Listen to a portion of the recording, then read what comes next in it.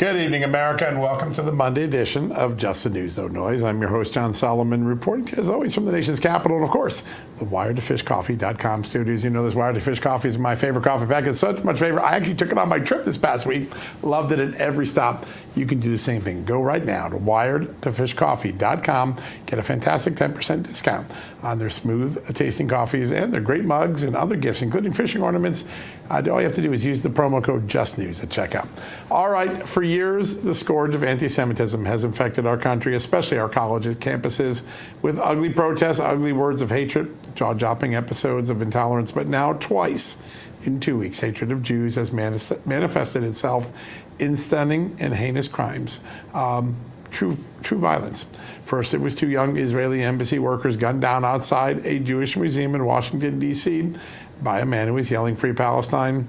Now an Egyptian man named Mohammed Sabri Soliman, who was illegally in the country, by the way, after overstaying his visa.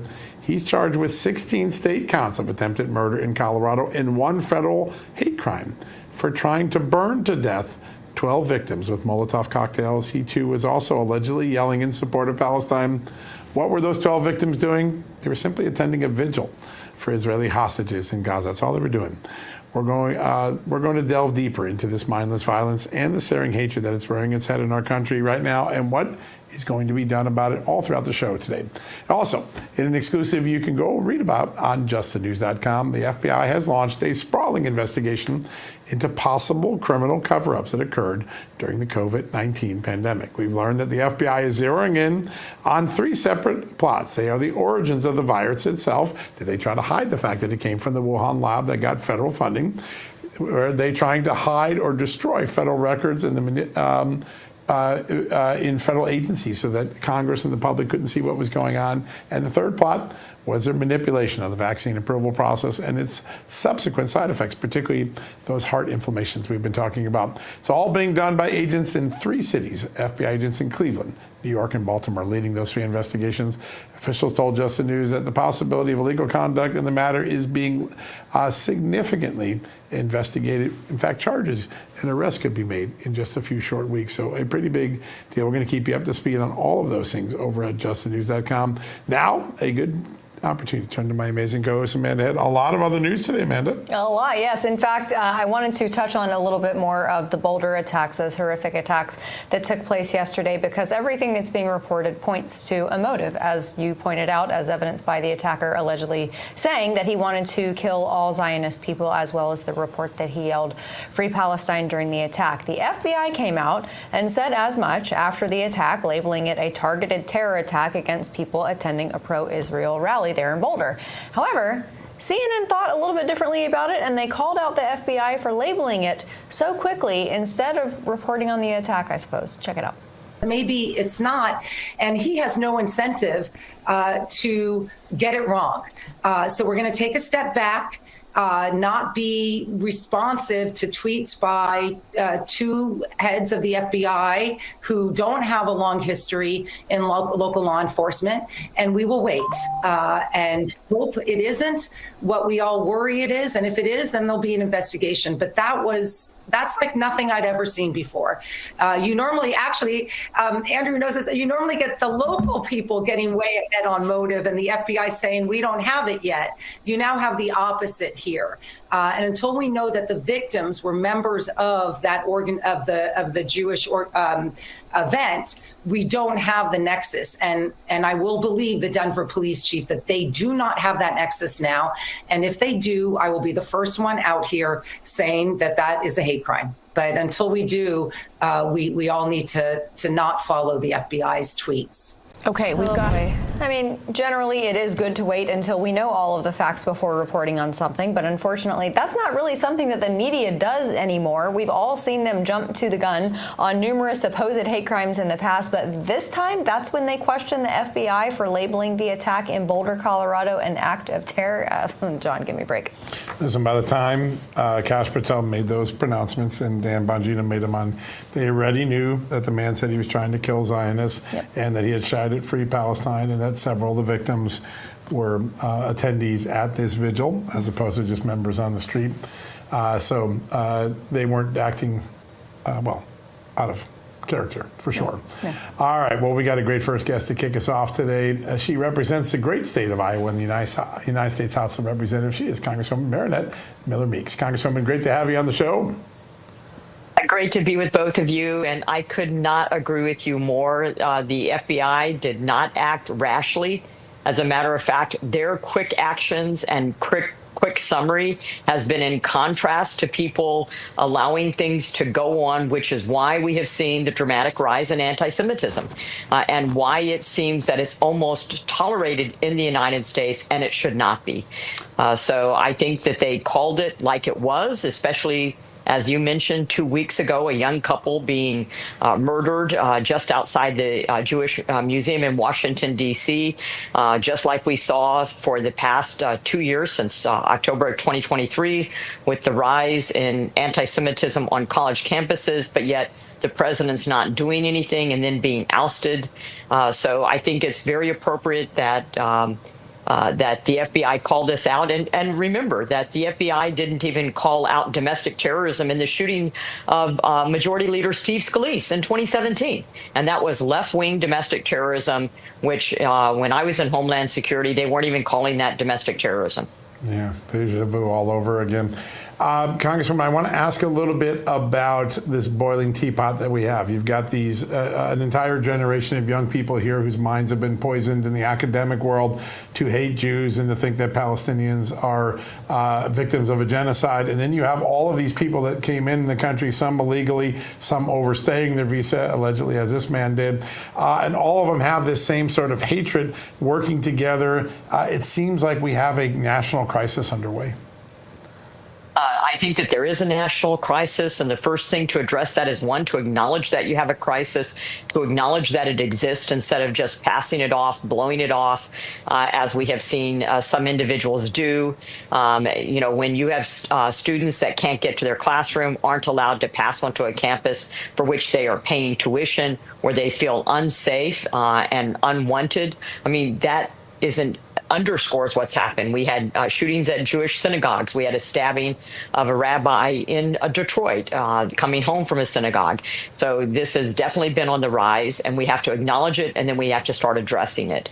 To that end, I have a bill to set up an anti-Semitism commission to study this, so that then we can make recommendations, work with local law enforcement, work with community areas, find out what's being taught to children. And that includes in religious facilities, in schools, in higher education, what exactly is being taught. Wow, Congresswoman, and it also feels like they are a drag on the Democrat Party, because you have more senior members of the Democrat Party who I think support Israel and support Jews in this country and hate to see this happening to them.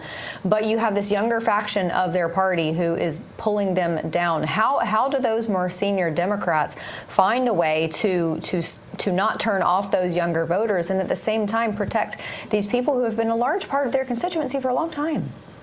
Well, one of the first things they did was in their convention, I think that was 12 years ago, remove God from their platform as a nod to those of the Islamic faith, which I believe for the majority of those who practice the Islamic faith, they're people that are of peace. But we know that there is a radical jihadist Islamic contention. And so they've done things that have coddled these individuals, and it's at the point there are wonderful members of Congress, Representative Wasserman Schultz, Brad Schneider, and others that I won't go into all of them, but there are many members on both sides of the aisle, bipartisan support for Israel, who do not see Israel as the purveyor of this violence. They haven't been in Palestine since 2000 or Gaza since 2005. They were attacked on October 7th of 2023. They are not responsible for these actions, and there is hatred and a desire by these individuals to destroy Israel and the Jewish people. So I think acknowledging it, acting upon it, and we have a bipartisan group of people who I know want to do that. But the Democrat Party is going to have to come to terms with that within their own factions, because as you said, they have young people wanting to primary people that have been in Congress who may feel differently than them, but they're going to have to come to terms with this within their own party, this fracture, which, as we have already seen, is leading to violence. Congresswoman, there's another problem that seems to be rearing its head, and that is a significant amount of espionage among our own ranks in the military and the DIA. We had a couple soldiers last week, a DIA official this week. Before that, a CIA official. It seems like during the Biden years, a lot of spies began getting recruited or certainly got active for foreign countries. How serious is it, and are there some good countermeasures underway? Are you satisfied where the FBI is now and rolling up some of these spies? I think it is a very serious issue, and there used to be severe punishments for this type of activity, even lesser than this. Having been in the military, both active duty and reserve, and my husband 30 years in the military, we're continually taught all of our training about being careful about people addressing you, coming to you, wanting to interact with you. We've had to take actions with the Select Subcommittee on the Chinese Communist Party. We've had to take actions on, outreach and ingresses into both our universities, into our military, into our institutions within the federal government. It is a very important issue. We've had to take action on preventing the Chinese Communist Party from buying farmland, especially farmland that's near our military bases. And let us not forget, a Chinese spy balloon that was allowed to go all the way across the United States, and it wasn't shot down until it went all the way across the United States. Meanwhile, recording, sending information in real time, going across sensitive military bases, nuclear silos. That was unconscionable that this was allowed to be perpetuated during the Biden administration. And I think the Trump administration, Kash Patel and the FBI, they are going through this. They're going to weed this out and put our agencies back on what their mission is, which is to protect the people of the United States and the United States. Yeah. Congresswoman, I think that there is some type of subtle connection between anti-Semitism and the loss of faith in this country and the loss of patriotism in this country. But you served our country in the United States Army for 2.5 decades, and we have the 250th birthday of it coming up in a few weeks. There's going to be a parade, a lot of fanfare surrounding it. Is that possibly a way to inspire young people and move things back in the direction of patriotism? I think that it is to acknowledge what's happening, to have this educational moment, if you will, in TV and media coverage. But then the other thing that I see as helping has been, the work. I had my first bill on school choice with Senator Tim Scott in 2021, my first year I came into Congress. So I think school choice, having educational opportunities, is also going to help with that. So I see, parents, how they raise their children, where they go to school, what's taught in school is going to help as well. But the focus on the 250th anniversary, focus on, how we're training our military, what's happening within our national intelligence agencies and FBI, all of those things are going to help to, reinvigorate this sense of pride in America. We know that our flag and our Constitution stand for values. While we may be imperfect, we are always striving for protection and to live up to the values of our Constitution and our flag. Yeah, so very, very important. And Flag Day just ahead. That's right. So very important. Yeah, June 14th. It's hard to believe. Congresswoman, we're going to be watching that bill closely. It seems like the perfect bipartisan opportunity for people to stand up against anti-Semitism and this senseless violence with that commission. Thanks for joining us today and giving us such an important update. Thank you all so much for covering this important topic. Yeah, good to have you on. Thanks so much. All right, folks, we're going to take a quick commercial break. When we come back, more on that heinous attack in Israel and what the FBI will likely be doing over the next several weeks to piece it together. Who is behind it?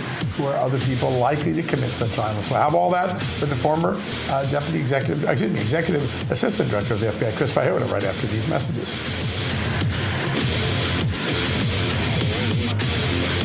Hey folks, if you're a homeowner like me, you need to listen to this. In today's AI and cyber world, scammers are stealing home titles and your equity is their target.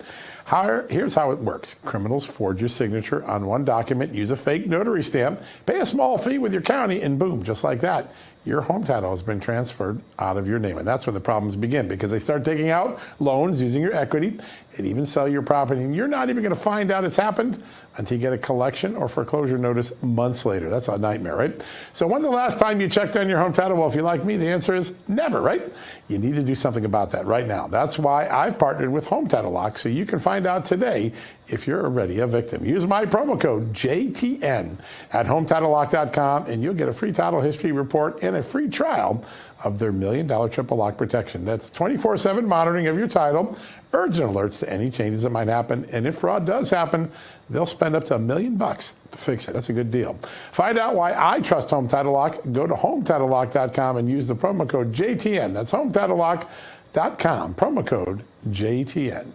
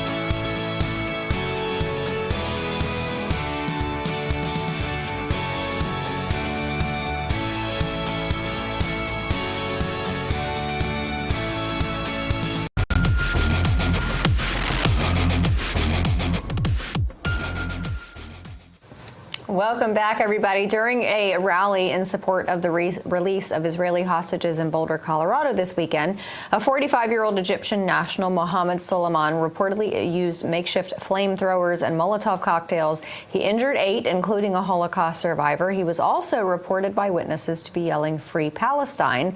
So we now have 2 attacks against Jews in 2 weeks here in the United States. Is this the start of a disturbing trend? And what can the FBI do about it? Joining us now, retired FBI Executive Assistant Director and the author of the book Wanted, the FBI I Once Knew, one of my favorite books on the topic, Chris Pihota. Chris, thanks so much for being here. Thank you very much. Always a pleasure to visit with you and your audience. Likewise. And, I think back to the Biden administration when we were dealing with such border crises. And I remember there were a number of law enforcement agencies, FBI included, who issued bolos for military-age males coming across the southern border. It seems to me that there is an opportunity here for bolos on these types of attacks because so many of them are turning violent and edging up against terrorism. Well, what we're looking at here is the threat environment that the previous administration allowed to form and evolve and intensify in our nation. So now we're starting to see some of the ripple effects of those, I would say, flawed policies and practices when they basically shut down our border security.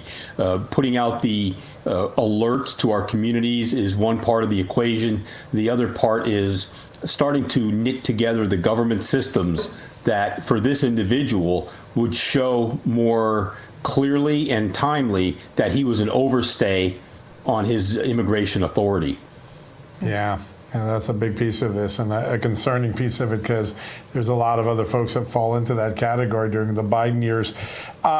This was sort of a storm that's been brewing for a long time, Chris, and I know even when you were back at the FBI just a few short years ago, you were seeing this rise of anti-Semitism. You got this sort of foreign component that's stirring it and sometimes sending people in, and then you got these incubating labs of college campuses where the hatred is spreading. Right. How do we start to put this back in the box? How do we start to combat this successfully? Well, I think we have to acknowledge it. First of all, I think there's a large part of our society that won't acknowledge that we are witnessing a shift in world power structures, as well as waves of ideological change, leftism.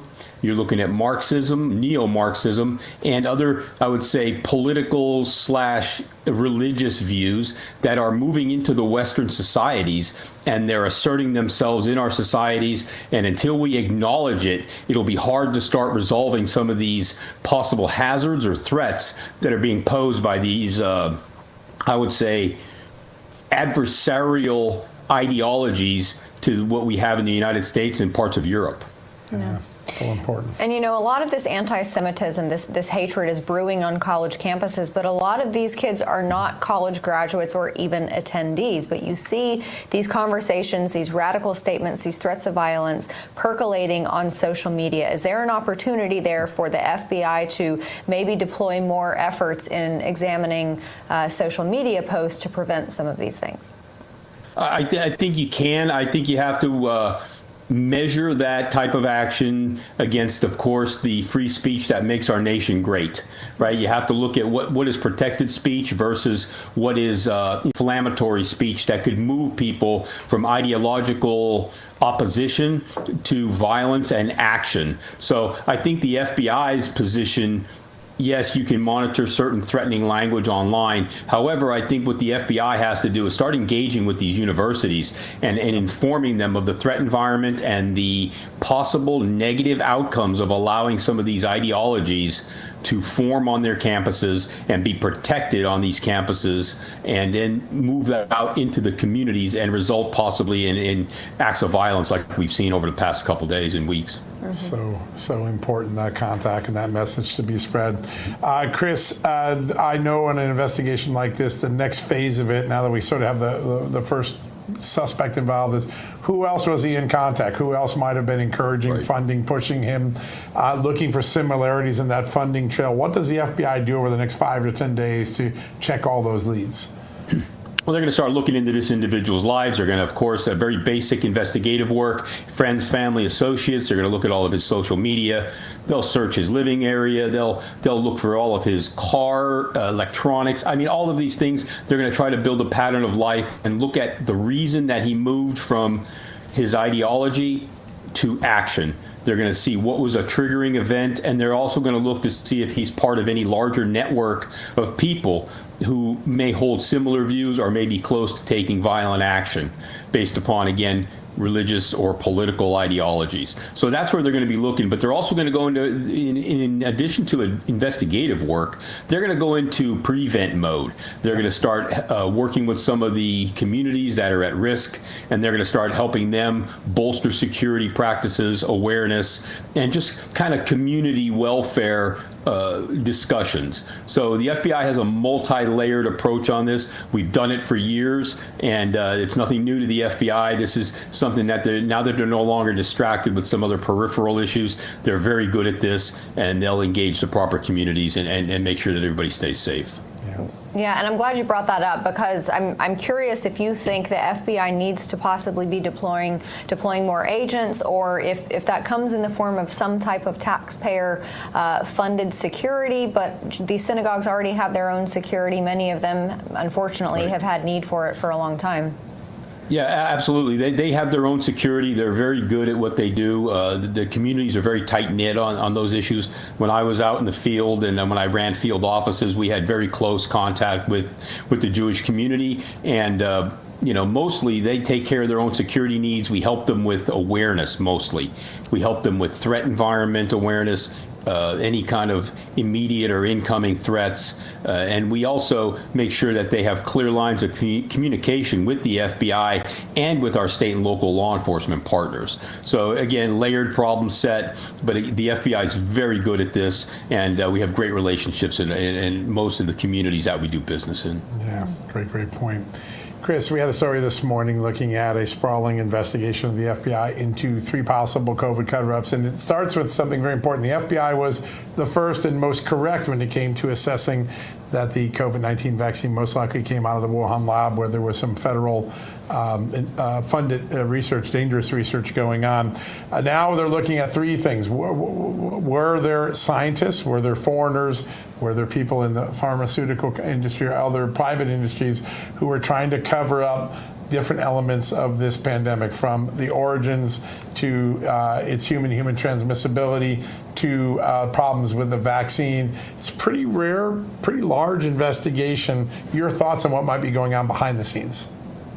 I think right now what you're looking at is a national platform investigation, as we used to call it, where you have several field offices are going to take different parts of very large investigative approaches. And as you broke it down into those 3 areas, you'll have those 3 offices that'll each take an area, because they're very broad and broad investigative areas, right? And what they'll do is they'll issue investigative leads to other field offices as the investigative effort matures and we start looking more deeply into things.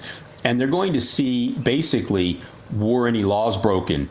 How were the ethics of these situations used to possibly, make decisions or substitute political views for proper decision making, and maybe not. They weren't looking out for the welfare and well-being of the American people so much as to support their own political beliefs or possibly, profit-driven motives. So the FBI is going to look into those things, and then with the Department of Justice, see where there could possibly be some corrective action taken or possibly some legal action.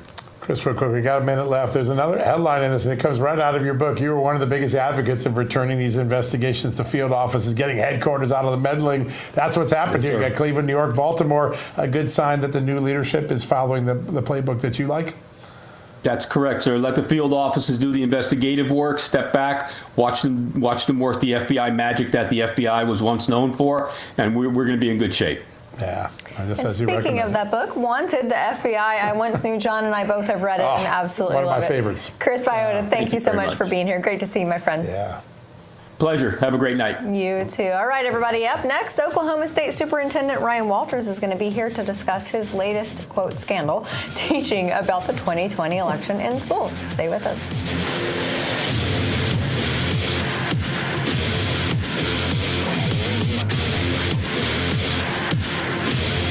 Hey, it's a new day in America and a new administration in Washington, D.C. There's a lot of excitement and optimism about the future, but the reality is there's a lot of work to do as well, especially when it comes to fixing our broken healthcare system. The truth is that the forces that are responsible for breaking our healthcare system aren't going to simply go away. The challenges our system faces won't disappear overnight. Now more than ever, you need to be prepared. That's where the Wellness Company comes in. Their doctors are medical professionals that you can trust, and their line of prescription medical kits are the gold standard when it comes to keeping you safe and healthy, as well as your family.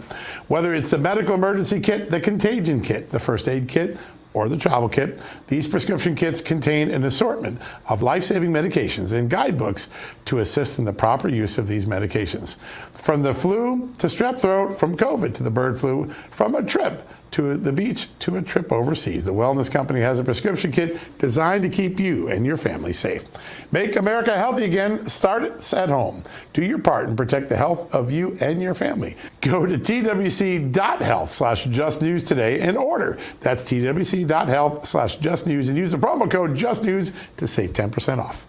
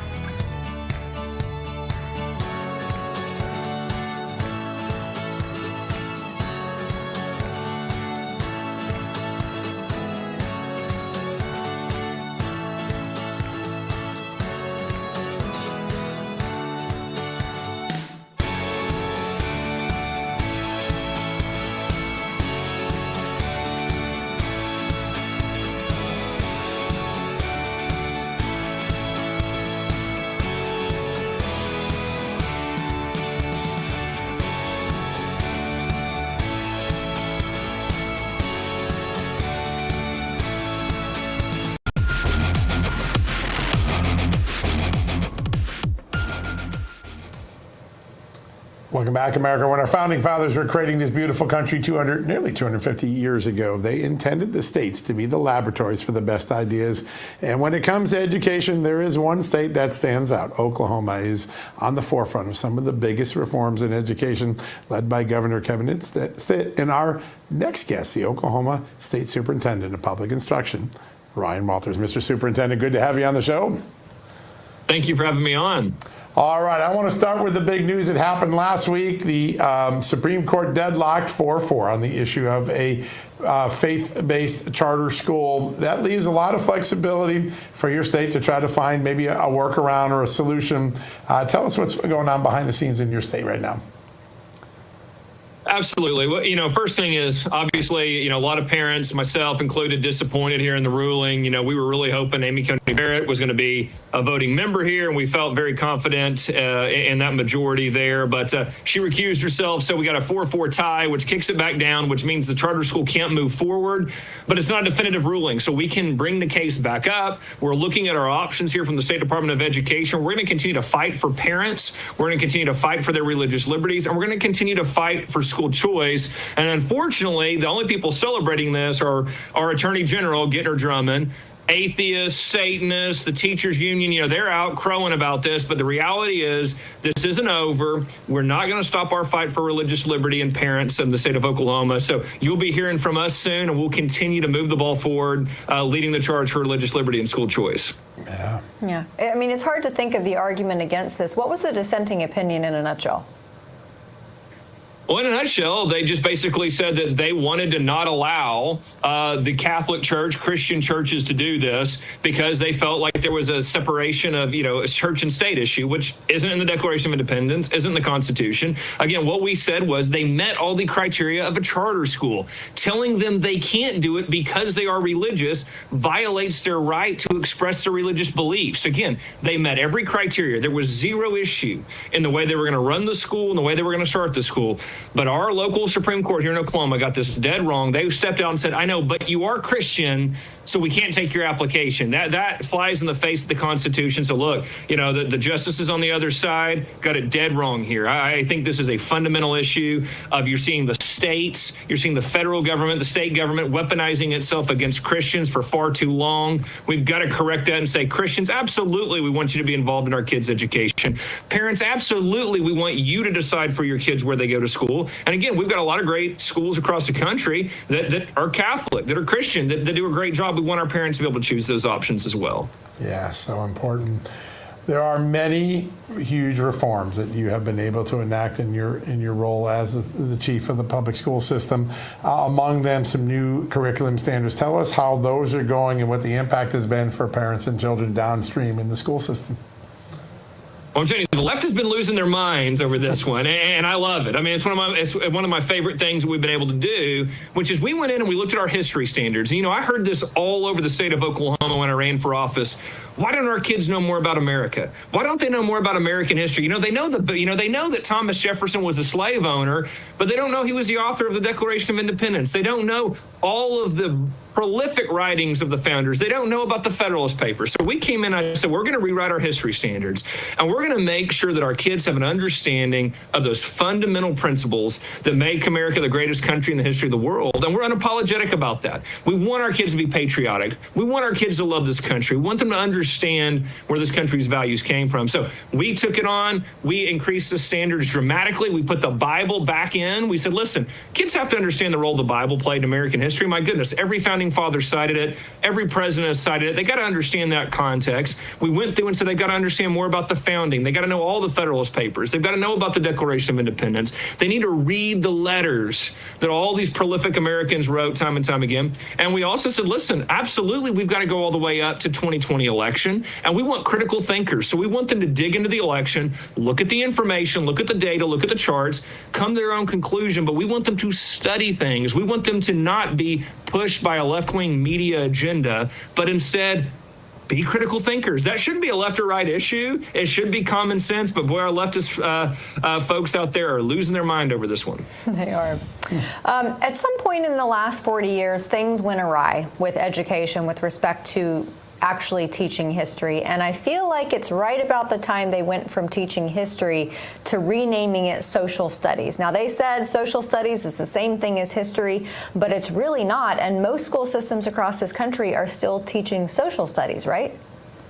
That's right. And you're so right on this of we've got to get back to history is history. It's what happened, okay? And you study those facts. Remember, I'm a former history teacher, so I'm getting real passionate about this. But history is understanding what happened before you. So, one, you can see what worked, what was successful, what are traits you want to have as an individual, what are traits that the country should pursue.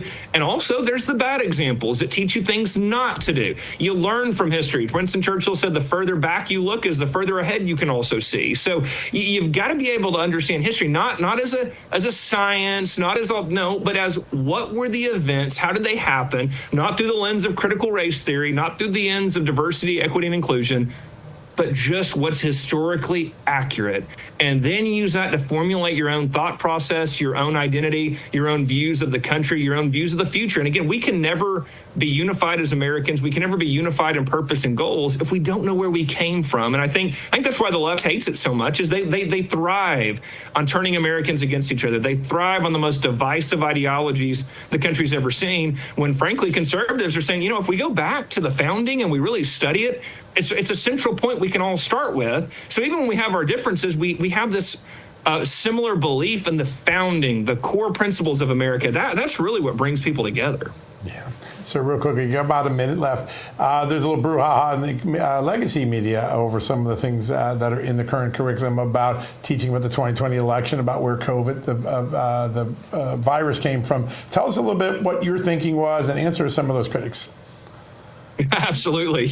I went on, unfortunately, I went on MSNBC a couple of weeks ago, and they were just, we can't believe you reported this and that, or this is in here. I said, well, y'all reported that. I mean, y'all are now trying to go back and gaslight and say there wasn't a record amount of mail-in ballots. Well, of course, that's a fact. Oh, you try to go back and say, well, we don't know where COVID originated from. The FBI and CIA have released that. We know it came from a lab in Wuhan. We know that there were obviously a lot of concerns around the country around mail-in ballots. How do I know that? Well, because 36 states passed voter integrity laws afterwards to correct that. So what we're doing is presenting the facts to students. We want them to do a deep dive. We want them to come to their own conclusions. What we're not going to do is say, we're going to take a New York Times headline, and that's going to be all that they study on the 2020 election. No, we're going to say, listen, look at all the data, look at all the information. We want you to see, obviously, there were a lot of voters that voted there that didn't vote in the future. All right, so how many mail-in ballots were there? From what counties? What were the swings there? And we want kids to analyze elections. I think that's the only truthful way to cover this.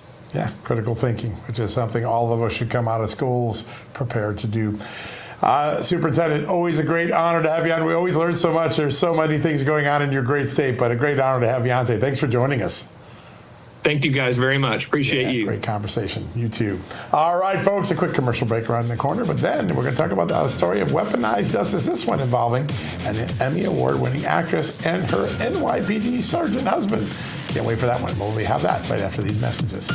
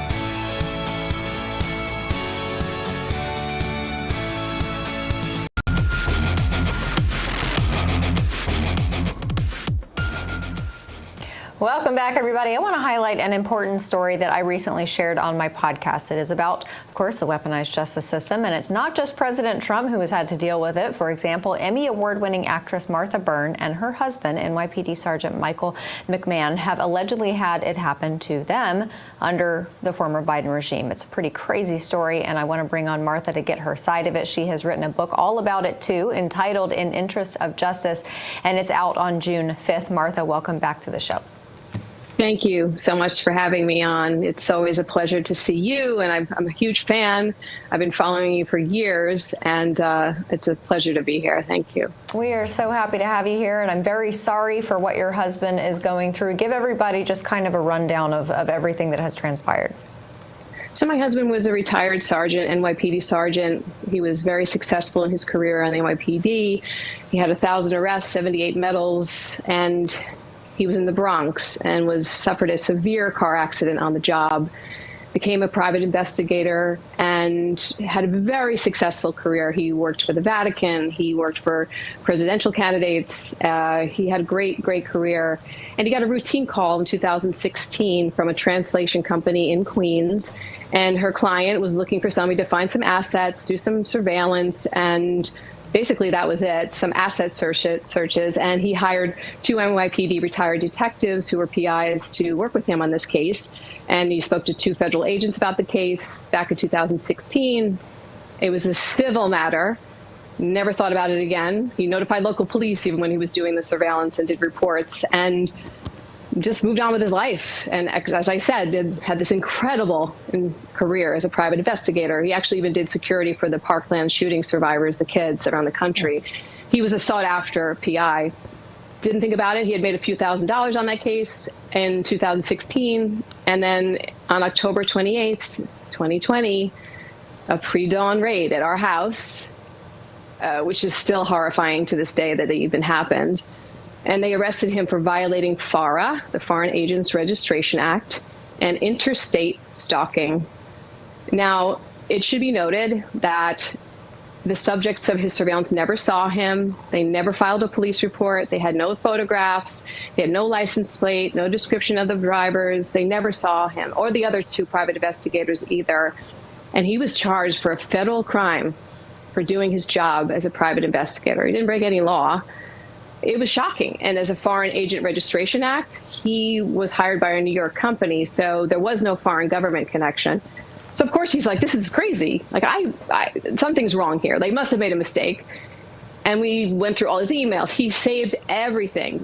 Everything. He had every text message, email. He had saved every invoice, everything. Every penny was accounted for. He goes, what's going on here? I have to fight back. This must be a mistake. And we went to trial in 2023 of June. He was arrested in October of 2020. And we were absolutely horrified, not just the fact that from the criminal complaint out of the Newark FBI office, the amount of false information in that criminal complaint was outrageous. I mean, absolutely outrageous, literally making up scenarios that he had nothing to do with. We couldn't believe it. Like, he's like, this has got to be a mistake. And those lies continued to trial. Even we had proven that they were false, and they continued to lie. And, you know, he was found not guilty of count 1, which was the major count, which was violating FARA conspiracy, which that means you were with a foreign government. So they couldn't prove that he had been in connection with the foreign government, because we found out and learned through our own investigation that he was recommended for this job by a former U.S. attorney. So there was no foreign connection. But he was found guilty of violating FARA and interstate stalking.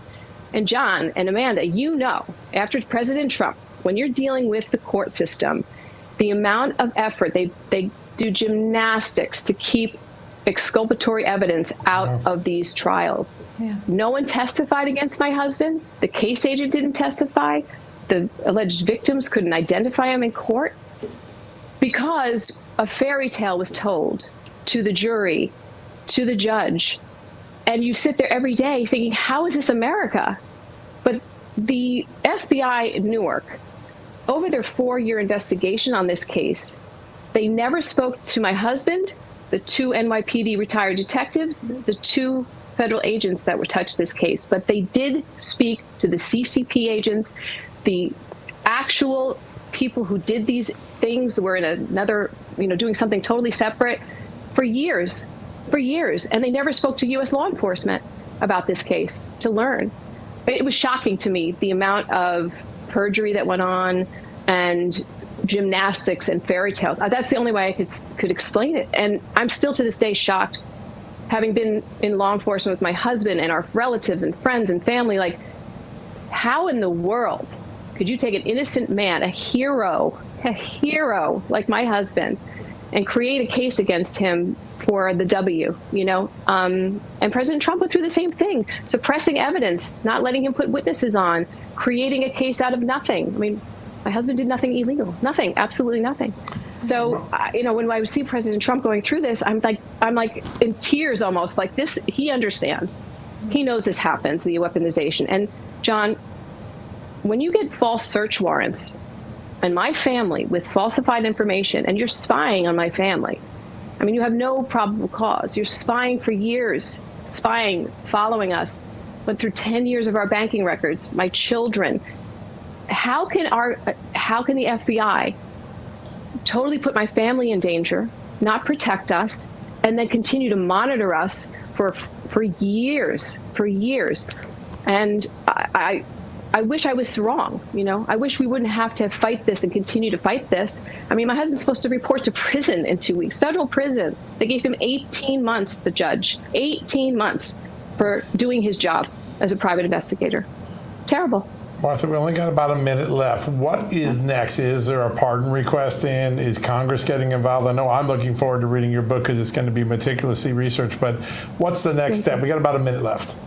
We have put in a pardon request for the President of the United States, President Donald Trump. I know him. I know if he knows that an NYPD hero was sacrificed, who's given everything, his body, his mind, his heart to service. I know he would embrace him and say, I've been there. I get what you've been through, but we don't do this to heroes in this country. We don't sacrifice heroes for our greatest enemy, China. So we put the request in. We're praying every single day, and I believe that once he hears the facts of this case, it will be an absolute done deal. But we're running out of time. We only have till June 16th until he has to report. So if he's listening and praying, we are going to continue to do that. So thank you. Yeah, absolutely. Martha Byrne, and everybody, go check out the book again. It is called In the Interest of Justice. Martha, great to see you again. Hoping to hear some really great updates in the next few weeks. Let's have some joy soon. But yeah, the book comes out June 5th, and I hope you read it and you see what really happens. It's all in there. All the truth is in there about what happened to our family, because it could happen to anybody. If it could happen to me, if it could happen to my husband, who's never done anything wrong in his life, and it can happen to the President of the United States. Absolutely. Martha Byrne, thank you so much, everybody. Go check out that book. We're going to take a quick break, and we'll be back on the other side.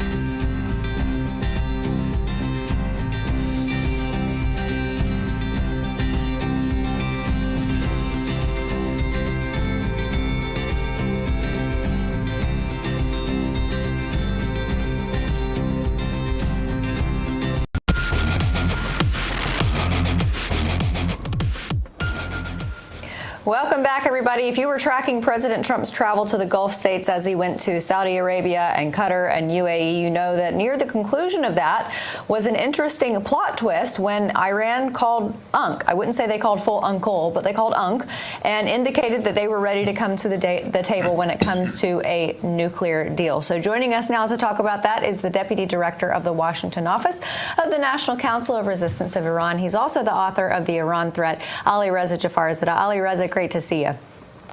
Great to see you, Amanda, and also John. Yes, sir. It's good to see him too, isn't it? Ali Reza, the Secretary of State said this over the weekend, and President Trump just truthed it out as we were coming to air, that uranium enrichment is completely off the table when it comes to this deal. What else does President Trump want to see in there? What do you want to see in it? Well, I think it's so important to stick to the point that this regime, given the track record and the history of decades of lie and deception and moving a nuclear weapons program, not a nuclear energy program, is so important to call for the dismantlement of all of the nuclear sites of Iran. And obviously that includes zero enrichment. But also you need to understand that this regime is so weak. They have been at the negotiating table before, but they have never been so weak. They have lost much of their clout in the region. Their biggest ally, Assad, is gone. Their proxies, Hezbollah in Lebanon, the Houthis in Yemen, the Shia militias in Iraq, and a number of others have been basically decimated. Inside Iran, the people are opposed to the regime, and there have been rounds of major uprisings in the country. This is a new reality of Iran, and I think under these circumstances, this is the time to hold the regime accountable and make them deliver. Yeah, you mentioned the weakness of the regime, and I think we're seeing more and more signs of that over the last few days. Some trucker strikes, just open resistance to the government. We saw the earlier waves of the women protesters. People in Iran are more emboldened than ever to express their dissatisfaction with the ruling government, correct? Absolutely. You mentioned, John, the truck drivers. There are tens of thousands of truck drivers who are on strike in all 31 provinces of the country. They're fed up. And this is not the only sector of the society. You have other, workers, people who are involved in the, making bread, people involved in agriculture, students. They have been on strike. And this regime is in trouble because the economy is in shambles. The currency has lost about half of its value since last year. And the regime finds no other solution other than the stepping up executions in Iran. Since Pezeshkian took office as the new president of the regime last August, about 1,300 prisoners, including women and including political prisoners, have been executed by the Iran regime. This is a sign of absolute weakness of the regime, and that's why the resistance is on the rise. Mrs. Mariam Rajavi, the president-elect of the Iranian resistance, she was actually endorsed by a House majority in HRES 166 that called for endorsing her 10-point platform. But she also appeared before a House hearing via satellite from Paris. She said there's no need for boots on the ground or appropriation of money.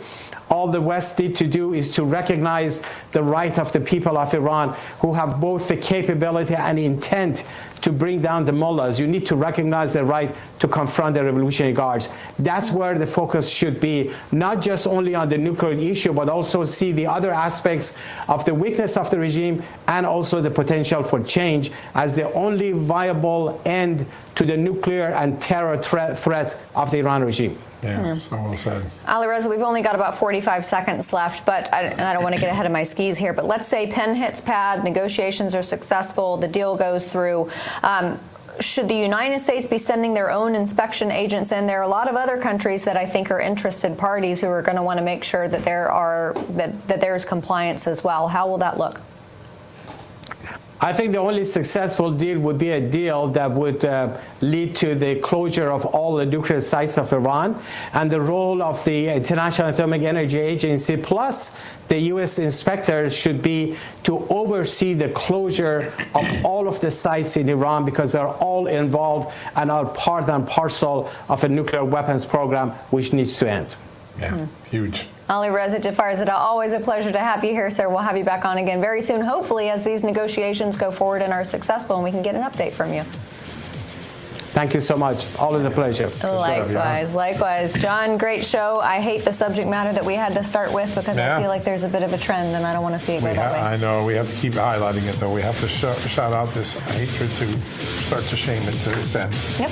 Shaming it. It's the only way to do it. Everybody, head over to justthenews.com. Lots of great reporting, especially John's article there on the FBI and COVID. Check it out, and then we will be back here tomorrow night at 6 p.m. Eastern, right here on Real America's Voice.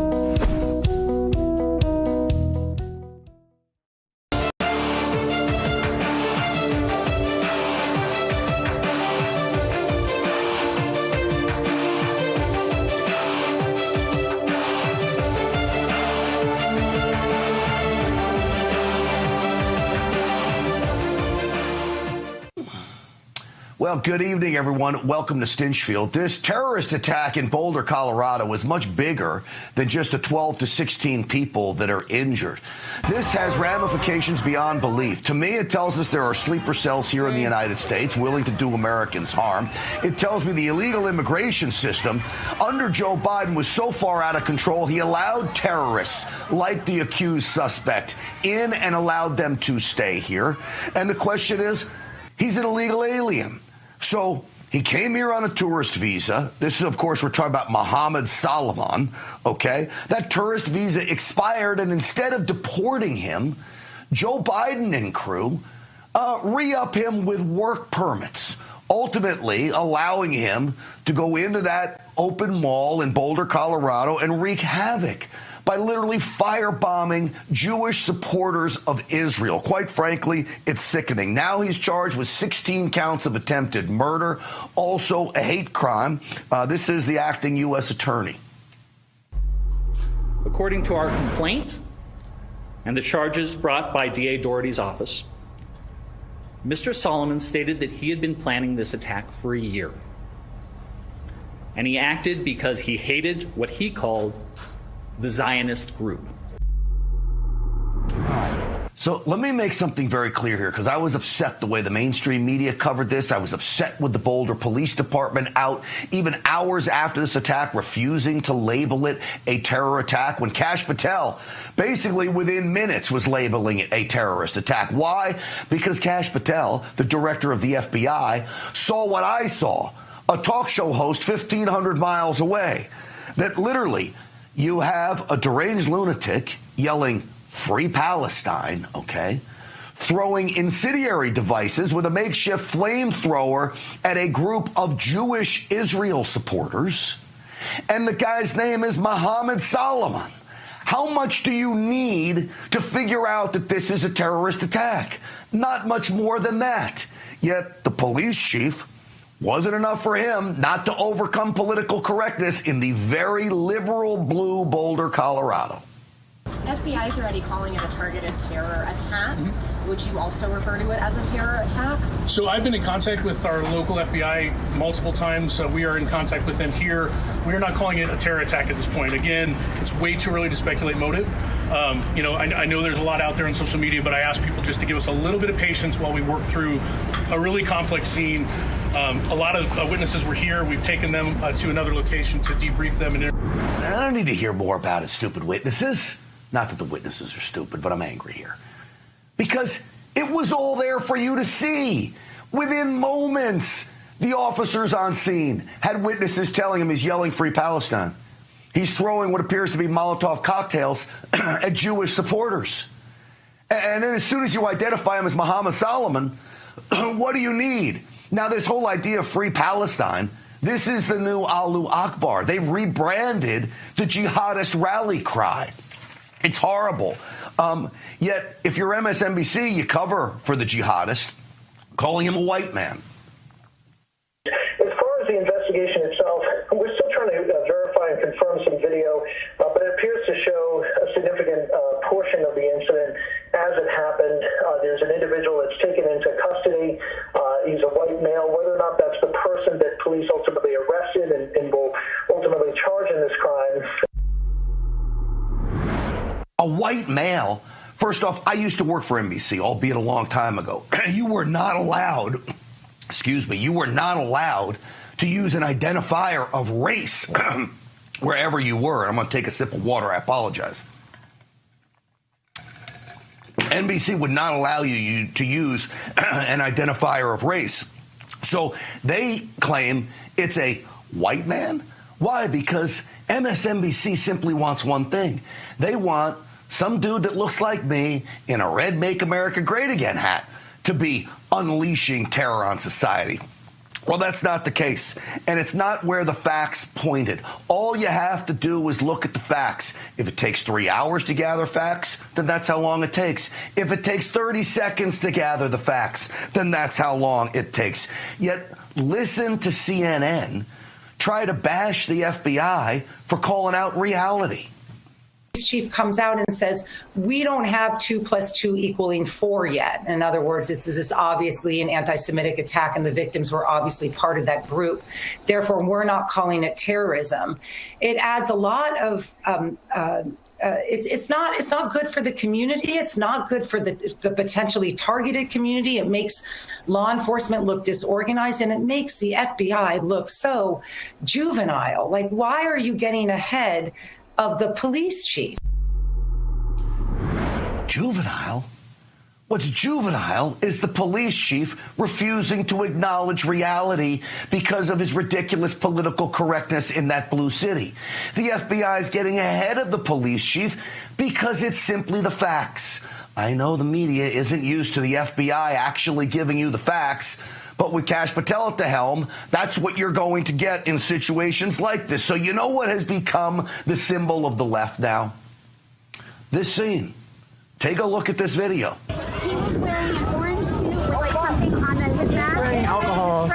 Throwing a firebomb underneath, you ready for it? Wait for it. Underneath a trans flag. That, folks, is the symbol of the left today. And they will protect that guy more than they will protect the American citizens in deep blue cities. I want to bring in now Director of Jihad Watch, Robert Spencer, is with us. Robert, it is great to have you back on the program. Welcome, my friend. Always good to talk to you, Grant. Thank you. All right. I know you're probably not surprised by what happened yesterday, but your thoughts about what unfolded and what you know now here a day later.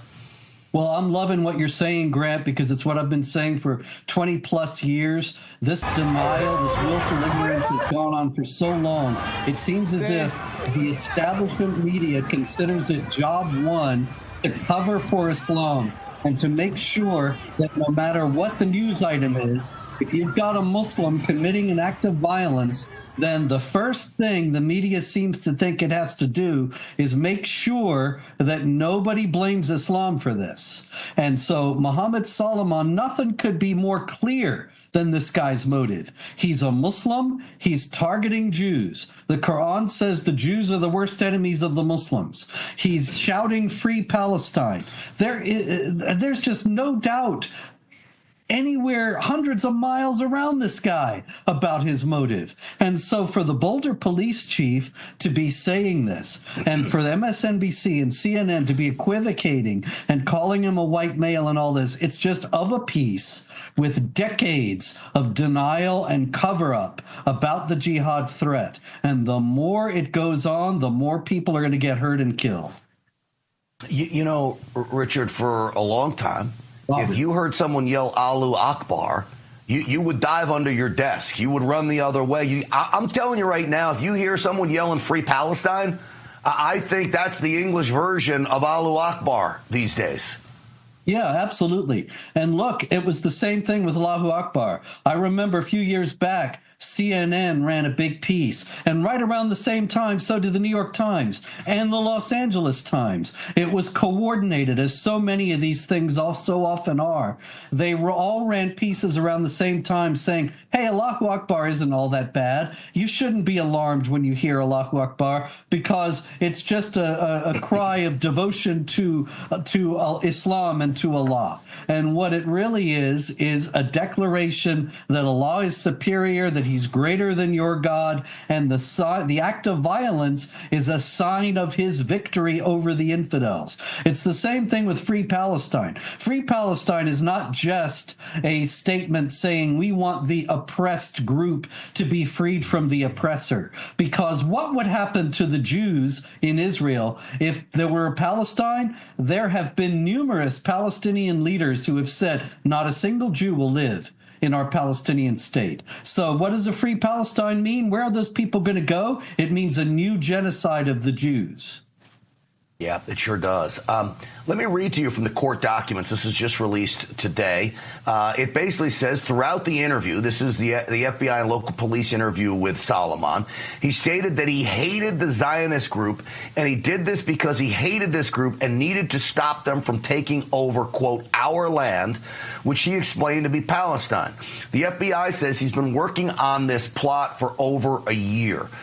Robert, how many other Mohammed Solomons are in America today? How prevalent are people like this? Grant, I wish I could tell you, but that's the thing that there's nobody on the planet knows, because the Biden administration kept the southern border open for 4 years. Millions of people streamed in, including an unknowable number of criminals and terrorists. All we can do now is hope that the Trump people catch these guys and get them out before they do another attack like this. But I'll tell you something else. If Mohammed Solomon had been caught last month before he seriously burned these 8 people in Boulder on Sunday, then the left would have been out there marching and making him out to be a martyr and talking about poor Mohammed Solomon came to the U.S. for a better life, and he's applied for a work permit, and he's applied for citizenship and all whatever else he's done. And the poor guy is now being targeted by the racist Trump administration, because that's what they have done with other Free Palestine agitators who were no less jihadis than Mohammed Solomon. Yeah. Very, very good point. Last question for you. I'll ask. Sleeper cells in the United States. I don't know if this guy was connected to one or not. To me, it really doesn't matter. I don't care if you're a, quote, lone wolf. You're acting on behalf of these terror groups overseas, Robert. Your thoughts? I'll give you the last word.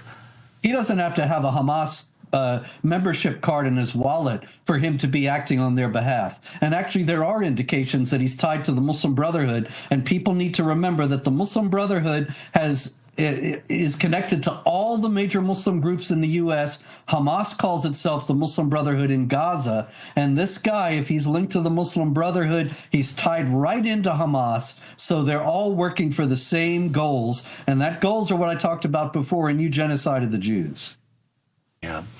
From Jihad Watch, Robert Spencer, a great friend of this program. We always appreciate you coming on and weighing in on this stuff. Thank you, Robert. Thank you. Absolutely. You know, one other point on this. A lot of this is made possible by liberal cities. They coddle criminals. They allow these things to fester. And by the way, this open mall in Boulder, Colorado, it's a gun-free zone.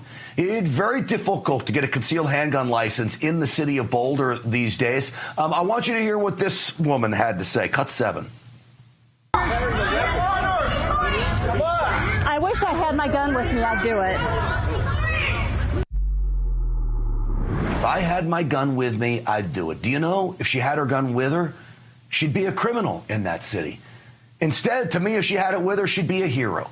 But that's the difference between how the left looks at gun owners and what happens to law-abiding citizens minding their business. The criminal gets the other hand in these wacky cities that want to disarm and disable strong, law-abiding citizens. To me, it's absolutely pathetic. All of this, by the way, signifies why it is so important. President Trump, Tom Homan, Border Patrol, ICE, Homeland Security, all of them keep up the push to get these dangerous illegal aliens, from gang members to terrorists, off of the streets. In Massachusetts, there was a massive, and they don't like to use the term roundup. Quite frankly, I don't know what else you call it. You go out, you catch a bunch of criminals. If you want to call it rounding them up, then round them up. It may not be politically correct, but I really don't care. Go catch them, go sweep them, go put a net over them. I honestly don't care, but I want them to get every one of them, which it seems like they are doing. Now, how bad were the people in Massachusetts? Over 1,000, like close to 1,500 they got, these illegal aliens. These are bad hombres, as President Trump likes to say. Listen. A child sex offender that was previously deported, that was released by a local agency, but was back living across the street from a playground. A sex trafficker that was arrested for raping a child, that was re-released back into the community. A habitual drunk driver who, in the midst of his drunk driving, kidnapped a child. Theft from, we had one person that was previously deported that was stealing from disabled senior citizens. Not only that, but they got several convicted murderers, rapists, spouse abusers, child abusers, and drug traffickers. Who wants these people on the streets? You know who wasn't on that list? A crazy jihadist in Boulder, Colorado. But they're out there, I promise you.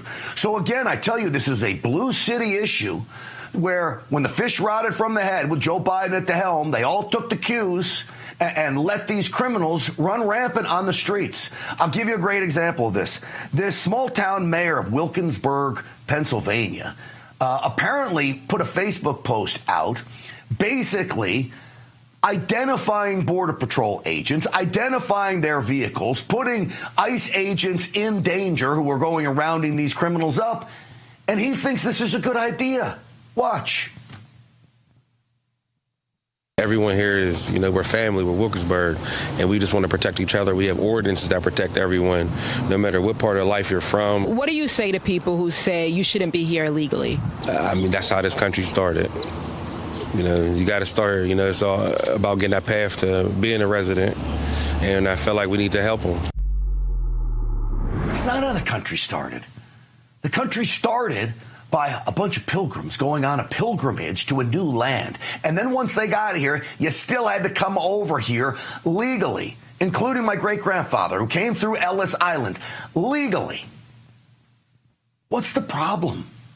But again, this is the left, coddling the criminal and putting law-abiding citizens in harm's way. I want to bring in now former Border Patrol agent and vice president for the National Border Patrol Council, Art Del Cueto, is with us. Art, welcome back to the program.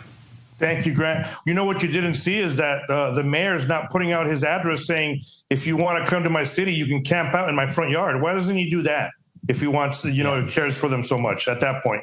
Look, we're going to continue to see these attacks because, unfortunately, the last 4 years, the doors were wide open. The last 4 years, nobody knows how many individuals were allowed in the country. You have the number of the apprehensions, you have the number of those that turned themselves in, but you don't have the number of the gotaways. And like you and I have spoken on air and off air for a long time, there is just absolutely no information to know how many individuals are here. There's no information to know their criminal background and what it was in their own country. And you have these politicians and these people on the left that are perfectly comfortable with them roaming our streets. It is unbelievable right now. You know, we'll often get numbers of, there was someone on the terror watch list who was caught coming across the border. Notice I said caught. You may get 10 of them, 50 of them, 60. What about the ones that weren't caught? I would imagine there's more that weren't caught than that were. Your thoughts? Right? It's worse than that. Look, when you've seen that they've said, we have 5 people on the terrorist watch list. Well, there's other people in that same group that were from the same city. They grew up together. They've been traveling for months, for a long time. They just weren't on the terrorist watch list, but they were with those individuals that were on the terrorist watch list. And those individuals were allowed to roam free. So that's how worse it even is. Yeah, this is getting nuts. Now, I will say this. Boy, it starts to make me feel a little better. I see some sunshine at the end of the tunnel when I look at the work that your men of the Border Patrol, ICE, Homeland Security, even FBI, ATF getting involved in many of these operations. You have this Operation Patriot in Massachusetts. Upwards of 1,500 illegals captured. This is going on around the country, isn't it, Art? Yeah, look, child molesters, rapists, abusers of women. These are the people that they're fighting for. The left has truly lost their minds, and they don't know who the good guys and the bad guys are anymore. You know, they've gone to some of these holding facilities where ICE is, detention facilities, and they've protested against our law enforcement. It's a mess, but it's like you said, look, thank goodness that we have President Trump in office and he's put the right leadership in place in order to go out after these individuals. We've made significant moves to defend our nation's borders. Now you have to go into this other phase of doing the proper targeted enforcement to find out all those individuals that were allowed in during the Biden administration. Yeah. It's going to be a long, tough slog ahead of you, but I know the men and women of the Border Patrol and all the other agencies I mentioned are committed to it. And a big thumbs up to all of them for us, and a big thumbs up to you, as always, Art Delqueta. We appreciate you coming on tonight. Thank you so much, my friend. Absolutely. And make sure those officers and agents are safe out there, because you got mayors literally trying to put them in harm's way is really, really bad news. How about this one for you? The New York Times, CNN, Associated Press, Washington Post, all being put on notice by Ambassador Mike Huckabee. He's demanding an apology. You know, Mike Huckabee, former governor of Arkansas, is the ambassador to Israel for the United States under President Trump. He says they had posted stories, all of them, about Israeli soldiers killing Palestinian civilians at an American aid site. Turns out the entire story has been debunked. Here is the original headline, by the way, cut 28. It basically says... order here. It says at least 26 Palestinians killed after Israeli forces opened fire near Gaza and distribution center, health workers say. Here is the next headline. Okay, folks, put that next headline up. The correction. Dozen shot dead and injured near Gaza aid hub. Health ministry and doctors say. Okay, so my eyes are not as good as they used to be. I apologize about that. Anyway, they have to correct the whole thing. And here's another story for you. Very sad news to report out of the Supreme Court. They are declining to take up Maryland's AR-15 style, quote, assault weapons ban. You know, I hate that term. Judge Gorsuch, Judge Alito, and Supreme Court Justice Thomas all said we need to be taking this case up. The other says not so much.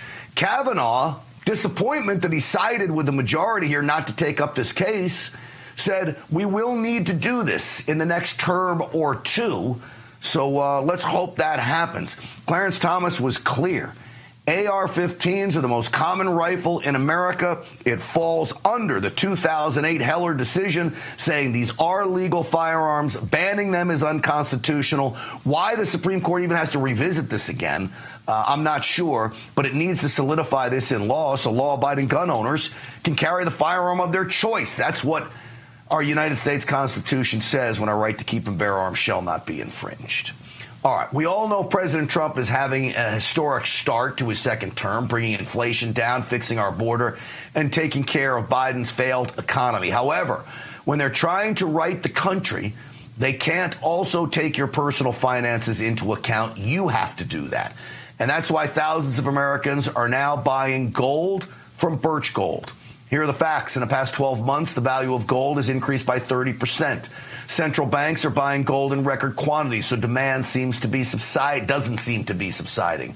Rio Reset is on the horizon, where BRICS nations are looking to unseat the U.S. dollar as the global reserve currency. But you can find peace of mind in gold.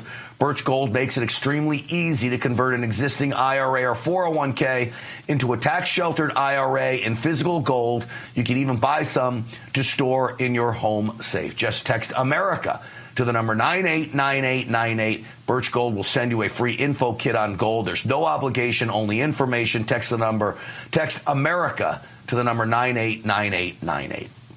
All right, males dominated girls' sports over the weekend. We're going to specifically go out to California, where that dude right there beat a whole bunch of girls. It isn't right. Stick around.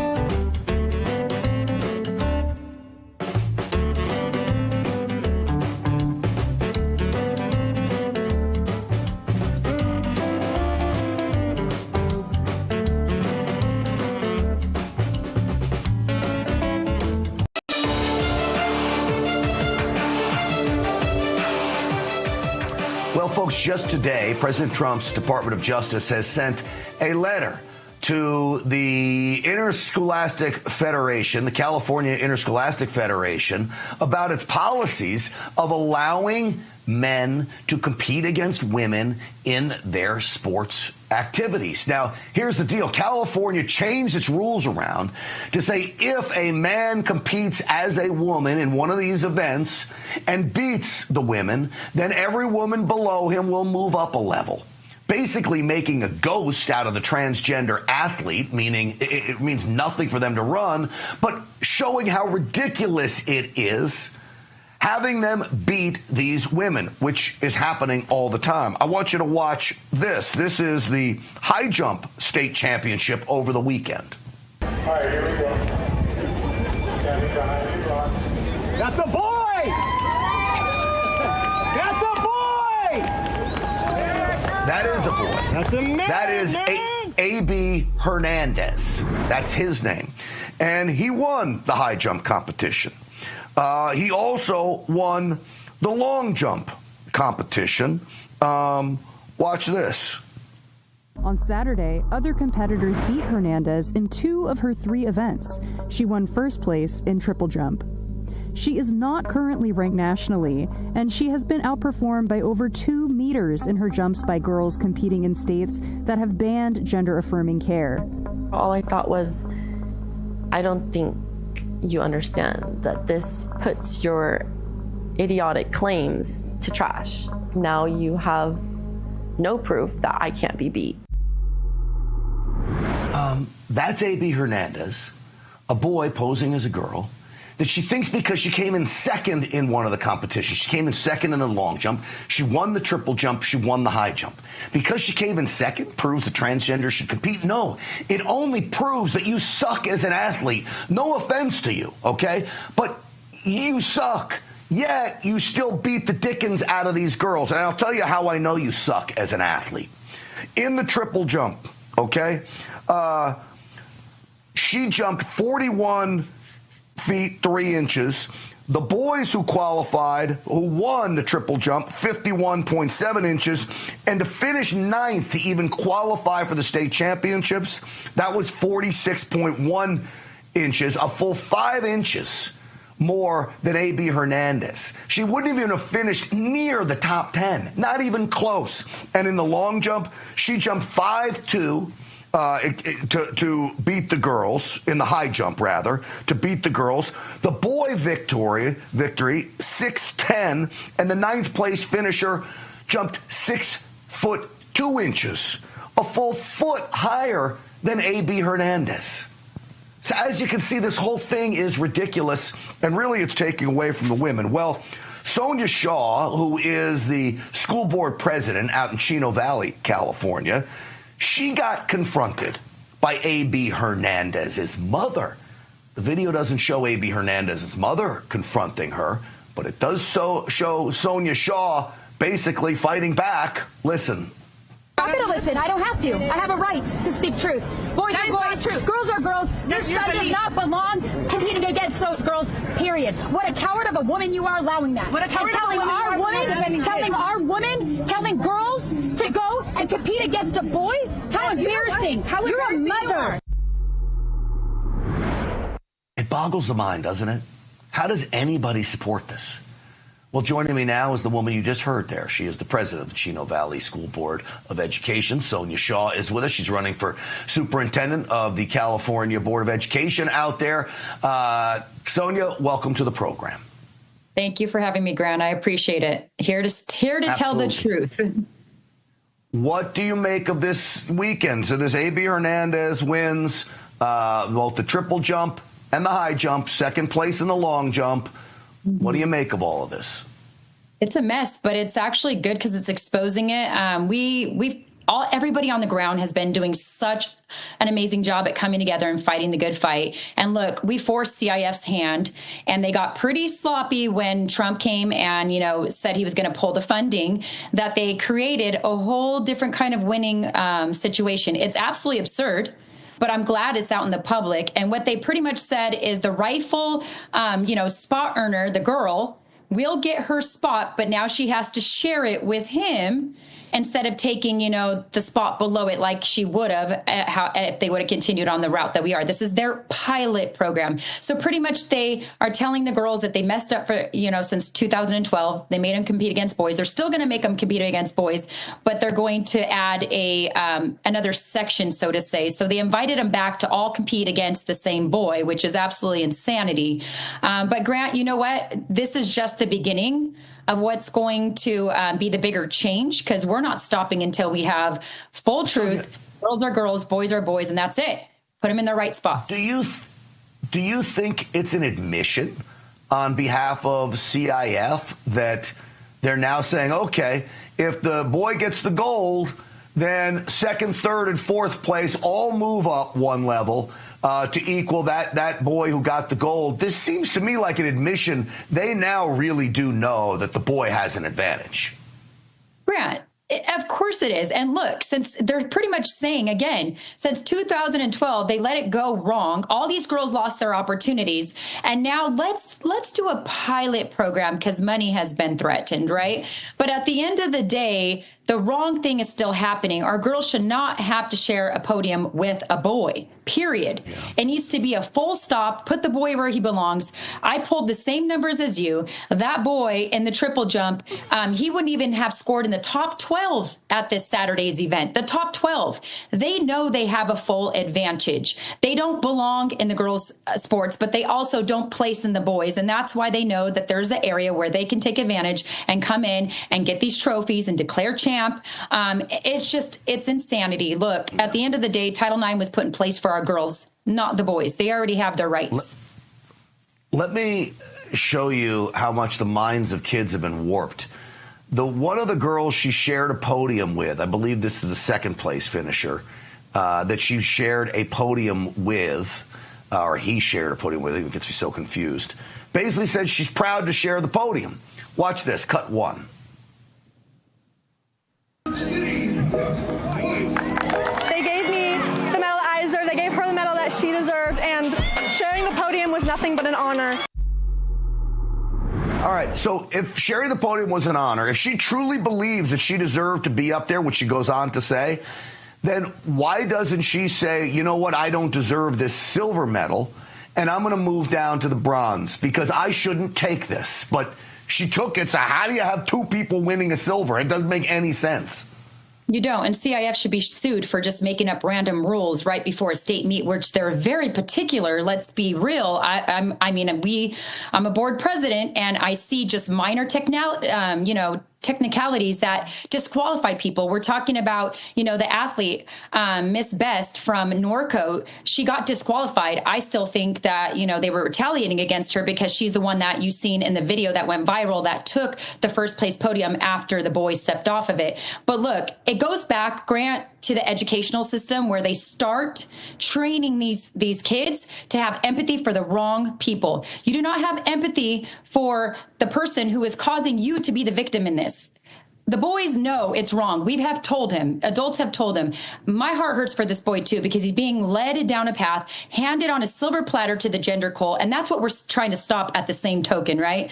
But the fact that these girls are saying this is absurd. Absurd. Look.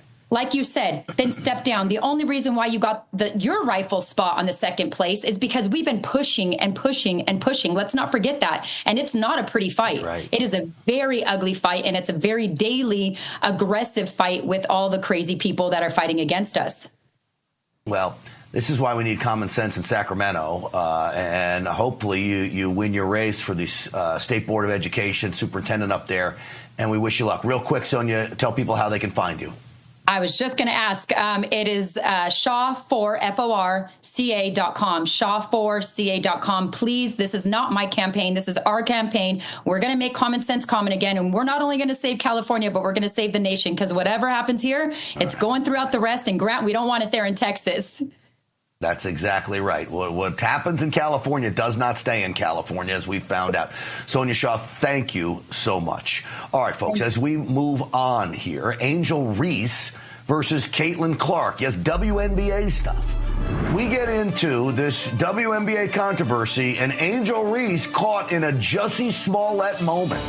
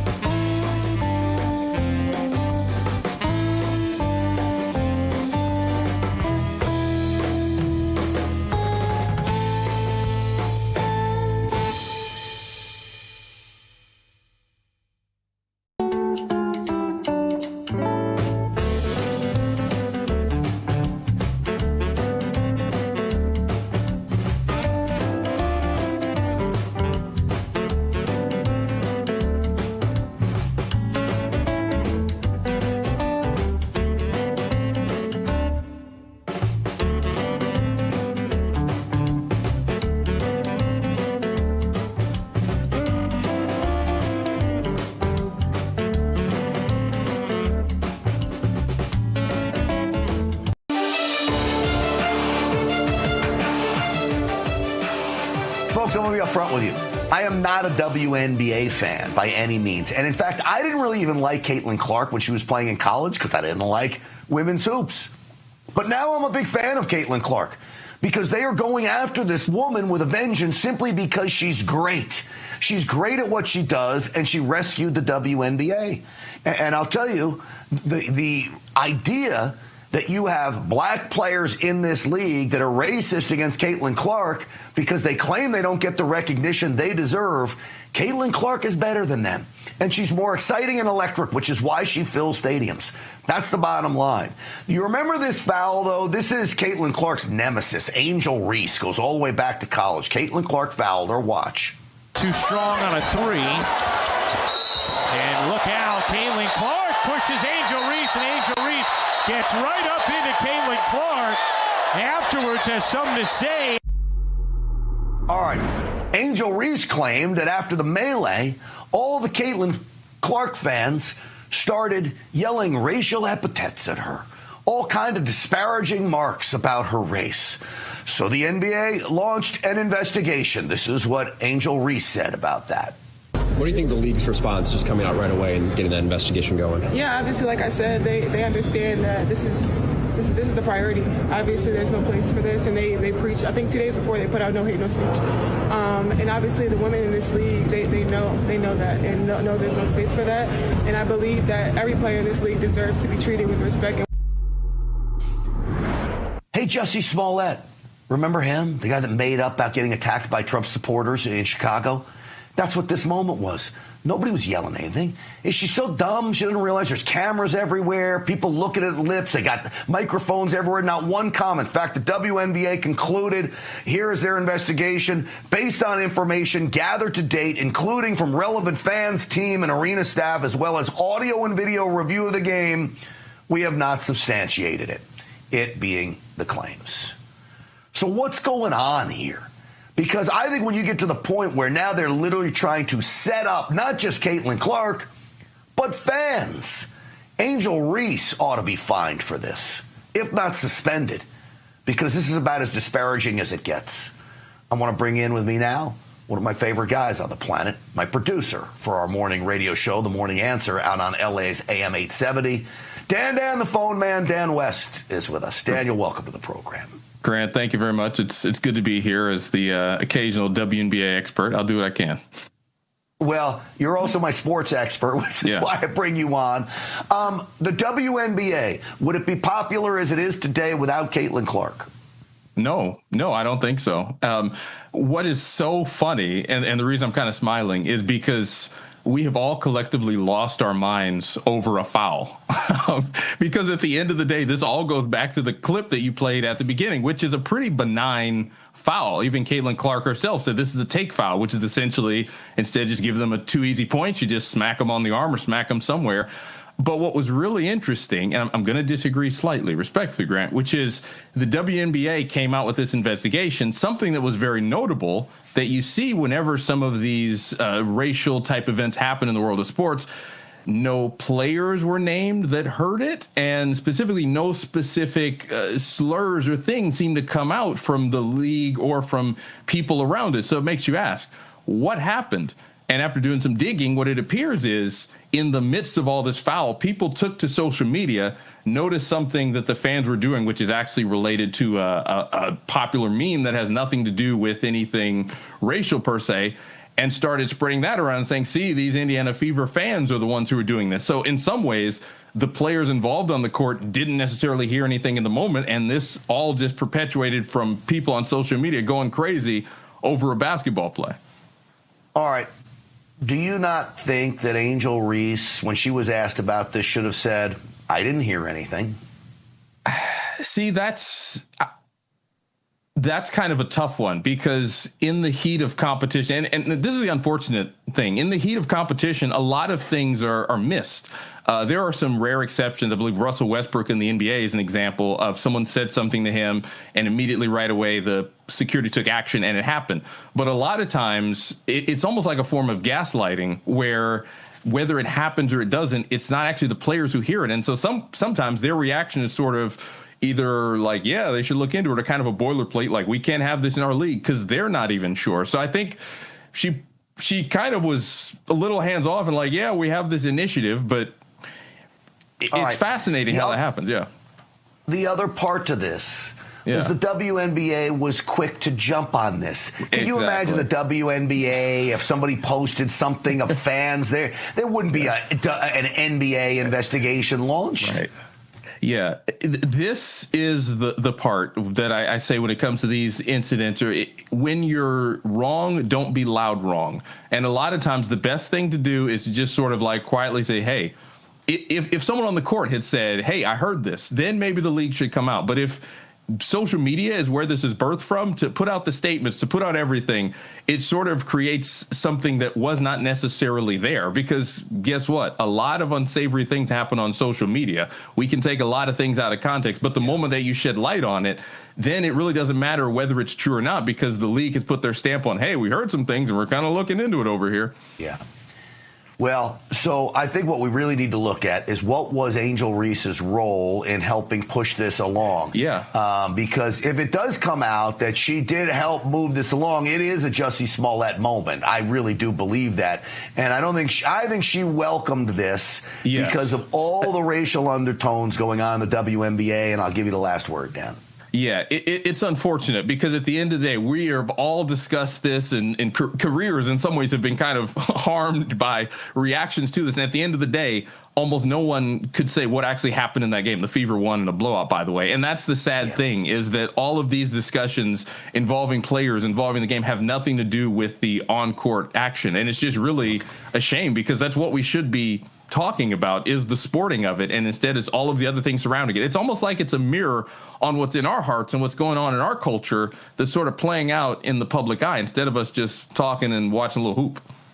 Well, I think that's certainly a good point. And you had brought up on the radio, goes back a long ways. Oh, yeah. We remember, you're too young to remember, but I remember the Larry Bird, Magic Johnson days, hard fouls, the white Celtics, the black Lakers, and it was, not much has changed. In the NBA, I think it has. I guess the WNBA, they're starting from scratch. I don't know. Yeah, Crazy they're a little behind. They're League is as old as I am. Dan West. As always, great job, my friend. I'll see you bright and early in the morning. All right, sounds good. I'll go to sleep right now. There you go. Be fresh for me in the morning, Dan, down the phone, man. All right, folks, make yourself healthy again. That's coming up next.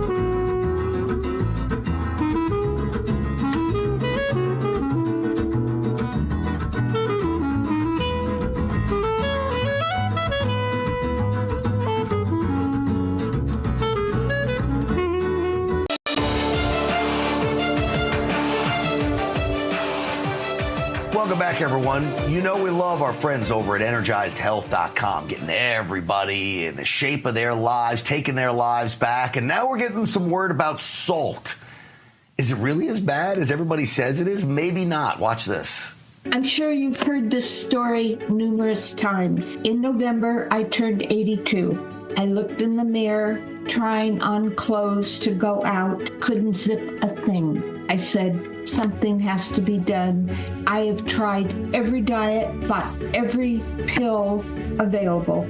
And so I prayed about it. And the next day, I saw you on Real America's Voice. And I saw you again. And I saw you again. And I looked you up. Better Business Bureau, fantastic grades. I am so thrilled to have found this.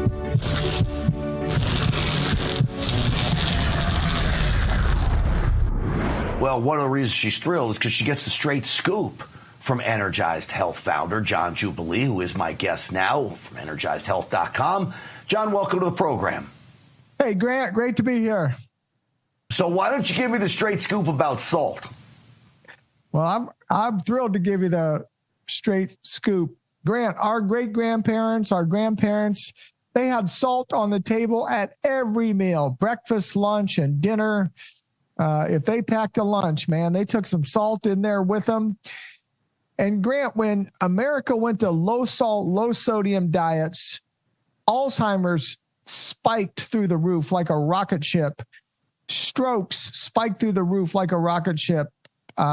Parkinson's disease spiked through the roof like a rocket ship. We took that sodium out of our healthy body that God designed us. That's God's natural electrolyte. Is salt to be in our body. And when we have our intracellular hydration, which is what we help all of our clients get for the past 28 years, Grant, they really cannot eat too much salt. And so we tell people to eat salt. That's part of our protocol is eat your salt, eat your salt, eat your salt. We have people that say, but my doctor says I'm on high blood pressure and the salt's going to make it high. But guess what? There's other doctors now, like one of the frontline doctors, Dr. Shelley, she says, absolutely not. She says scientifically salt does not cause high blood pressure, that's a myth. And Grant, the ocean, think about all the life in the ocean. That ocean is filled with salt. Salt is a natural, God-given electrolyte. It is healthy. And when you're hydrated, you can enjoy your salt. All right, I think we all know, anybody that played sports knows that you've got to replenish that aspect, and salt helps you hydrate. And your program is all about getting hydrated from a cellular level. Real quick, in about 30 seconds, John, what does that mean, and where should people go to learn more about it?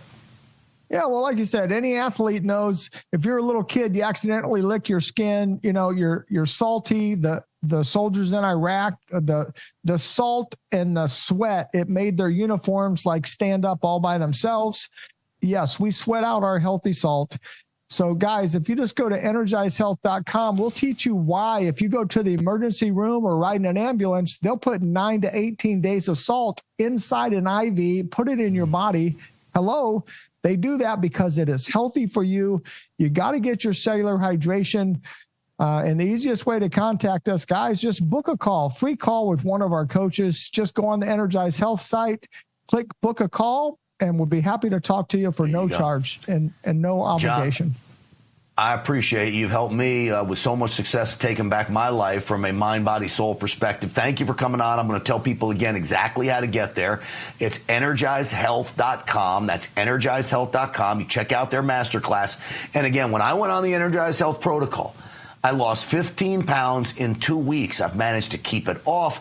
My testosterone level went up. My cholesterol went down. My body fat went down. My muscle mass went up. Do you see the theme? Every measurement going in the right direction.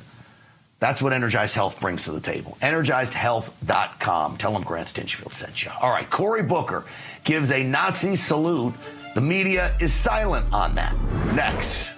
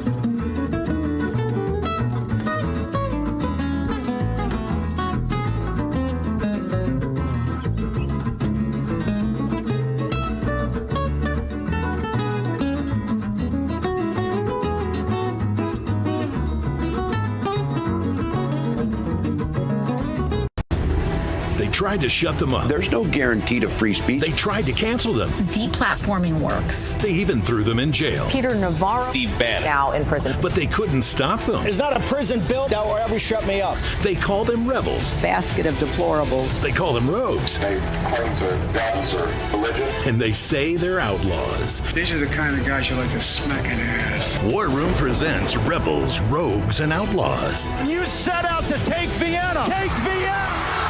The national bestseller by longtime Bannon producer Dan Fluette. Take a journey through the pictorial history of War Room in a culture that celebrates the weak. Show your support by standing with the rebels. Go to doitfluette.com or scan the QR code on your screen.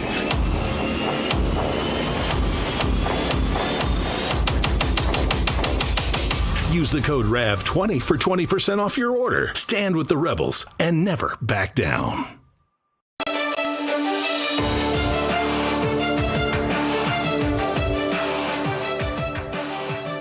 Welcome back, everyone. Do you remember when they went crazy over Elon Musk's alleged Nazi salute, which is not a Nazi salute at all? Well, the media went crazy. What about when Senator Cory Booker does it? Does the media say anything? No. Silence. Check this out. Cory Booker basically gives the exact same salute that Elon Musk does. Now, do I think Cory Booker is a Nazi? I actually don't.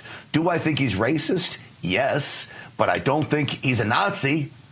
But I'm intellectually honest. The mainstream media isn't. Here's what else is intellectually honest. The mainstream media is so biased, they'll do everything they can do to protect Democrats and go after conservatives that they ignore what Elon Musk did. And they ignore what Cory Booker did, and, of course, focus on what Elon Musk did. Craziness. That's it for us, folks. Stinchfield's Army rolls. See you tomorrow.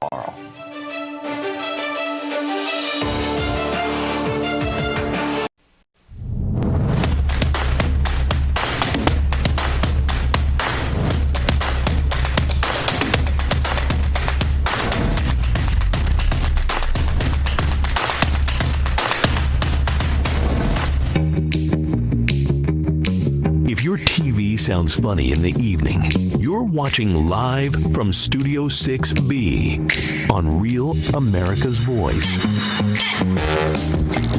Testing. It is live from Studio 6B. Hello, is this on? Hello, it's a Monday, June 2nd. Live from Studio 6B on Real America's Voice. Glad you're in.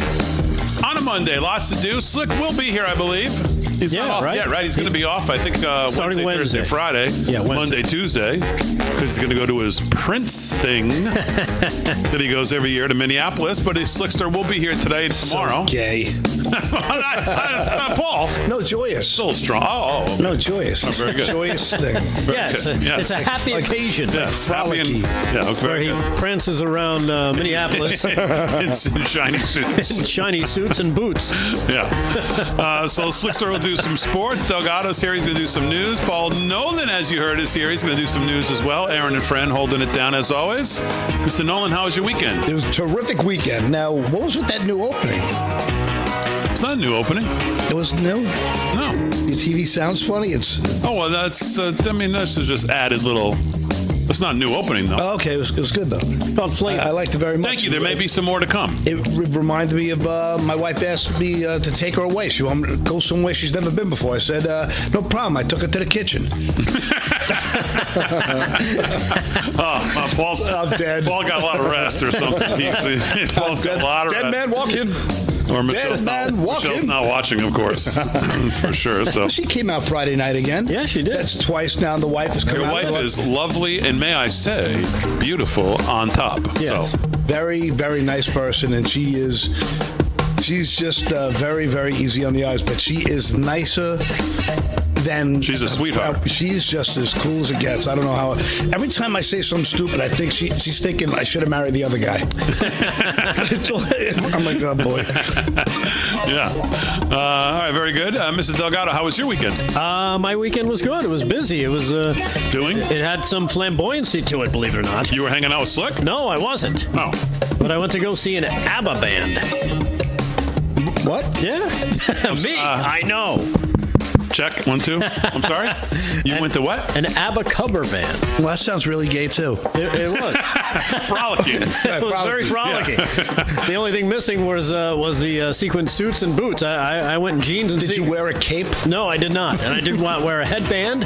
But surprisingly, I knew every song except for 3. Was this because it was formerly Pride Month or something that you decided to do this? No, it was just kind of on a whim, on a goof.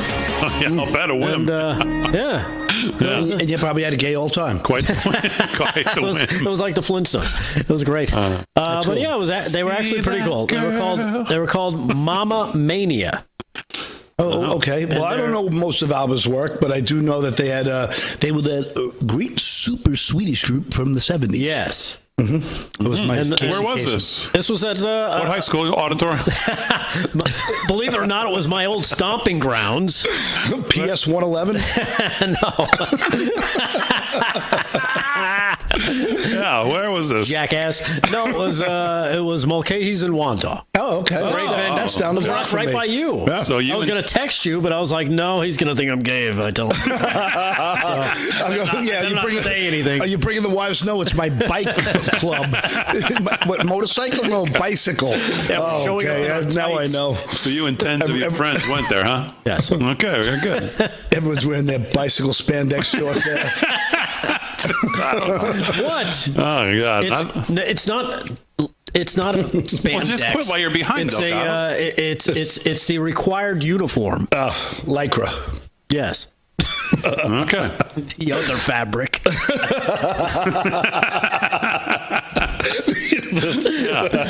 Oh, man. We're off to some start. Sig just fired us. No, I don't think so. Not yet. Maybe by 10, but... Well, that's good, though, Gatto. So my weekend, neither of you asked, but my weekend was dance recital weekend. Oh, nice. So you had your tights on, too? No, I didn't, but my daughter. And it was nice. My parents came down from Connecticut. I got to see them. Oh, that's great. And she had a performance Friday night.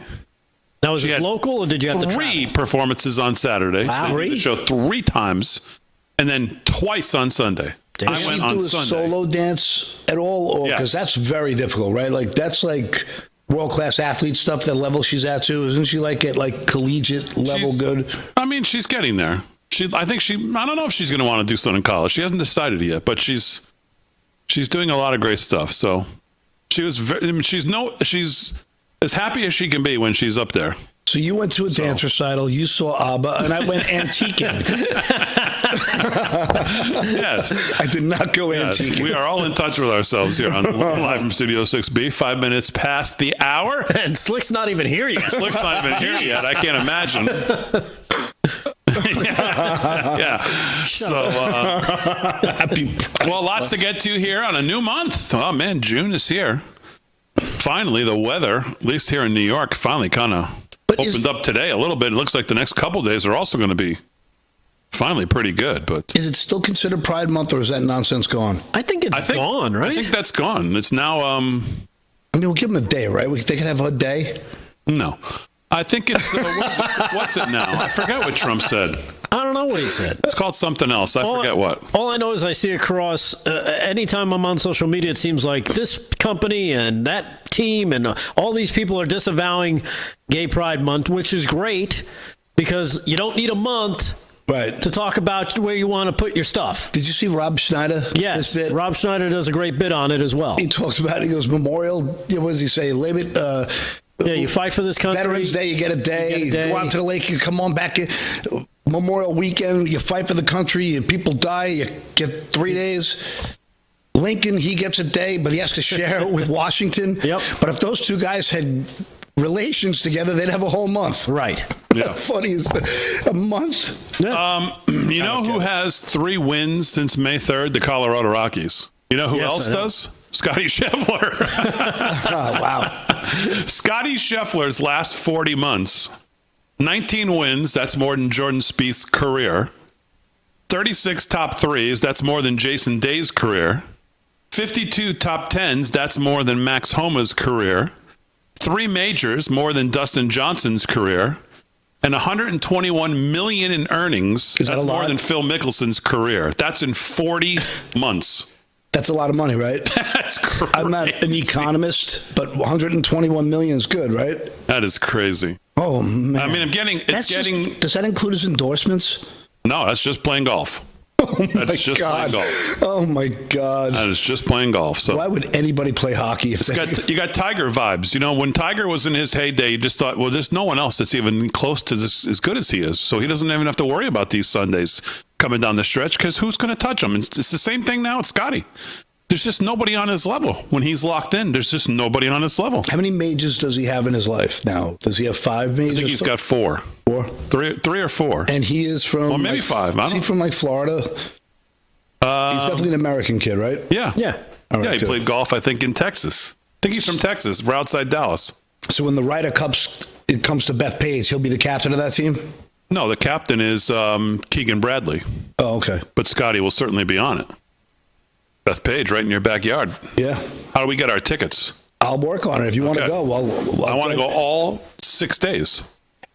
I want to do a practice round because it's fun and cheap, and then I want to do like a Saturday. The Sunday will be mayhem. No, we got to be there. We got to be there the whole time. Whole time? Yeah, the whole time. No excuses. I will not change the whole time. I'm gonna need a nap. That's fine. You can take a nap. We'll get you whole a concession stand. Slickster's here. Slickster, I don't even want to tell you what we all did this weekend. How was your weekend? It was fantastic. Okay, excellent. Did you do anything exciting? Did I do anything exciting this weekend? No, not really. All right, very good. That sounds fantastic. Sure? Yeah. Way better than all weekend. Yeah. But you're heading out for the big trip Wednesday. I was very busy this weekend. Yeah, buttoning up stuff. Yep. Yeah.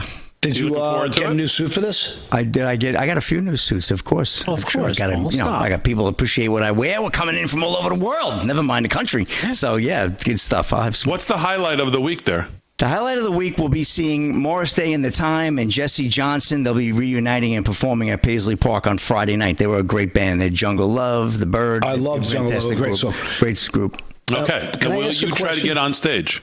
I've been on stage with them a number of times. I'm at the point now where I'm good if I don't go on stage because it's getting to be like, oh, that guy's on stage again. Jesus. Every time his bodyguards, they bring this guy up here. So I'm like, maybe I'll just keep it on the DL and let somebody else have that fun. Right. Are there any people who could sing like Prince, impersonate-ish? Oh, his sure. parts? Yeah. A good friend of mine I was just texting with yesterday. Yeah. And any of them like do a great justice? Or great justice. My friend who plays The Purple Experience, Marshall Charloff, exceptional artist. And he'll be at this event?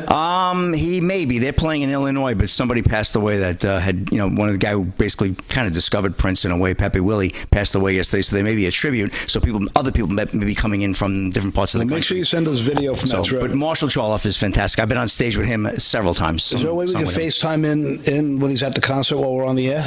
I don't know. I don't think so. Why not? No, I can't do it. I can't do it in the place, but I could. I may zoom in and check in with you guys. All right.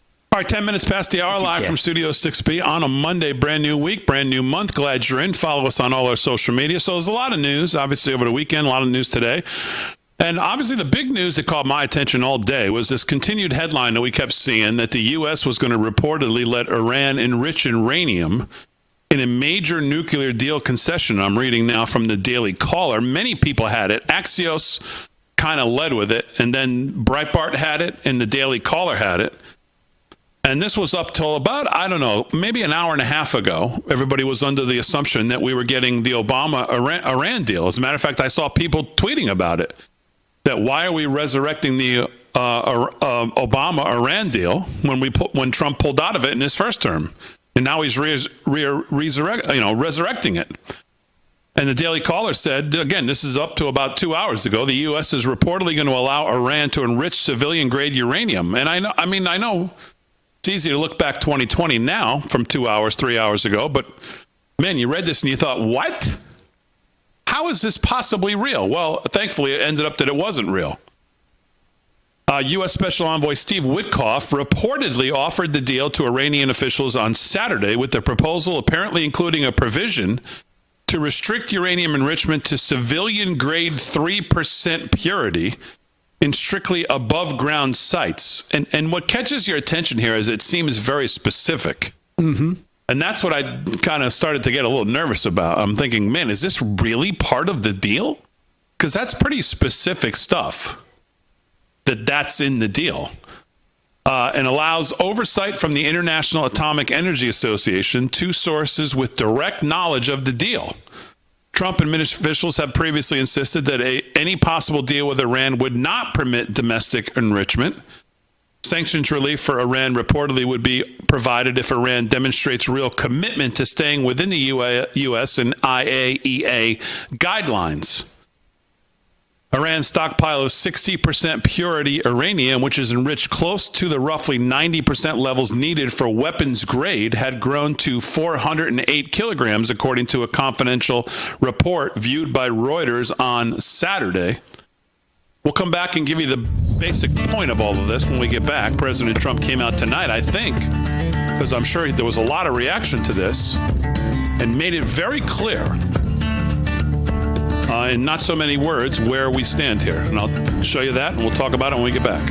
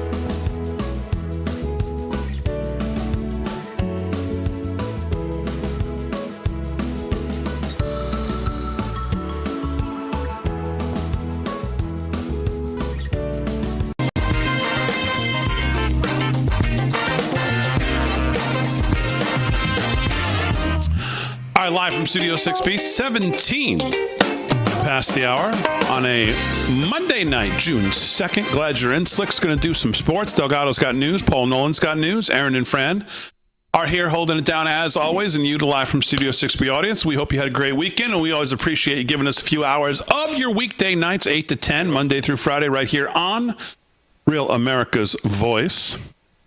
So just to finish up on this Iran thing and actually get to the point, because it was pretty troubling all day.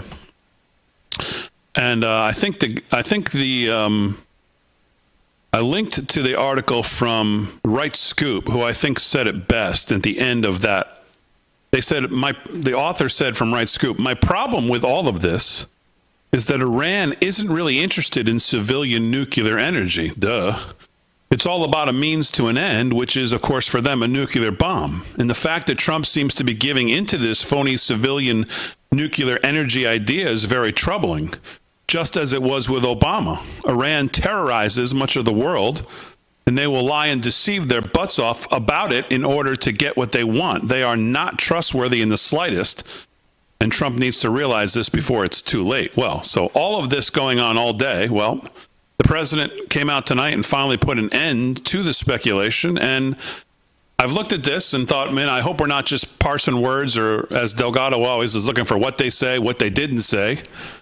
But President Trump on Truth Social, from about an hour and a half ago, the auto pen, which I loved, by the way, is this is the new way to refer to Joe Biden. Mm-hmm. The auto pen should have stopped Iran a long time ago from enriching. Under our potential agreement, we will not allow any enrichment of uranium. So, Delgado, when you read that, am I missing any gray area, missing any parsing of words, missing any said this, didn't say that? Is there anything here that would lead you to believe what we read all day long, that this very specific part of this deal, enrich uranium to civilian grade, 3% purity in strictly above ground sites, could possibly be any part of this negotiation? According to what Trump posted there, it seems pretty black and white, right? And that's what we hope so. And maybe we need to remind the president that, hey, don't you remember these guys have been trying to kill you for the last couple of years too? They had death squads trying to hunt you down and assassinate you. You might not want to give them anything. So, well, that's the thing. I mean, it's hard to imagine that anybody in the Trump administration would think that they could deal with these guys on a level, right, on the up and up. And I mean, we all know what the end goal is for them. And I mean, they've pretty much stated it, right? Unless this is, and maybe Paul will chime in. Maybe this is a backdoor into Iran that Iran may not realize. Okay, we'll let you do the above ground, civilian stuff in the open where we can get people in there and take a look. And that's our into, do what we got to do. I don't know. It's hard for me to speculate on this because to me, the Machiavellian intelligentsia of the world, you never know how these global strategic pieces move and why they do what they do when they do them. Right. And to me, as Damon said, the whole thing coming out of the gate sounded,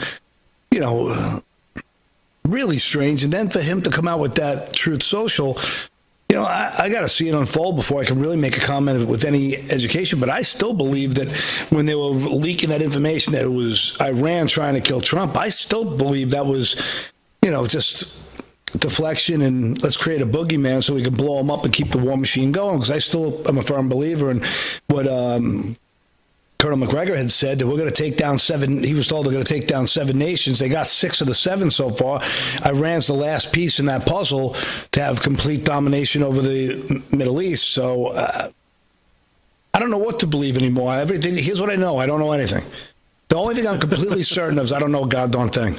Because now, it's so bad out there. The thing that you're such a lie. The thing that you're kind of PO'd about tonight, that has nothing to do with Iran, right? Is that? No, this is Palantir.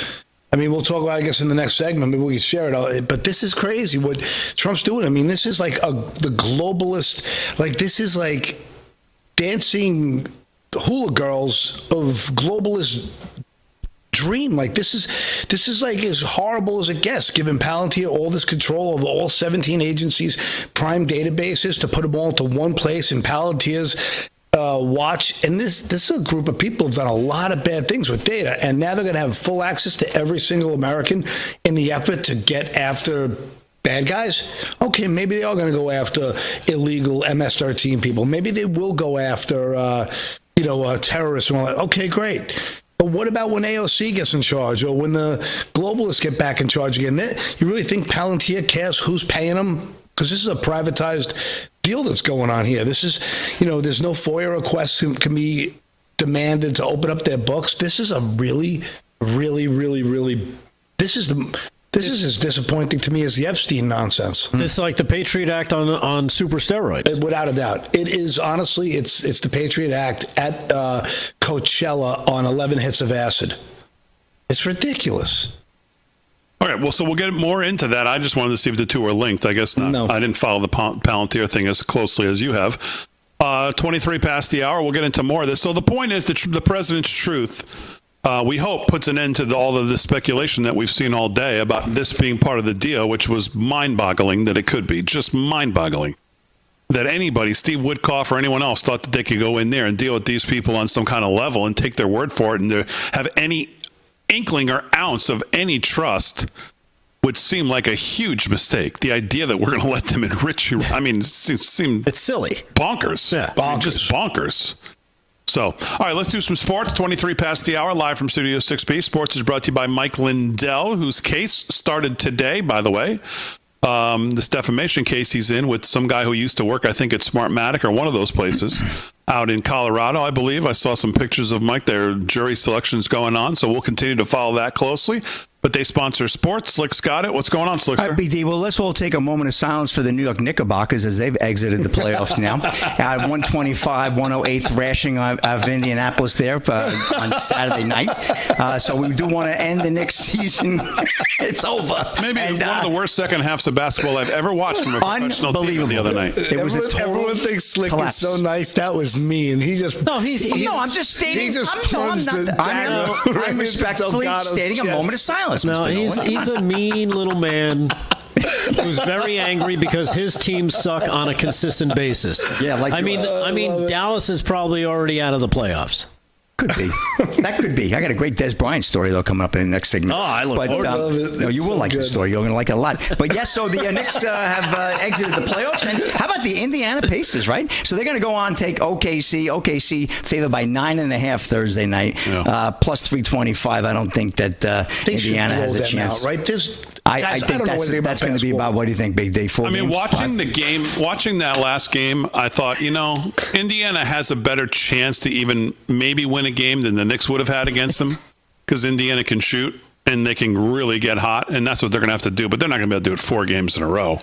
No way. 4 out of 7. OKC is way too strong. They have the reigning MVP on their team, so it's going to be very difficult. And I can give Indiana maybe a game, maybe 2, but I can't see it going. I can't see it going past 6 for sure. Yeah. I'm thinking 5. Indiana's going to fall in 5. I think so. Does it feel like they're too good? Do you think the hockey series is going 7? Well, they're going to get to the hockey series. I think it will go 7. I think it's going to be a dogfight. Panthers and Oilers, right? Game 1 in Edmonton. That'll be on Wednesday night. I think it's Connor McDavid's time. Whether you like the Edmonton or not, I tend to like to keep the cup in the United States. I like to see the cup at the White House. The Oilers sure as hell ain't going to come to the White House for President Trump. But so for that, I don't have an issue if Florida wins. I really have no dog in the race, Paul. So, but I think it's going to go 7. I think it's going to be a hell of a dogfight. Yeah, like I said, Red State or Canada. All right, we'll do some more sports. Then we'll get into news right after this. What do you like?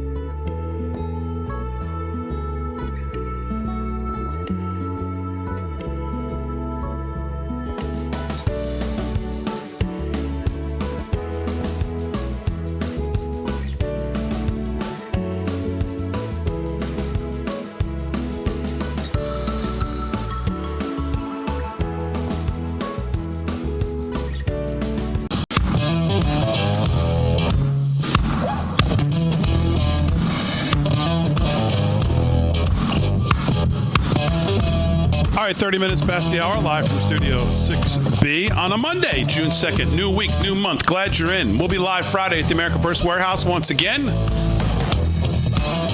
Love to see you down there if you can. I believe tickets are now absolutely free. Wow. Free as me. I'll be there then. That's a good deal. Oh, wait, I have to be there. What a great audience we had on Monday night. Did you guys talk? On Friday night. Did you talk about it earlier? No. What a great event. Great vibe Friday night. Friday was a great vibe. Yeah, it really was. A little smaller audience, but man, they were lively. Great questions. Yeah. Kevin's brilliant, obviously, but he got great stuff out of everybody, as he always does. No, Friday was fun. Yeah, it was a lot of fun. It was a good, as long as people are into it, you don't need hundreds of people. You can get 100 people in there, 50, 100 people in there, and it can just jump. It was fantastic. It was jumping Friday night. I want to thank that Patriot group, the Belmore Patriots. Yes, on short notice, they brought down, I think, 6 or 7 people. Normally, it was more than that, yeah. He said in the future, he loved the show. He thought it was a rip. They were great. And, it's a good group, too. If you're on Facebook, it's the Real Belmore Patriots. There's a lot of Patriot groups. I mean, where we are is very MAGA. It's very Trump country. Mm-hmm. Very red. Start doing some outreach to some of these groups, and we'll start getting these Friday nights are going to be fire. They will be. They will be fire. They're going to continue to build. Like I said, it'll take us a while to hit our stride. It does. But we will. We will. And it's a lot of fun. Yeah, we hang out with the audience afterwards. Oh, it's so much fun. We love connecting with the people and Kevin with the. Kevin's fantastic. He's fantastic. Kevin, you just never know. Yeah, well, it's true. And but man, it's a lot of fun. How many times he said the word for prostitute? Every time he said it, Damon, I could have sworn one of your eyeballs was going to pop out of your head. You would not take Kevin to church. That is for sure. But man, I tell you, I talk to people all weekend, and they go, "Man, that guy you got there," and then people are watching. He had me crying. He has me crying, and they tell me. And I say, yeah, he gets me crying too most of the time. So he's great. Because I got to take the emails and the phone calls. Of course, we're always the same way you're crying. I'm crying when I take the emails. Yeah, we cry all the time. Where's the food? 32 past the hour, live from Studio 6B. Let's do some more sports since I didn't give Slick a ton of time there, and then we'll do some headline news, and then we'll do news with Paul after that. Slickster, did you hear my Scotty Scheffler? Perfect lead. Did you hear my story? I did hear you. The last 40 months with his 40. Since May 3rd, by the way, the Colorado Rockies have 3 wins. Scotty Scheffler. Well, that's the perfect cue in. CBS Golf. Big deal. I have to get right to it. Scotty Scheffler has become most complete version of himself with third leg of career Grand Slam in sight. Patrick McDonald. So this is if Scotty putts, he will win. That phrase was uttered ad nauseum across the 2024 PGA Tour season. It became synonymous with Scotty Scheffler's historic campaign, which featured 9 worldwide victories, including the Masters, a successful defense at the Players' Championship, the Tour Championship, and a gold medal at the Paris Olympics. Don't forget that, right? That phrase is no longer uttered in 2025 because, well, Scheffler learned how to putt after implementing the claw grip last winter, now fully recovered from a freak ravioli-making off-season injury caused by a broken wine glass on Christmas. The number 1 player in the world is reconfiguring how this season may be defined once it ends this fall. A new phrase to describe Scheffler's chances on a week-to-week basis. If Scotty shows up with his normal preparation, he will win. Scheffler has just, goes on to detail how well he's done and incredible. Just another level. It's like Tiger. Did you hear Jack Nicklaus, by the way, after his tournament? I mean, Scotty won the obviously Memorial, which is Jack's tournament. Jack said, someone said, what makes Scotty elite? And Jack said, well, I'll tell you. He said, because the good players, when they come down the stretch, they know what they have to do to win. And then they look at the leaderboard, and he said, with all due respect, the guys in second, third, and fourth are all nice players, and he named all of them. He said, but they're not in his league. So if you had like Rory McIlroy or Xander Schauffele in second, then maybe Scotty has to think about a little differently about how he comes down the stretch. But when you've got me, Slick, and Delgado in second and third and fourth, we might be fine players, but Scotty's not worried about us. So Scotty knows, you know what I mean? Did you say he earned more than Nicklaus just in the last... He earned more than Phil Mickelson's career Phil Mickelson, in the last 40 months. Then lefty, wow. $123 million. Oh. That's more than Phil made in his whole career. And he had quite a career, obviously. And it's even more than Phil lost throughout his career in Vegas. Well, that's another story. There's a book on that one. $200 million. Yeah, he wrote the book on that. And real quick, one more big D. Ex-NFL star Des Bryant slams league Pride Month, messaging far from right. The NFL released a Pride Month video on Sunday. Ryan Gatos of Fox News. I don't know if you guys heard about this, but they're getting ready for Pride Month here. Yeah. Former NFL star Des Bryant took issue with the league's message as it celebrated the start of Pride Month on Sunday. The NFL released a 30-second video telling the audience what football is. The video showed the words football is gay, football is lesbian, football is beautiful, football is queer, football is exciting, football is transgender, football is bisexual, football is power, football is American, football is accepting, and football is everything, among other messages in the clip. Bryant, who spent most of his NFL career with the Dallas Cowboys, expressed his frustration with the ad. Football is gay, football is queer, football is transgender. These are wild statements to make. Excuse my silliness, Bryant wrote on X. I'm going to proudly tell my boys, football is none of these things. I have nothing against gays, but this is far from right. Bryant's social media post sparked debate, and he fiercely defended himself.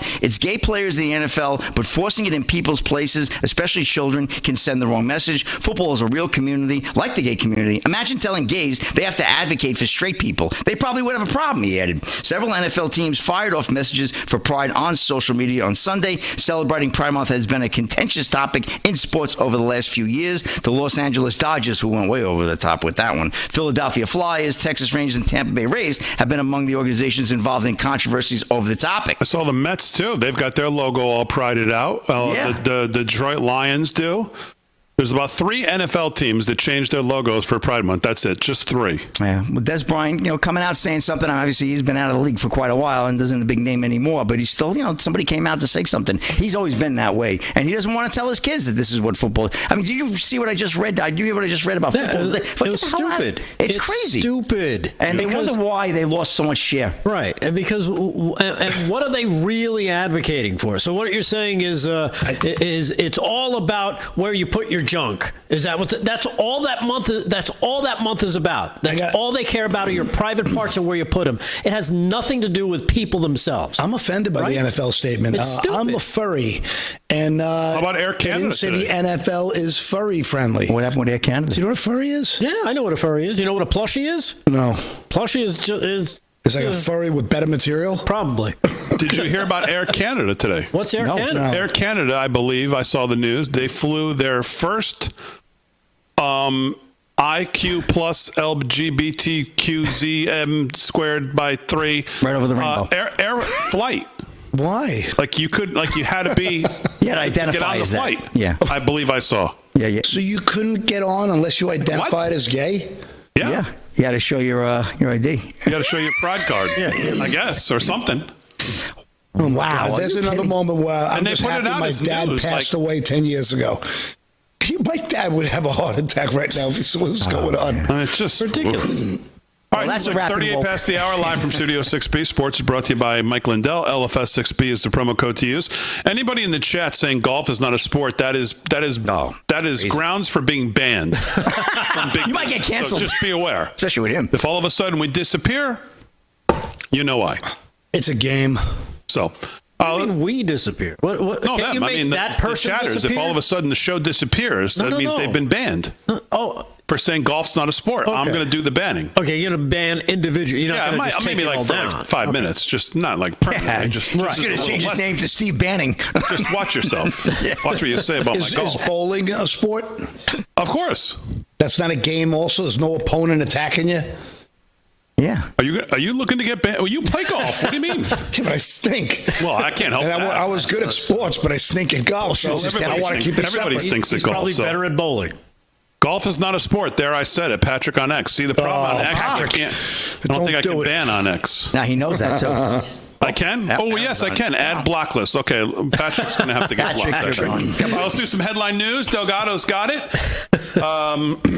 News is brought to you by our friends at EternalLifeCoin.com. Delgado, what's going on? All right. Well, unfortunately, the big news story of the entire weekend has to be the terrorist attack. There, I said it, CNN, terrorist attack, because they had a big problem with using that word. In Boulder, Colorado, over the weekend, 8 people were injured on Sunday when a 45-year-old man yelled "Free Palestine" and threw Molotov cocktails into the crowd, along with his own homemade, I guess, flame shooting device in Boulder, Colorado, where a demonstration to remember the Israeli hostages who remain in Gaza was taking place. According to authorities, 4 men and 4 women between the ages of 52 and 88 were transported to the hospitals. Authorities had earlier put the count injured at 6. And as a result of the preliminary facts, according to the Denver field office of the FBI, it's clear that this is a targeted act of violence, and the FBI is treating this as an act of terrorism. Don't take my word for it. Here's the FBI press conference with the press spokesman saying these exact things. Cut number 7. Check this out. The FBI press conference from just yesterday. I'm able to confirm there are 6 victims, ages 67 to 88. All of them have been transported to local hospitals. You can see the this attack lunatic in the happened at a background regularly there. scheduled weekly peaceful event.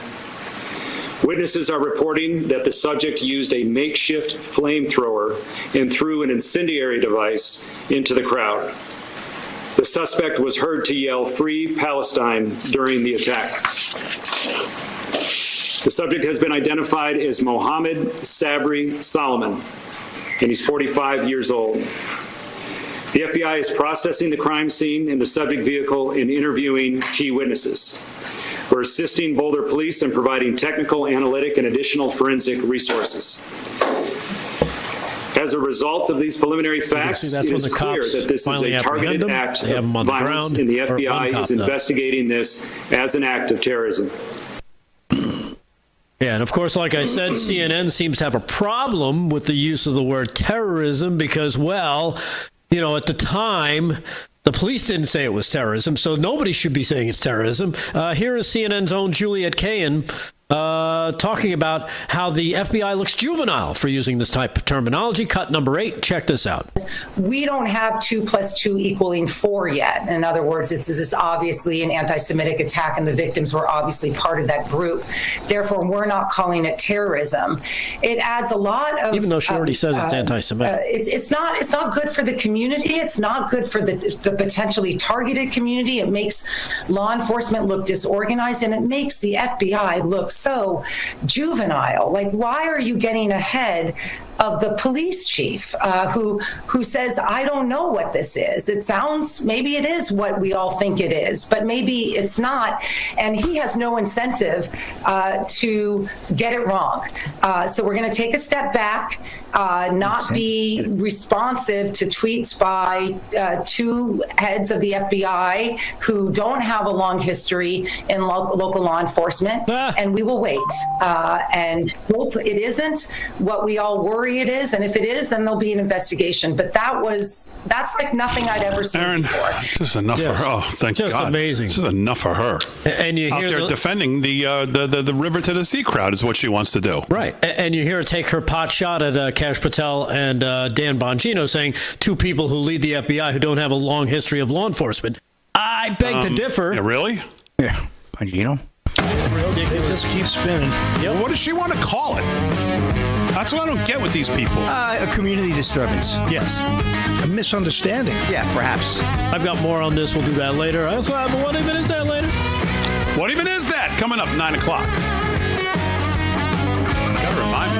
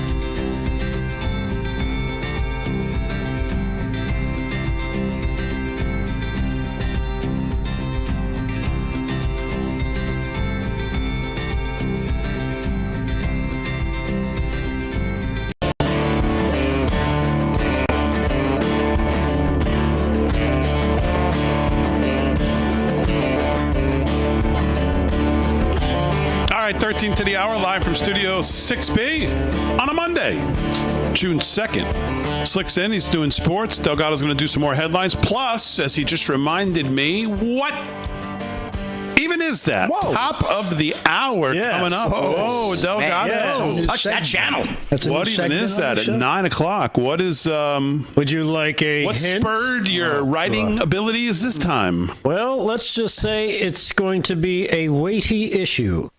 Oh. Is Lizzo involved? Uh-oh. I'm sorry? Lizzo involved? I don't know.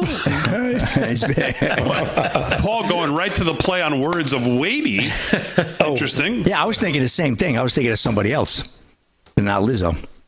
Oh, you were thinking weight too? I was thinking like... I was thinking weight. I'm thinking like important subject matter. No. They're right? Slick was thinking of you. Oh, no, I was not. You said that on me. That's what he said. I did not say that. Damn well better not. Why would you say that? You'll get to Minnesota tomorrow night. I was just saying how good Damon looked. Looks like he lost a lot of weight, actually. Looks good. What's that supposed to mean? I'm in for a raise. I'm behaving. If he gets a raise, I'm going to be pissed. That's definitely not true. All right, 12 minutes to the hour. Paul Nolan is here. He's got some news. News is brought to you by our friends at EternalLifeCoin.com. Mr. Nolan, what else has got your gander up besides Palantir? Well. So are you satisfied, said everything you want about this Palantir deal? Well, I was going to do the story from the New York Slime. Okay, go ahead. I don't really like that story, but I did back it up from a couple other organizations. So the Trump administration has expanded Palantir's work with the government, spreading the company's technology, which can easily merge data on Americans throughout agencies. Alex Karp, he's the co-founder and chief executive of Palantir, and it should be known he is a liberal lunatic. He is an activist. He is a guy who is quoted. He quoted him saying, when the right wing gets a hold of who I am, I'm going to be top of their list, because he's one of the people who spent a ton of time targeting January 6ers and people who love Trump, and he had a whole database on these, as he called them, right-wing subversive fascist lunatics. So this guy's not a good guy. And this is what Palantir does? This is their business? Yeah, this is their business. All right, so I'll just give it to you without reading this. They started out as a DARPA program. DARPA tried to create a thing called TIA, which was Total Information Agency, or Total Information Act, and it got shot down by Congress, so they just went private with it. And Palantir took, I think it was $113 million at the time, another $30 million, and now they're set to get $800 million from the U.S. government, and it will stay private, and it will not be subject to FOIA requests. It's not good. It's if you look at this, it's going to share data across all agencies, 17 of them. Trump has not publicly talked about the efforts since the inception, but behind the scenes, officials have quietly put technological building blocks in place to enable his plan. In particular, they have turned to one company, Palantir, which is a data analysis and technology firm. The administration has expanded Palantir's work across federal government in recent months. The company, like I said, received $113 million in federal government spending since Trump took office this time. And they had a ton of money way back when they first started in Trump's first term. The push was to put Palantir had a product called Foundry into at least 4 federal agencies, including the Department of Homeland Security, Health and Human Service Department, meaning they're going to have data on everyone who took vaccines, who took what drugs, what kids took what drugs. Everything will be on everyone. And then they're adding Social Security Administration to it, and the Internal Revenue Service are on the verge of selling their data to Palantir. It's basically going to be creating a monstrous database that will cover every aspect of all Americans. And it's going to do things like track down illegal immigrants and terrorists, and it's going to do some good things. But let's be real with this. You know, when the Democrats have it, you don't think they're going to hunt down dissenters and get people like us getting debanked? So who is, I mean, it can't be coming from Trump directly, could it? I mean, who thinks this is a good idea? This is Trump's project, and this is a globalist. This is what the globalists wanted from Jump Street. I also see today that the CIA goes on Twitter to announce that they're expanding their presence on X. And I'm thinking to myself, that seems a little uneasy. What? Yeah. Why would you do that? Is this what we voted for? Palantir and then CIA expanding on X? What's going on here? There's nothing MAGA about that. It was supposed to be against all of this stuff. And what happened to Schellenberger and Taibbi and all this stuff we heard in these hearings? And It seems like we're not doubling down, but it seems like this is kind of fits into that same arena, does it not? Yeah, I mean, the article goes on to say, to answer your question, creating detailed portraits of all Americans based on government data is not just a pipe dream. Trump administration has already sought access to hundreds of data points on citizens and others throughout the government databases, including their bank account numbers, the amount of student debt, their medical claims, and any disability status. Trump could potentially use the information to advance his political agenda by policing immigrants and punishing critics. Democratic lawmakers and critics have said. Now, I don't think Trump's going to be going after his political opponents so much, but I do believe the left would. I really do. And this is how I look at every subject, every article. How would I feel if Obama did this? How would I feel if if Bush did this, like when he did the Patriot Act? To me, this is anti-American. This is completely destroys all of our privacy, and and this story goes on. I can keep going with it, but it's sickening in my opinion. I'm really disappointed by it, and I really hope MAGA, stands together as it's us, the people, versus the globalists, versus tyranny, versus any form of infringement of our rights. And I hope that, as much as I love Trump, I want to be able to criticize him like I criticize anybody else, and I'm extremely disappointed in this. So let's hope. Let's hope he starts to realize how anti-MAGA this is. Yeah, totally agree. I think you did a good job of laying it out of what your concerns are and what this looks like. I mean, between things like this and what we're getting from the Supreme Court, like I said, boy, not the second round MAGA go around that you would have imagined on some of these individual liberty issues. Not all of it's his fault, obviously. I don't know what the Palantir, if it's straight from him, or I don't know. Well, what the Supreme Court did, specifically, even today on the Second Amendment, I mean, you just shake your head. And the downfall of ACB is just undeniable at this point. And Kavanaugh today, just extremely hard to figure out his reasoning in being the difference in not hearing this case today. And his reasoning at the end of his writings on it was just like, what do you mean you think this is going to be back in front of you? Like, well, then why not take it now? What's the difference? So are they just very trying strange. to push the buck down they just passed the buck here? Is that what they're doing? They just don't want responsibility for making any big decisions. I don't understand what's going on at the Supreme Court even a little bit at this point. Headline in Town Hall today, Supreme Court just handed anti-gunners a major win. Supreme Court has declined to take up 2 gun rights cases, a disappointing development for those who support gun rights. However, they say there's still reason for hope, especially when it comes to legislation banning so-called assault weapons. The 2 cases involve state bans on rifles like the AR-15 and similar legislation against high-capacity magazines. These represent some of the most controversial types of anti-gun legislation passed at the state level. And the AP reports it as saying the majority did not explain its reasoning for turning down the cases over high-capacity magazines and state bans on guns like AR-15s. But 3 conservative here we go again. What do I always say? Who's on an island by themselves? This time they had a little company from Gorsuch. 3 conservative justices on the 9-member court publicly noted their disagreement, and the 4th said he's skeptical that assault weapon bans are unconstitutional. Alito, Gorsuch, and Thomas said they would have taken the case. Justice Thomas wrote separately to say the law likely runs afoul of the Second Amendment.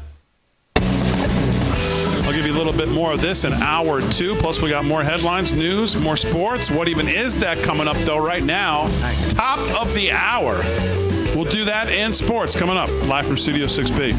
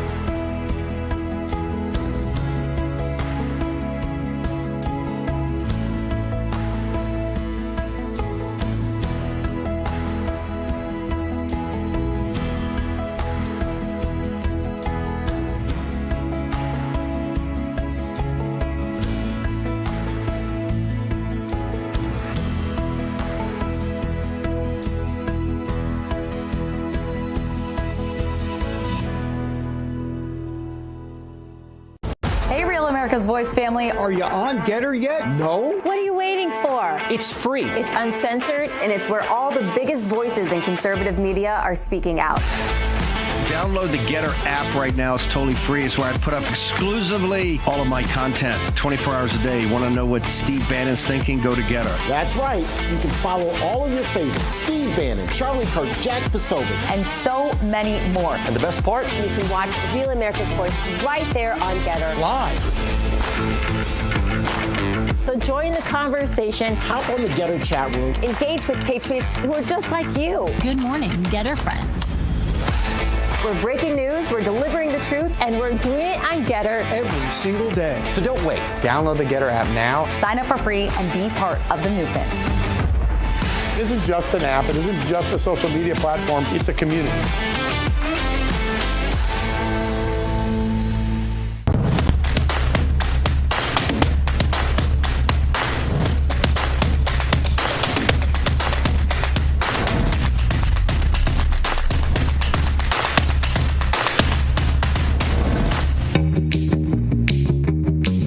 Television sounds funny in the evening. You're watching live from Studio 6B. All right, live from Studio 6B, hour 2, 9 o'clock on the East Coast. Slick's doing sports. Delgado's doing the news. Paul Nolan's got some more news coming up. Aaron and Fran holding it down as always. Glad you're in. On a Monday, we'll get to more headlines. We'll get to more sports. We'll get to more things to talk about. A couple good things I saw today. Because I don't want to let this... we got to keep reporting on the auto pen. Yes. In the crime, Brian Jundeff says over at the American Thinker today, President Auto Pen, which, by the way, I love President Trump called him that today. The auto pen should have stopped Iran, he said. President Auto Pen in the crime of forgery. So we'll get to that if I have some time. Christopher Jacobs today over at the Federalist, why it's hard to make sense of the mishmash in the Republicans' big, beautiful bill. And then a lot of stuff from John Solomon, out of Chuck Grassley, what's going on this weekend over at the Federalist as well. Senior DOJ officials didn't know the database allowed FBI to bury the existence of Russiagate documents, going back to the whole John Durham's investigation into the Russia collusion hoaxers.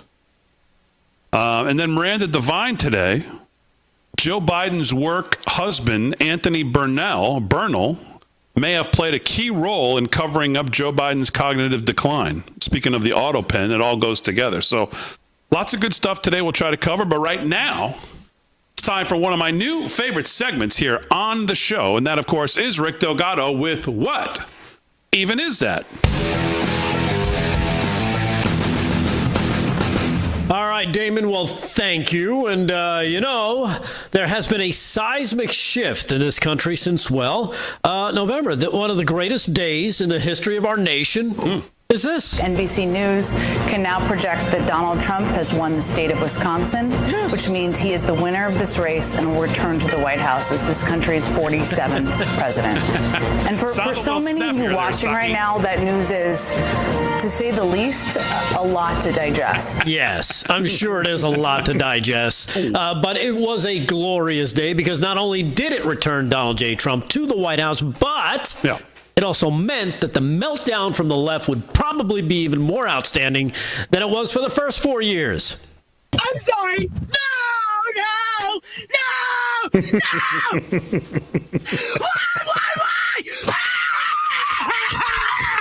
Yes. Why? Do you really hate me that bad? No, we don't. Actually, we really love you. Yeah. And can't wait for you to have another TikTok captured aneurysm so we can laugh at you gloriously.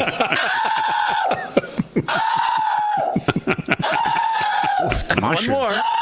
Oh, God. Thank you. And I mean, since the inauguration, the liberal panty waist on the left has been hell-bent not only on destroying themselves, as we have just seen, but also the Democrat Party by pitting themselves against, common sense. You don't have to take my word for it, Damon. Just listen to their own people. Okay. We are not the party of common sense. Exactly. Which is why, after the last 4.5 months of absolute lunacy, the Democrats have finally decided it's time to change things up. Oh. But not how you think, Slick. I mean, they still want men dressing up like girls so that they can take over women's sports. But for us, men in tights, well, that was just a funny movie. Yes, for the left, they see it more as a winning strategy. So much so, they are now going all in on men. And not just regular men, I'm talking about white men. You don't believe me? Check out this headline.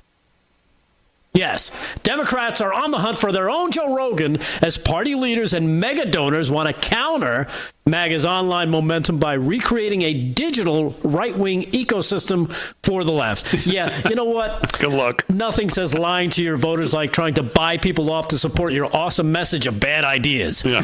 I mean, these days, when you talk about the Democrat Party and their attitude towards white men, it's usually because, well, the Democrat Party usually devours white men. This shark, swallow you whole. Yeah.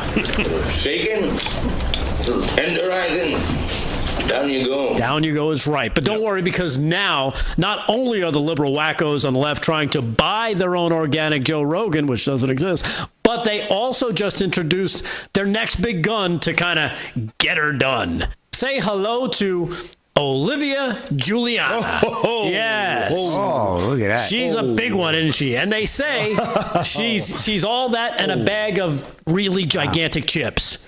Yeah, the DNC is rolling out their newest weapon against Trump, the GOP, and election losses as they try to appeal to guys. Okay, blind guys. All right? What? Well, blind guys aren't exactly a huge voting bloc, but I guess she didn't land that Jardiance commercial, so she probably has a lot of free time on her hands, if you know what I mean. Now, relax. I don't want Damon to get a ton of emails. Here we go. That I was being mean. I'm not making jokes about her weight. No. Okay, I'm making jokes about her weight, but it's not my fault that she looks like an angry lesbian thumb, is it? No. Of course not. Whatever. It's these types of comments that people would consider low-hanging fruit, which, as it turns out, if she incorporated some of that into her diet, she might not look like the white Lizzo. I ate Harry Sisson. But you should really blame it on the Democrats. They're the ones that think she is going to bring white dudes back to the Democrat Party. Here's a hint. Guys like chicks, guys like guns, and war movies. Because you are a disgusting fat body, Private Exactly.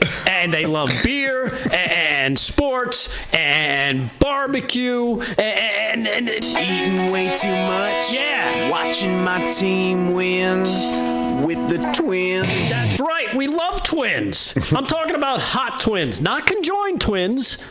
Hot twins. Hey, Democrats, you got any kind of those laying around? I'm going to take that as a hard no, but as you can see, they got plenty of those. Oh, man. But don't forget, they also now have, yes, Olivia the Hot. Now, just listen to her in her own words, and I didn't say she eats her own words because that looks like she's been doing that for a long time. Anyway, just take a listen to what she says here. As the saying goes, if you're not at the table, you're on the menu. That's right, husky lady. Now slow it down because that sounds like a threat. But seriously, this is the Democrats, and this is what they are prone to. They're prone to violence, but hey, let's give Olivia the influencer a shot and see what she really has to say about wooing guys back to the Democrat Party. I spend a lot of time on college campuses, and I spend a lot of time with young men. I love young men. I love frat guys. Yeah, yes, and she does. And it looks like her beta male buddy there loves frat guys too. And from the looks of it, probably more than she does. But I think the bigger question is that she and the left think what white men are all about. Check this out. And in that, I realized, like, even the ones that identify as conservative are almost always pro-choice. They're almost always pro-gay marriage. You'd be surprised at the number of them who supported Black Lives Matter. And so I feel like people just kind of lump them into this box when the truth is, again, a lot of them are with us on the issues. They're just not part of our coalition because they feel like they're not welcomed in. Yeah, white guys everywhere I know are rejoicing because, the female Peter Griffin is finally talking about all the issues and policies white dudes really care about. I mean, they're so excited by this pro-choice gay marriage and BLM agenda, Damon, that guys everywhere, including this guy, is breaking out in dance to celebrate. Boy, he looks familiar, doesn't he? That is the root of the problem for the wackos of the liberals on the left. God, was that your now they think that mansplaining all the things white guys don't really care about is going to get them to actually care because she's being deployed to do that. Stop. Really? Yes, that is funny. Trying to create something completely unauthentic with their push that is totally inorganic and fabricated because naturally stuff like that just doesn't exist. It's like this guy just being an innocent Maryland man trying to convince everyone with an ounce of common sense, even in their own party, that he's not an illegal immigrant who is an MS-13 gangbanger who also specializes in human trafficking on the side and beats his wife for good measure, or that this guy was just innocently hanging around his house in San Francisco while his wife was in D.C. relaxing on a Thursday when some uninvited homeless buddy showed up with a hammer and decided to hang out and do some guy stuff. You can't lose that tool. But rest assured, Democrats, believe me, believe Olivia is just a thing to bring white dudes and guys back to the Democrat Party. I guess because according to them, she checks all the boxes there, fellas. And I'm sure she does, especially if those boxes are Frosted Flakes, Cocoa Pebbles, and Captain Crunch. Damon? We're going to get a lot of emails tonight.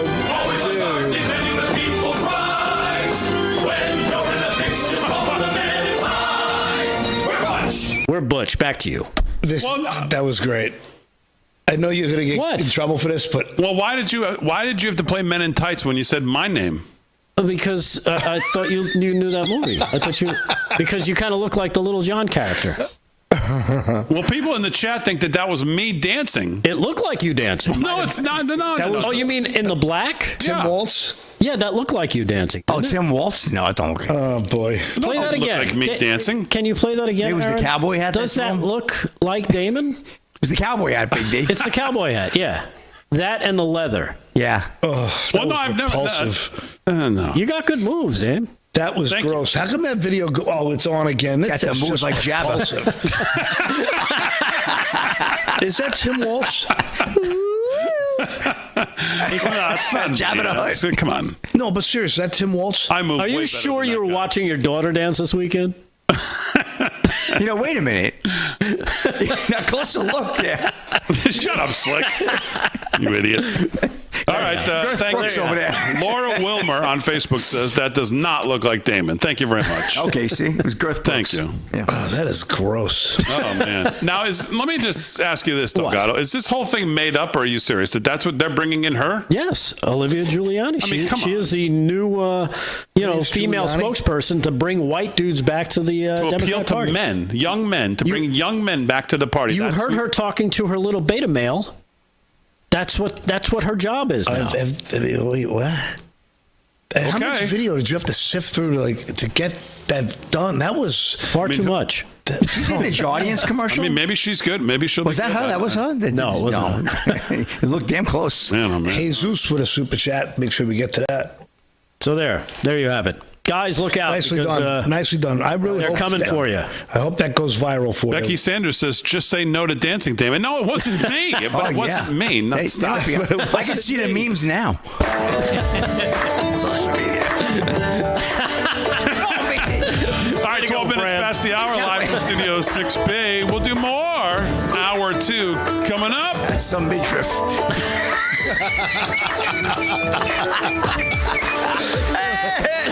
Yeah, that's more.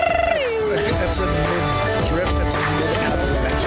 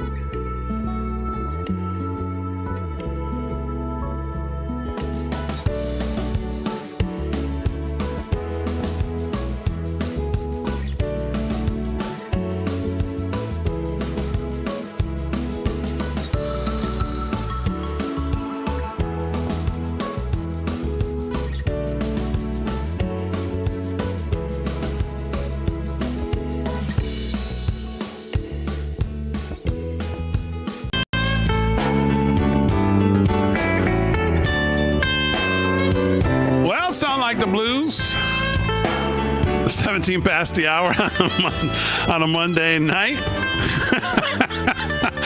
Let me talk to you about our friends over at Birch Gold. You know, the administration is, they're doing a lot of good work trying to move mountains at the speed of light. We all know that. We've watched what they're doing. However, when they're trying to right the country, they can't also take your personal finances into account. You have to do that for yourself. And that's why thousands of Americans are buying gold right now from Birch Gold. Here are the facts. In the past 12 months, the value of gold has increased by 30%. Central banks are buying gold in record quantities, so demand doesn't seem to be subsiding. The Rio reset, as I've been telling you, is now on the horizon, where BRICS nations are looking to unseat the U.S. dollar as the global reserve currency, but you can find peace of mind in gold. Birch Gold makes it extremely easy to convert an existing IRA or 401k into a tax-sheltered IRA in physical gold, or you can even buy some to store in your home safe. Just text America to 989898 and Birch Gold will send you a free information kit on gold. There's no obligation, only useful information. They have an A+ rating with the Better Business Bureau, thousands of satisfied customers. Take control of protecting your savings. Do it today by texting the word America to the number 989898. Text America to the number 989898 and do it today with our friends from Birch Gold. 18 past the hour, live from Studio 6B. Let's do some sports. Sports is brought to you by Mike Lindell. LFS6B is the promo code to use. Shop at MyPillow to support Mike. And first of all, his fight that he's in right now is a great way to support Mike. But find some great stuff for Dad, too, by the way. New sheets, pillows. If Dad's not sleeping on a MyPillow, Dad's not sleeping. Not as well as you should be. I can tell you that for sure. So check out mypillow.com/LFS6B and use promo code LFS6B at checkout. Slickster's got sports. What's going on? All right, Big D, to the diamond we go. Let's get some baseball score updates here. Angels over the Red Sox 7-5, top of the 7th. Top of the 8th. Brewers over the Reds 3-2 in Cincy. Tigers blanking the White Sox 8-0, end of 5. Final earlier today, the Rockies over the Marlins 6-4. Padres taking on the Giants at 9:45. Twins at the A's 10:05. And the Mets taking on the Dodgers out in L.A. 10:10. First pitch. Well, did you hear about Trump's rally in Pittsburgh over the weekend? That was really fun. Steelers legend makes Trump an honorary Steeler with custom jersey. Dylan Gwynn at Breitbart. President Trump received a warm welcome from steelworkers in West Mifflin, Pennsylvania on Friday, and he was presented with a custom jersey by several Pittsburgh Steelers players. Steelers quarterback Mason Rudolph, safety Miles Killebrew, and Super Bowl champion, the legendary Rocky Bly, a Vietnam vet too, joined Trump on the stage. I have the honor of making you an honorary Pittsburgh Steeler and would like to present to you your jersey, Blyer said. Trump gave Rudolph in particular quite the introduction. I happen to think a really good quarterback is a man named Mason Rudolph, Trump said. I think he's going to get a big shot. He's tall, he's handsome, he's got a great arm, and I have a feeling he's going to be the guy. While Trump did not call Killebrew handsome, he did call him a killer, which is probably a better introduction for a defensive player. So President Trump getting a custom jersey from the Pittsburgh Steelers, getting a little love from Pittsburgh, which I thought was really kind of cool over the weekend. So that was actually Friday night that we caught a little in the end of that.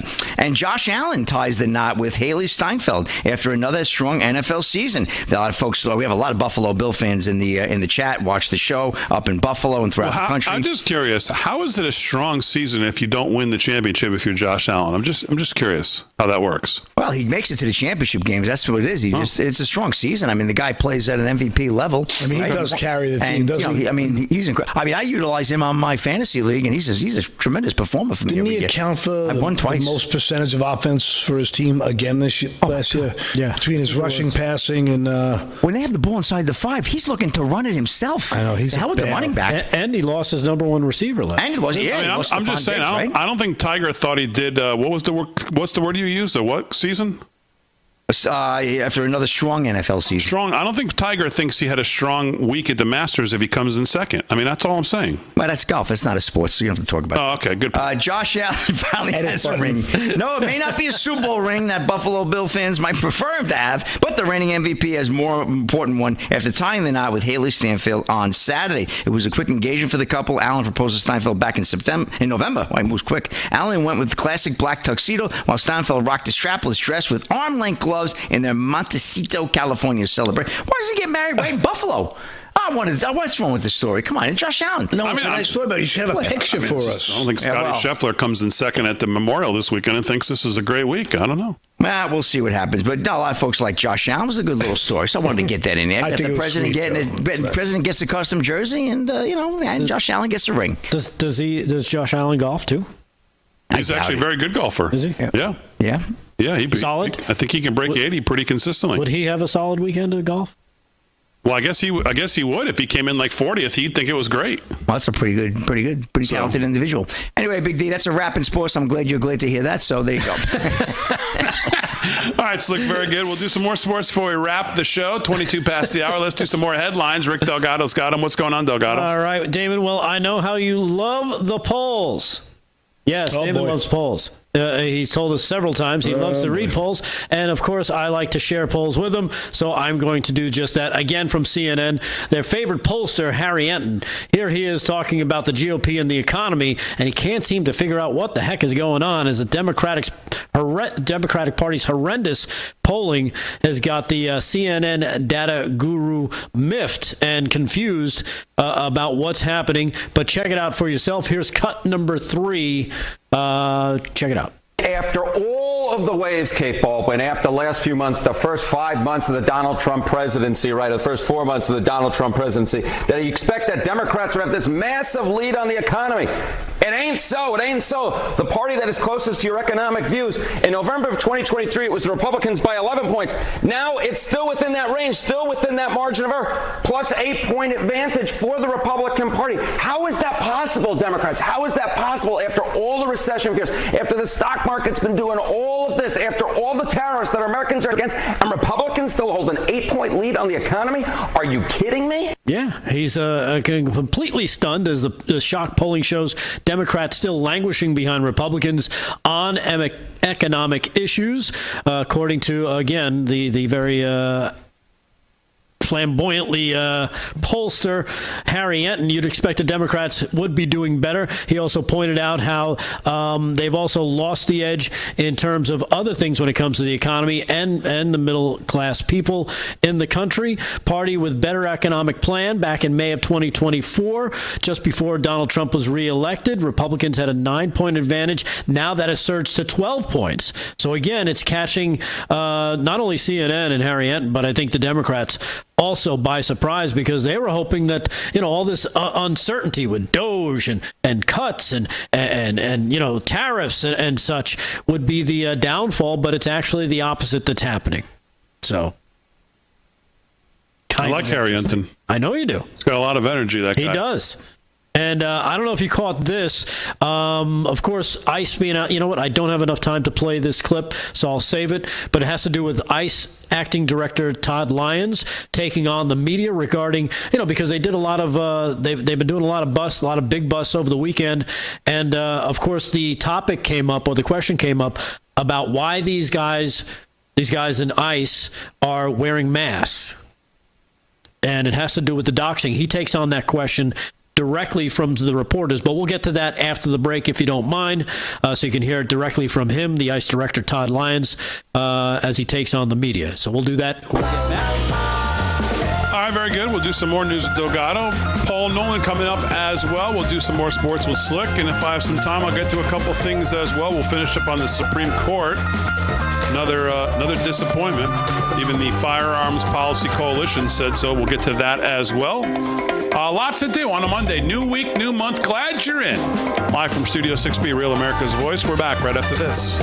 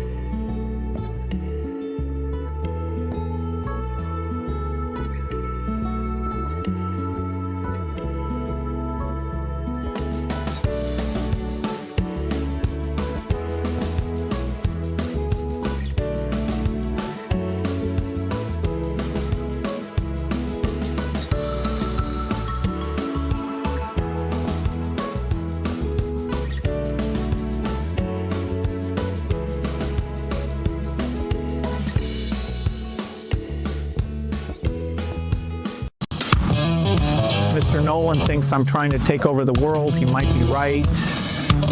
Put him back in Damon's trunk. All right, 30 minutes past the hour, live from Studio 6B. What was that? We'll get to Paul Nolan's news here in a second. Maybe we'll play that once more leading into Paul Nolan's news. Rick Amorati, Slick Rick's going to have some more sports. Delgado's going to have some more headlines. Paul will have news, as I just said. Aaron and Fran holding it down on Real America's Voice, live from Studio 6B on a Monday. Arthur Fitzenmeyer is a former FBI supervisory special agent with expertise in organized crime and federal investigations. He's a senior advisor right now for Home Title Lock and helps to protect consumers from title fraud and criminal threats. Home title theft and deed fraud are a growing epidemic within the U.S. Properties are being stolen and used for their equity. Please welcome Arthur to the show. Arthur, welcome to Live from Studio 6B. How are you? I'm great. Thank you for having me tonight. It's great to have you. Great to have you on such an important topic. What are some of the key vulnerabilities within the current law when you think about these county recording processes that makes it susceptible to exploitation by these criminal organizations? Well, first of all, in this day and age, the document that identifies who the owner of record is of a piece of property in the public records is at your county recorder's office. It's called your title or your deed. And that document, because it's at the county recorder's office, is a public document. Anybody can get it.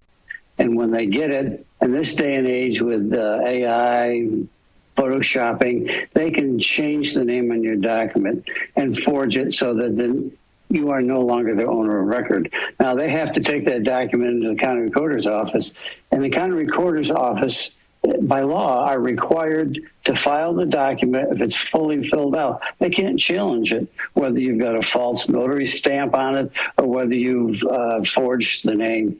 So somebody can very easily go in and change the name on your home from your name to their name. At that point, what they're going to do is go take out loans using the equity in your home and your home as a collateral for the loans. You're not going to know about it. It's not in your name anymore. And 60, 90, 120 days, somebody's going to knock on your door and they're going to say, look, you haven't been paid on this mortgage. We're going to take you to court and get a judge to authorize us to sell your house so we can get our money back. Now, they don't want the house. They could care less about your house. But they want to get that mortgage money repaid since you haven't been paying it. Since you don't know it's occurred, then you're in trouble.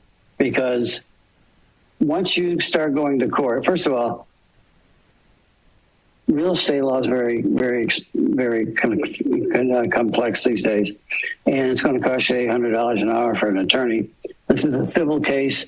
They always come after all the criminal cases because of the law, and it can take 2 years to see a judge. And that's at $800 an hour. We're playing tiddlywinks with your attorney, with the court, and with the loan company, and they're using the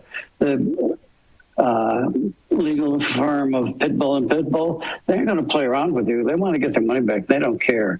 So you have to wait until a judge tells you that the house you own, how you have paid for and you have the mortgage on, is your house, actually. So the only way to stop this really taking place, quite frankly, Dwayne, is to go ahead, and that's why I'm here. Home Title Lock, we watch your property title in a national database. It's our software is the best in the world as far as I'm concerned, at watching that title. We built it from the ground up. We made it to do just that. And if something disturbs your title, our software will notify you. We have our $1 million triple lock policy. We'll spend up to $1 million of our money to get your title back in your name. But you have to sign up. I mean, go to HomeTitleLock.com right now, quite frankly, and sign up. It's pennies a day. And if you do that, you'll sleep better tonight to start with. And if something happens to your title, we're going to tell you about it right away. Our software will tell you that you've got a problem. They'll send you a copy of the document that's caused the disturbance. And then our restoration folks will start working with you to make sure that you have all the documents you need to straighten this whole thing out. And we'll spend whatever it takes, quite frankly, up to $1 million to get the house back in your name. And that's, a peace of mind that you can't buy for 50 or 60 cents a day, whatever you're going to pay Home Title Lock. It's not that much money. And for what you get, it's an unbelievable value for your most important investment. The most important part of your personal wealth is your home. At least 99% of the people in the United States. It represents the basis of their personal wealth. So if you don't pay attention to it, you could probably go to the county recorder's office every week and check your title and make sure it's okay. But what happens when you're on vacation or you get sick? I mean, don't leave yourself hanging out like that. I mean, would you take a bag full of $100 bills and put them out on the curb at night and hope they're still there in the morning? Of course not. And that's what you're doing, because somebody will pick your house. Really, it can be at random. There doesn't have to be any special reason. Now, elderly people are especially vulnerable victims, probably because a lot of them have their house paid off and it's all pure equity. And number two is they miss a few stop signs now and then. They don't realize they didn't get the water bill, they didn't get the tax bill, things like that. And so the crooks can get way deeper into their equity than they can with somebody who at least is paying attention to the things around them, the things they should be paying attention to. Yeah. So those little things like that are really critical. And if you have Home Title Lock, we're going to watch it for you in a way that you won't believe. And for what it costs, don't be so foolish to risk everything that your house represents. Well, that's why you need to find out today. If you're already a victim, you can use promo code Studio6B. As Arthur said, go to HomeTitleLock.com to make sure your title is still in your name. You also get a free title history report, plus a free 14-day trial of their $1 million triple lock protection. That's 24/7 monitoring of your title, urgent alerts to any changes, and if fraud should happen, as he said, they'll spend up to $1 million to fix it. So go to HomeTitleLock.com right now, HomeTitleLock.com. Use promo code Studio6B. That's HomeTitleLock.com, promo code Studio6B. And one last little observation. I noticed you have somebody wearing pink saying that golf is not a sport. That's dangerous territory. Thank you. Thank you. And you're as a former FBI supervisory specialist. Somebody in the audience said that. Let's clarify. Yeah, it was someone in the audience, but well, that's not what I heard. So I'm just saying that. Let's lock this down here. We can still use some of those FBI tactics and get Slick Rick to pay for those comments of golf not being a sport. I'll be right there. I'll be his worst enemy. All right, don't get catty. There we go. Arthur, thank you so much for giving us. Make sure he goes to HomeTitleLock.com now, okay? All right, I will. All right, very good. Arthur, thanks so much. Have a great rest of your night. It was mine. Thank you. All right, thank you. Arthur Fitzenmayer, former FBI special supervisory special agent, and of course now senior advisor for Home Title Lock. Man, brings up a lot of great points. It is amazing how simple this seems, but yet so complex of a crime in the end. So pretty crazy stuff. So HomeTitleLock.com, again, use Studio6B. If you can get, like I said, a 14-day trial and check them out. So don't get catty. You see how he clubbed me? Yeah, I like that. That was good. I'm not the one who said it, but it's okay. I'll take it. Yeah, that's how you know he's a former cop. Yeah, he had to get some. Yeah, he couldn't wait. He was all winding up. He had to get some chop breaking. We'll see if Arthur wants to play golf with Big D. Maybe he's a golfer. We'll get out to Bethpage. The Rav Open. Wow. Yeah. Yeah, that's not good. The RAV open. That will cost The RAV open was closed at hello. All right, 39 past the hour. RAV open. Let's do some news with Paul Nolan. Hey, friend, just hit me one more time with that lead-in for Paul's news. Oh, no. Oh, wait. Mr. Nolan thinks I'm trying to take over the world. He might be right. Put him back in Damon's trunk. All right, here we go. News with Gates? Paul Nolan. Is that Bill Gates? Yeah. He watches the show, too, because I know Trump before. Oh, that was great that Trump did that. Yeah. That was nice of him.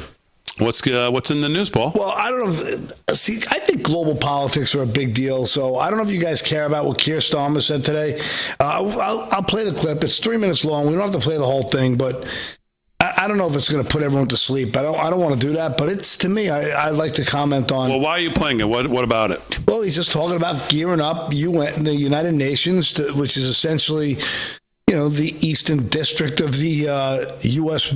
military war machine. And, I just feel like it's time we tell the UN, go kick rocks. We don't need you. You need us. Beat it. But all right, let's hear a little bit of it. And today, following through on this review, I want to set out 3 fundamental changes that we're going to deliver. I mean, this guy's so boring. First, we put it on a fast we are moving to warfighting readiness as the central purpose of our armed forces. When we are being directly threatened by states with advanced military forces, the most effective way to deter them is to be ready.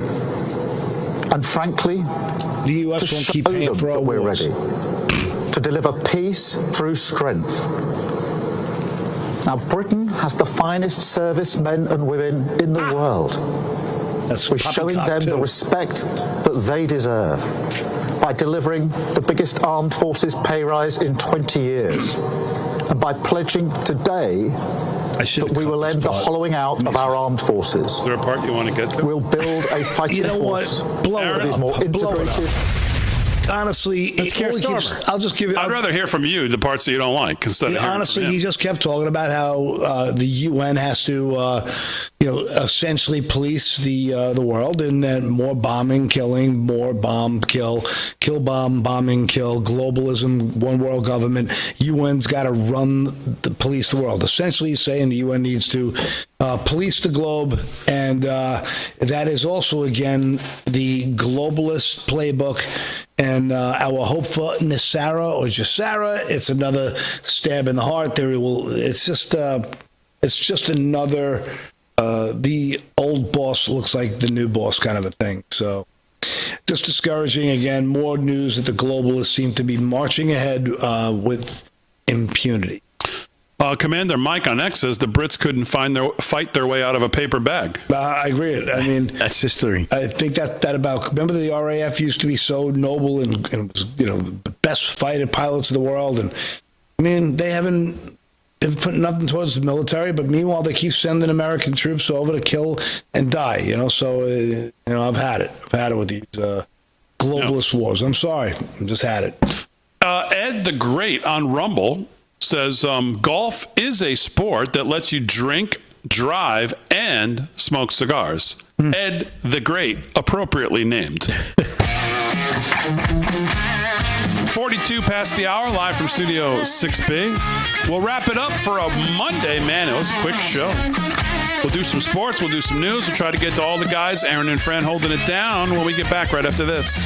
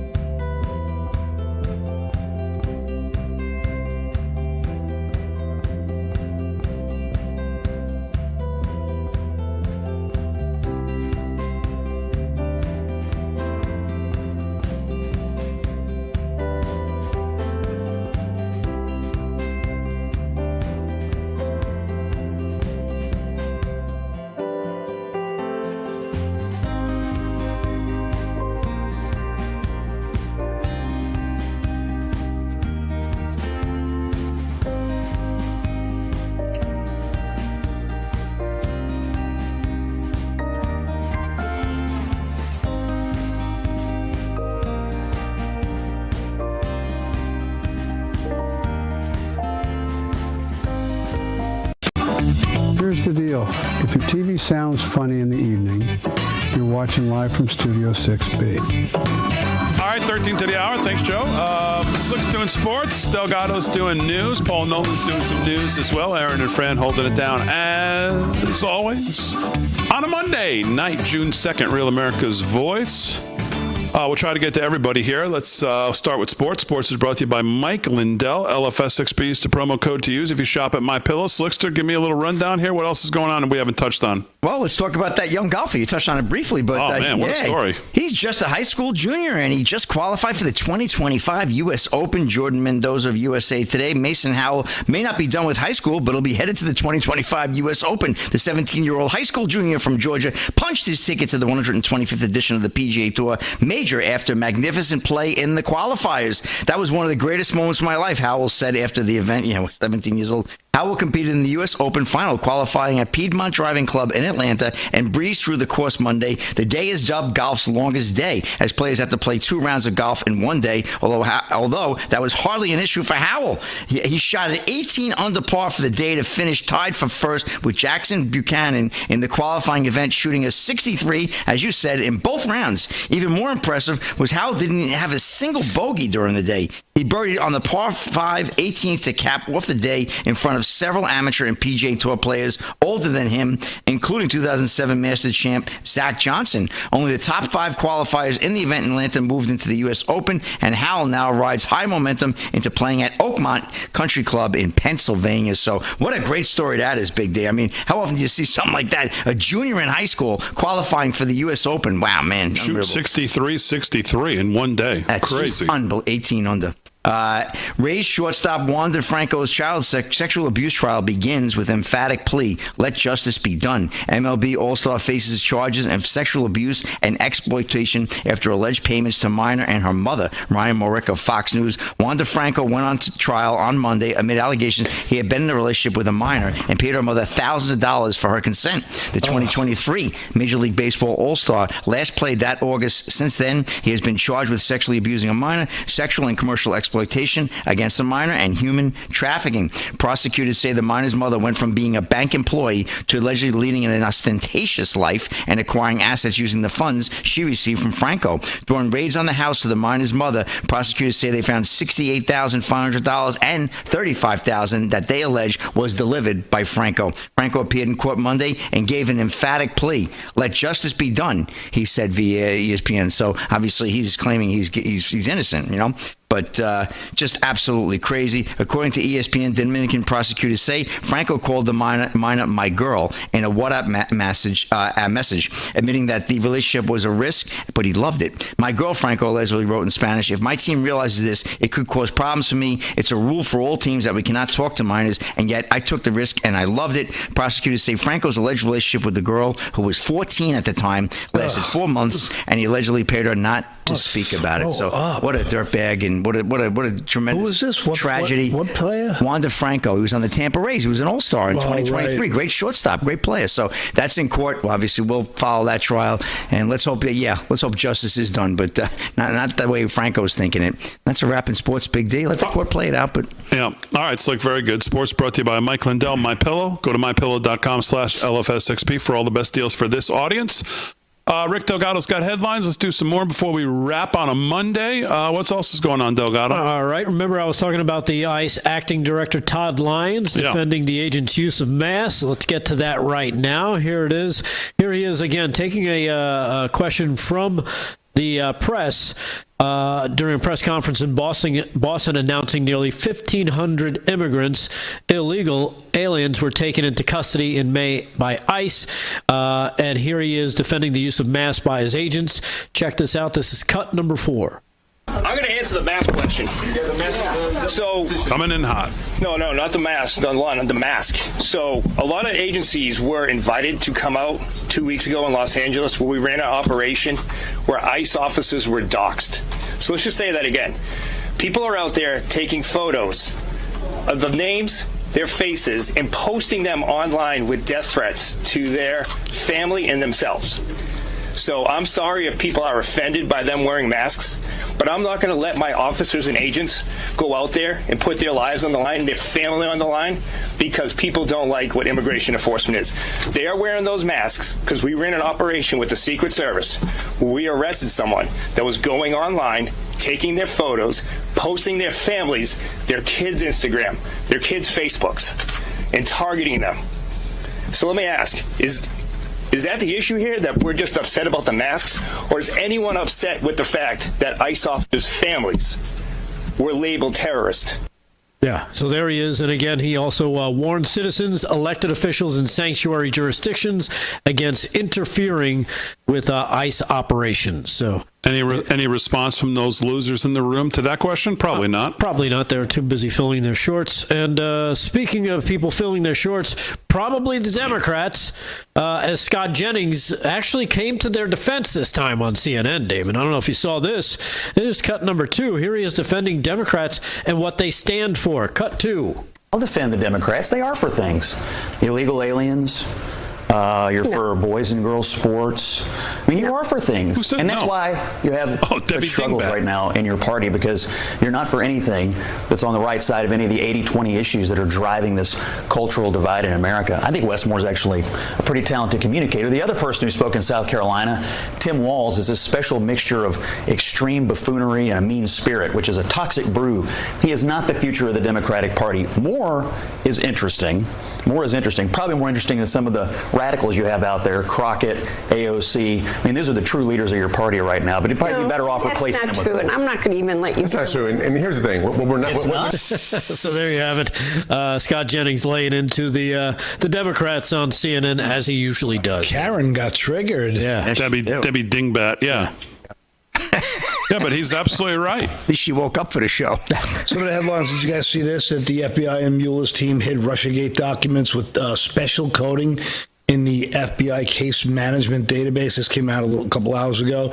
That senior DOJ officials reportedly did not know the FBI agents and members of the special counsel of Robert Mueller's team used a prohibited access code to make Russian collusion documents invisible. So they're caught again. More nonsense, more chicanery, more shenanigans, and ballyhoo. It's a mockery of a sham, of a travesty. And it's all coming out. Yeah, Margot Cleveland's got great coverage of this over at The Federalist. This is one of the things I talked about at the top of the show. Senior DOJ officials didn't know database allowed FBI to bury existence of Russiagate documents. So I'm not going to get into the whole thing, but it's on our social media at LFS6B, and that's exactly the story that Paul's bringing up.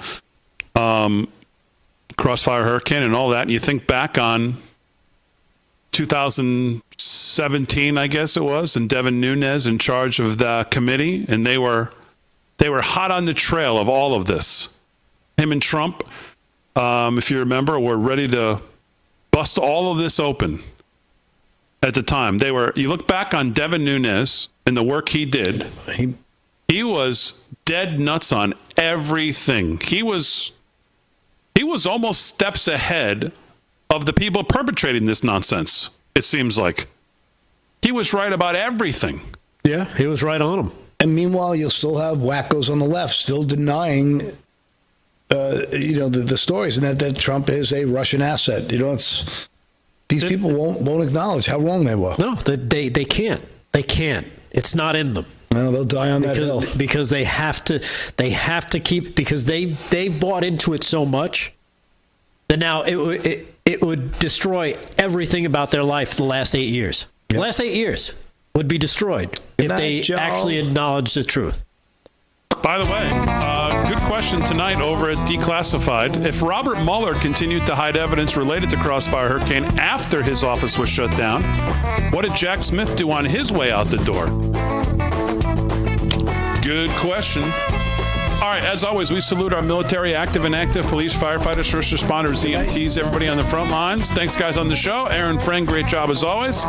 Most of all, thank you live from Studio 6B audience. We'll see you tomorrow night, right here live from Studio 6B.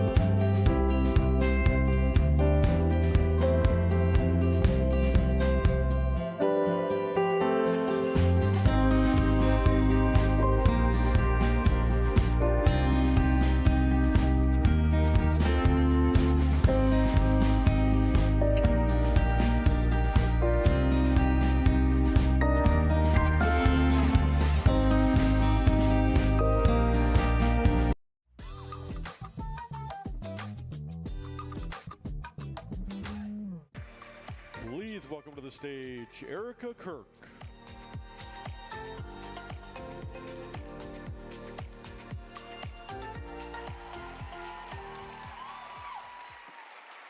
Hello, everyone. My name is Erica Kirk. That's my daughter in the background. This is not my normal orbit, but Arizona is very special to me. I moved here with my mother when I was 5, and it was home immediately. And I watched her, as a single mom, build a business from scratch when this state was conducive and an amazing harbor for women in small business and blooming.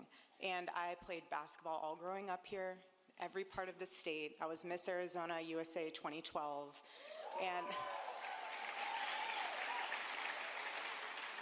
And on top of that, I get to raise my family here. And that's why I care so much about who leads this state next, because this is home. And we need someone who is bold, who's convicted, who's not just going to talk about all the Arizona values that all of you know of, but actually fight for them. And so when I was asked to do this today to introduce my amazing husband, I also was proud to be able to say that as a family, we are supporting Andy Biggs for the next governor of Arizona.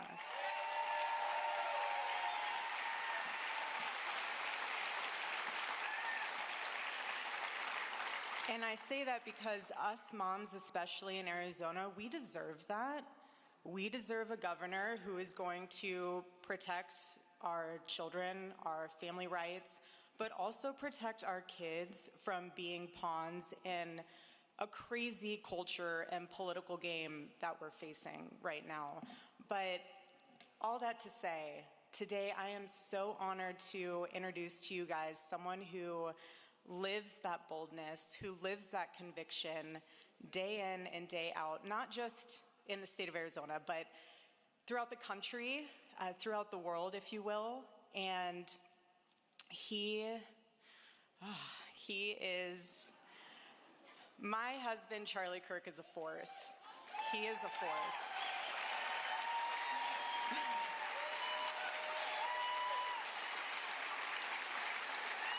He is bold when the world demands silence. He is fearless where others flinch, and he has taken on the battle of the next generation, changing these hearts and minds. I know you guys have seen it at the college campuses, changing the hearts and minds of these kids. And he's doing it with the single most greatest gift that God has blessed us with, and that's God's word. That's his truth. And that's what he's doing. And it's so powerful. And yes, he leads his organizations. I want to be politically correct that we're at Turning Point Action today. But he leads all of his organizations. He has the Charlie Kirk Show. He has his podcast. He has all these other endeavors that he partakes in. And it's special because it's not a career to him. It's a calling. And it's so incredible to see as a wife how God has prepared him, how God has molded him and used him to literally make such an impact and fight the good fight. And it is so humbling to witness because all while he's doing that, he's still the spiritual head of our family. And he is still an incredible father and an intentional husband. And so behind the podium, he's a fighter, but behind closed doors, he is daddy. He is the love of my life. And I find it so incredible that my children, our children, get to watch him be the man that God has called him to be so fearlessly and so boldly, and get to see that conviction come to life. I think that there is no greater thing as a wife to be able to watch that.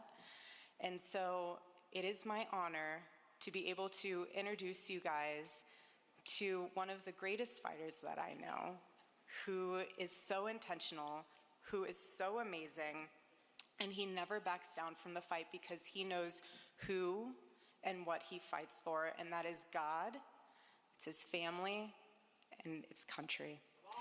I want to introduce you guys to my husband, Charlie Kirk.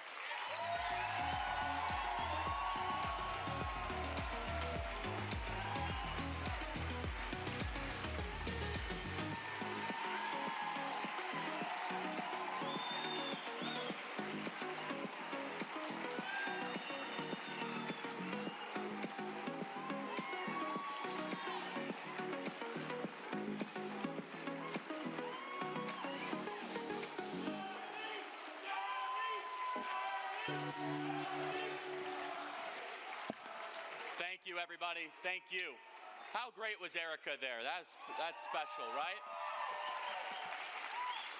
This is a very big crowd, considering the primary is still like, what, 16 months away? You know why? Because our movement will not slow down. It's bigger than an election. It's going to keep on going and going and going.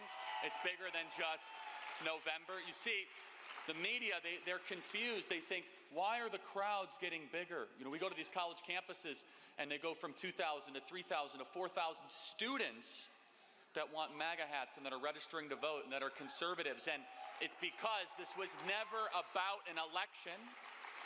These elections are steps towards an ultimate goal. They are steps on a journey to take back America and make America great again. It is bigger than an election. And Arizona has played a central part in that story. Arizona is where all the fun, the drama, the ups and the downs happen. The first ever Trump rally happened in Phoenix, Arizona. President Donald Trump came up on stage. There was no such thing as a MAGA rally. He just came up on stage and started talking. All of a sudden, they realized they needed a bigger ballroom. It was at the Phoenix Convention Center. Who was there? Who was at that MAGA rally? Now, to be honest, I've seen a little bit of fibbing when people say. It was kind of like being like, yeah, I was at the World Series when the Diamondbacks won. No, you weren't. You were watching it on TV.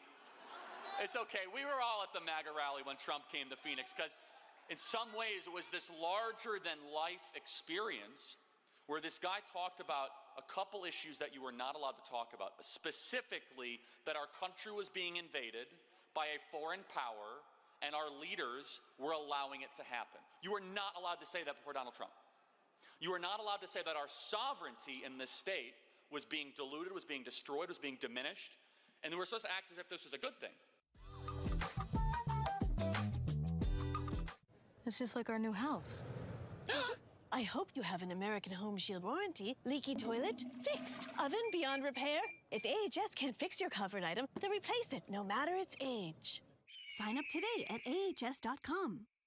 Hello, I'm Veronica. My name is Darvin. I'm Courtney. I'm Jackie. And we switched to Consumer Cellular. My previous provider was terrible. Surprise, we've changed your rate. We wouldn't get to talk to a person. And then all of a sudden it disconnects. Now with Consumer Cellular, no problems. Better customer service. They tell me exactly what I'm paying and why I'm paying for it. It's within $1 of being half of my old bill. With Verizon, I was paying about $150 a month. With Consumer Cellular, I'm paying about half that. Okay, this is doable. This is affordable. I'm getting the exact same coverage for half the price. That's a beautiful thing. Done deal. I got to keep my phone. I got to keep my number. Switching over took about 20 minutes. That's it. It's month to month, very simple. It's been amazing. I was now a Consumer Cellular customer. And I've been bragging to my friends about it too. Call 1-800-726-2125. To switch and save up to half with Consumer Cellular. Plus, new customers can save $25 when they switch today. There's nothing worse than losing your dog before their time. So why do so many dog foods contain awful things a human would never eat? To save his pets, world-famous veterinarian Dr. Marty knew he had to change what was in their bowl. That's why I created Dr. Marty Nature's Blend, my breakthrough formula that's changed everything about dog food. Nature's Blend contains nothing but all-natural ingredients, designed to help dogs with everything from digestive issues to itching and paw licking, even moving around better. And that's because Nature's Blend is freeze-dried. So instead of destroying the nutrients with high heat, we gently preserve them, and you'll see the difference in your dog. Take it from a veterinarian with over 50 years of experience saving dogs' lives. I have never seen can a food make this much impact on a dog's health? Such a huge difference in her health. More energy, more playful, no more pooping issues. He's healthier, he looks better. Dr. Marty has thousands of 5-star reviews. And for a limited time, get up to 54% off Dr. Marty Nature's Blend, plus a free gift with our special TV offer. Call or go to drmartypets.com/TV. That's drmartypets.com/TV. Do you suffer in pain? Are you stiff, tense, or less active? Introducing the Easy Well Remedy Massage System, a triple fusion of therapeutic experiences. Full body vibrational therapy increases blood circulation and reduces inflammation. Infrared heat penetrates deep to reduce pain, soothe, and relax. The Ultra Shiatsu pillow with 6 heated nodes mimics a professional massage. Plus, it's detachable for deep relief anywhere you need it. Experience the true remedy for your pain and stiffness. Call now. The bathroom of your dreams is only a phone call away with BCI Bath and Shower. We can make your ordinary bath and shower extraordinary. This is not a cookie cutter design. This is a complete custom build that will fit your every need, and discounts for seniors and military. In fact, the Republican leadership class of this state, and you know exactly what I'm talking about, of a generation prior, they told you it was a good thing. They said, no, it's great. It helps, the golf courses run and the restaurants stay open. Meanwhile, a lot of your homes started to get broken into. And your friends started all of a sudden to be hospitalized because of DUIs. Is that Sheriff Joe that I see? The great Sheriff Joe. Stand up, Sheriff Joe. Let's honor Sheriff Joe. Is he not the greatest?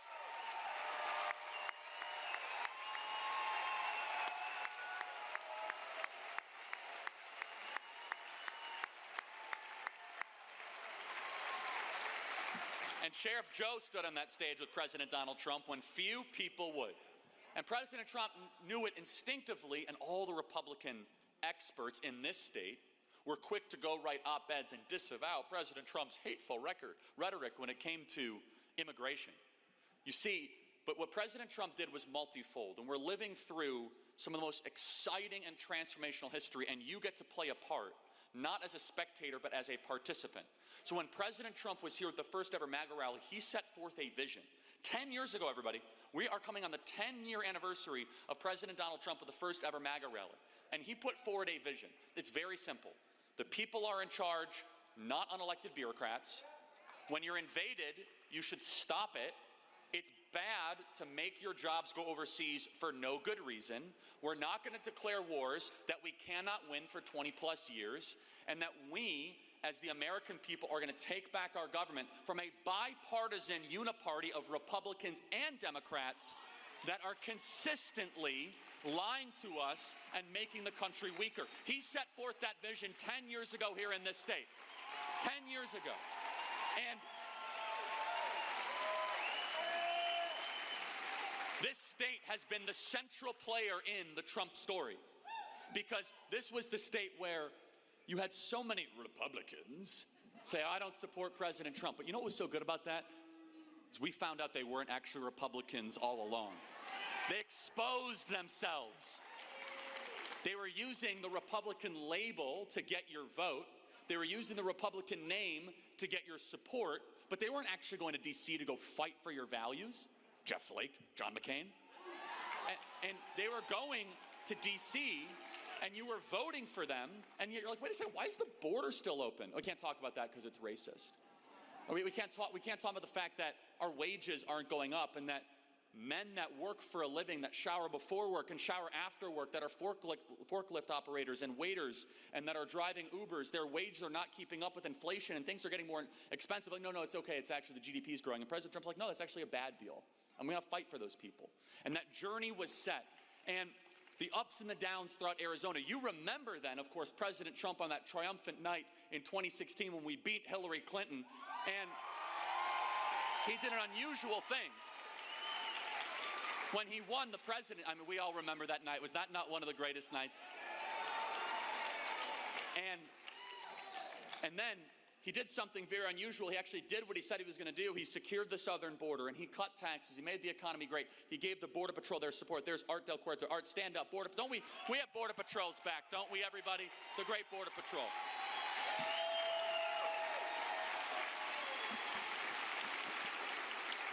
And we saw this unfold and we were so confused because we were used to politicians saying one thing, doing another. And we were kind of like really disoriented, like, wait a second, is he actually going through the checklist of everything he said he was going to do? And then the empire struck back. They spied on him. They took out Michael Flynn, Russiagate, and all of a sudden this presidency that was roaring with the will of the American people he had to fight for his life on a daily basis. Every day he had to wake up and try to stop the leakers in his own administration and stop the people listening to his phone calls and stop his own FBI from trying to take him out.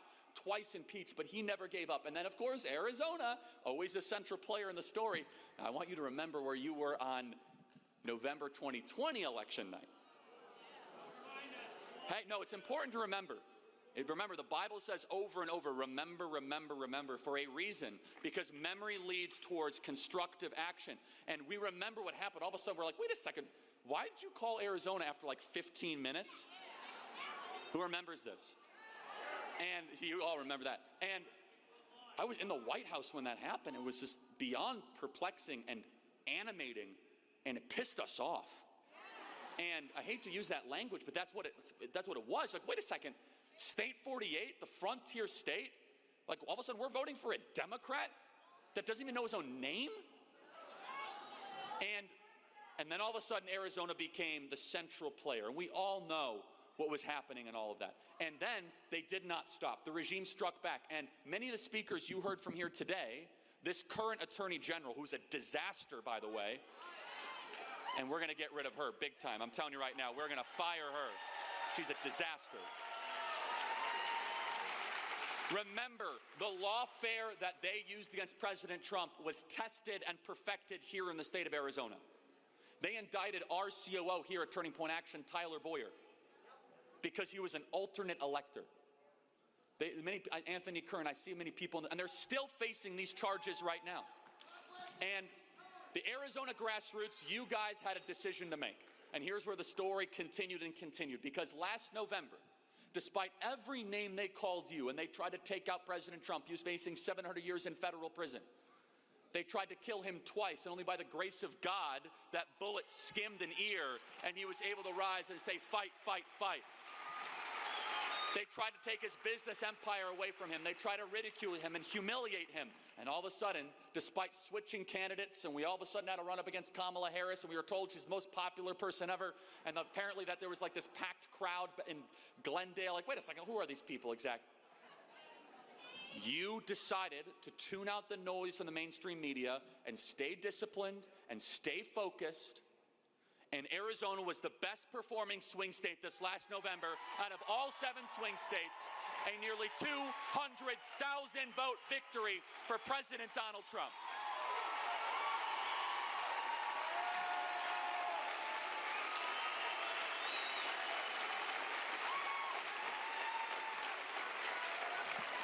And it felt so amazing and so vindicating, didn't it? All of that was worth it because the 2024 election was about so much stuff. It was about inflation, about the border, but it was also about who's in charge of the country. Fundamentally, that was the question. Who runs the country?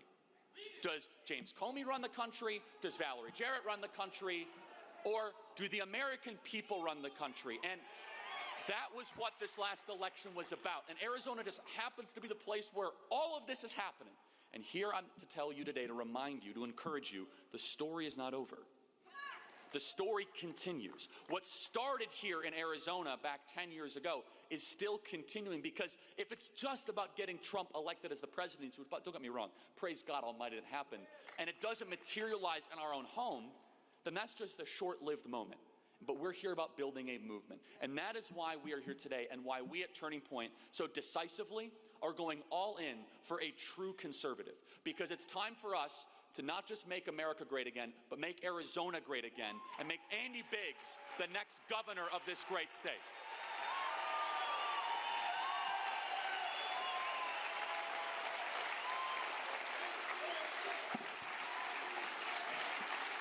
And that is exactly why Donald Trump has endorsed Andy Biggs, because Andy's been a fighter on the border. Andy has been a fighter on every major issue. Andy is unafraid to challenge leadership and not just go with the flow. And boy, do we need that here in the state of Arizona. Because President Trump is fighting hard. And look, Border Patrol, they're doing an amazing job. We got to find you more stuff to do. There's no one coming across the border anymore. I get these messages from Border Patrol agents. They say, look, my Tetris score is very good, but I'm kidding. But we went from 10,000 people a day. How many people a day is it now, Art? It's like none. It's a ghost town. But you know what? Make no mistake.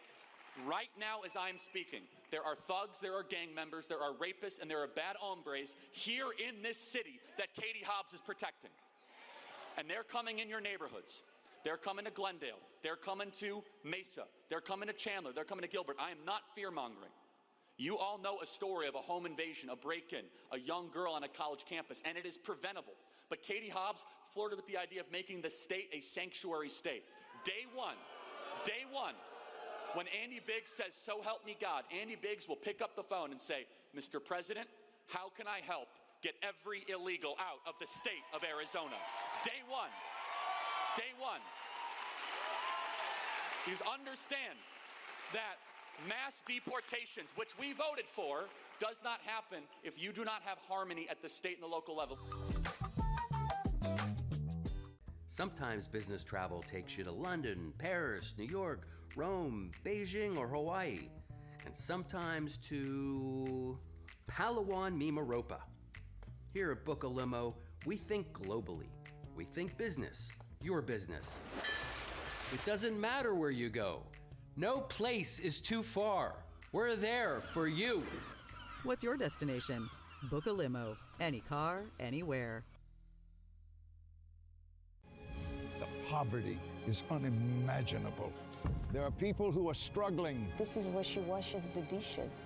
If you're ever going to allow your Christian faith to rise and to do something for God's chosen people, now is the time. This is the home of Galina. She's 96 years old. This is what she had to eat for today. She has one pot with water and wheat. My father was killed by the Nazis, and I was an orphan. I didn't know about God. But now, in the cold, hungry nights, I pray for food to the God I've never known. There are good people that love you. You see the tears. Scripture says joy can come in the morning, and you can be the reason. If you will bless these hurting children of Israel, you will receive God's blessing in return. Your urgent gift today of $25 will help rush a survival food box filled with life-saving essentials. If you call right now, your gift's impact will be doubled to help save lives. Call, scan, or go online now. I'm not exaggerating when I tell you, I don't know how much longer she could have waited for us to come. I can't even grow my food anymore. What will happen to me? I'm doomed to starve. Tens of thousands of elderly Holocaust survivors in the former Soviet Union are living in extreme poverty, hungry, and forgotten. But through the International Fellowship of Christians and Jews, we can bring them hope. Eggs. It's my favorite food. May you be blessed. You say to them, we see you and we're here to help. If you call right now, your gift's impact will be doubled to help save lives. Hi, Chef Daniel Green here with Rice Robot, the 1, 2, 3 rice cooker. Watch, 1 add the white cup for rice, 2 add the blue cup for water, 3 click it and let Rice Robot perfectly cook it. The secret is perfect cook technology for even cooking. Then Rice Robot senses when it's done, auto stops and keeps it warm to serve. It won't burn, overcook or undercook, guaranteed. Get the complete Rice Robot cooking system, all for just $39.99. Order now. We can fight in the courts and we can fight and all that stuff, but imagine the potential of this state if we had a governor that was willing to work with the President of the United States, that was willing to actually pick up the phone and work with Kristi Noem, and pick up the phone and work up with Border Patrol. Instead, it is a constant battle. It is a constant fight. And this is, again, goes back to a fundamental question, which is that this state is, for all of us, our home. I grew up in Illinois. Who else grew up in Illinois? Anybody? Yeah, Crook County, exactly. Fun thing about being from Illinois is we have term limits in Illinois. It's 1 term in office, 1 term in jail. It's unlike most states. And My grandmother passed away.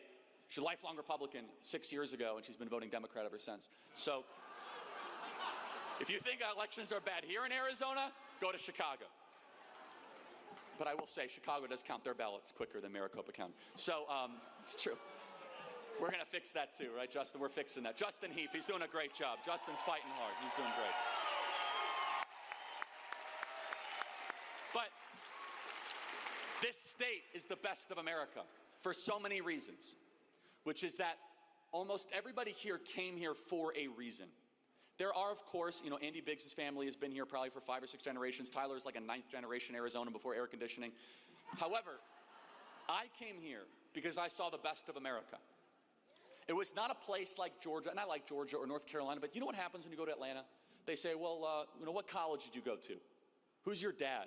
What family do you come from? It's very ancestral. It's very like, where did you come from? It's very protective. And then all of a sudden I showed up to Scottsdale, I show up to Phoenix, people say, well, what do you do? And I like that question a lot more, because this state's about doing stuff. This state's about building. This state is about building families and building businesses, building communities. You see, this state is so unique. Only in Arizona are you able to experience the 110 beautiful sun in July. As I always say to Andy, praise God for the heat, because it keeps the California libs away. I'm telling you right now. I'm telling you. It builds character, and it builds strength, and it is the greatest repellent of San Francisco purple-haired migration imaginable.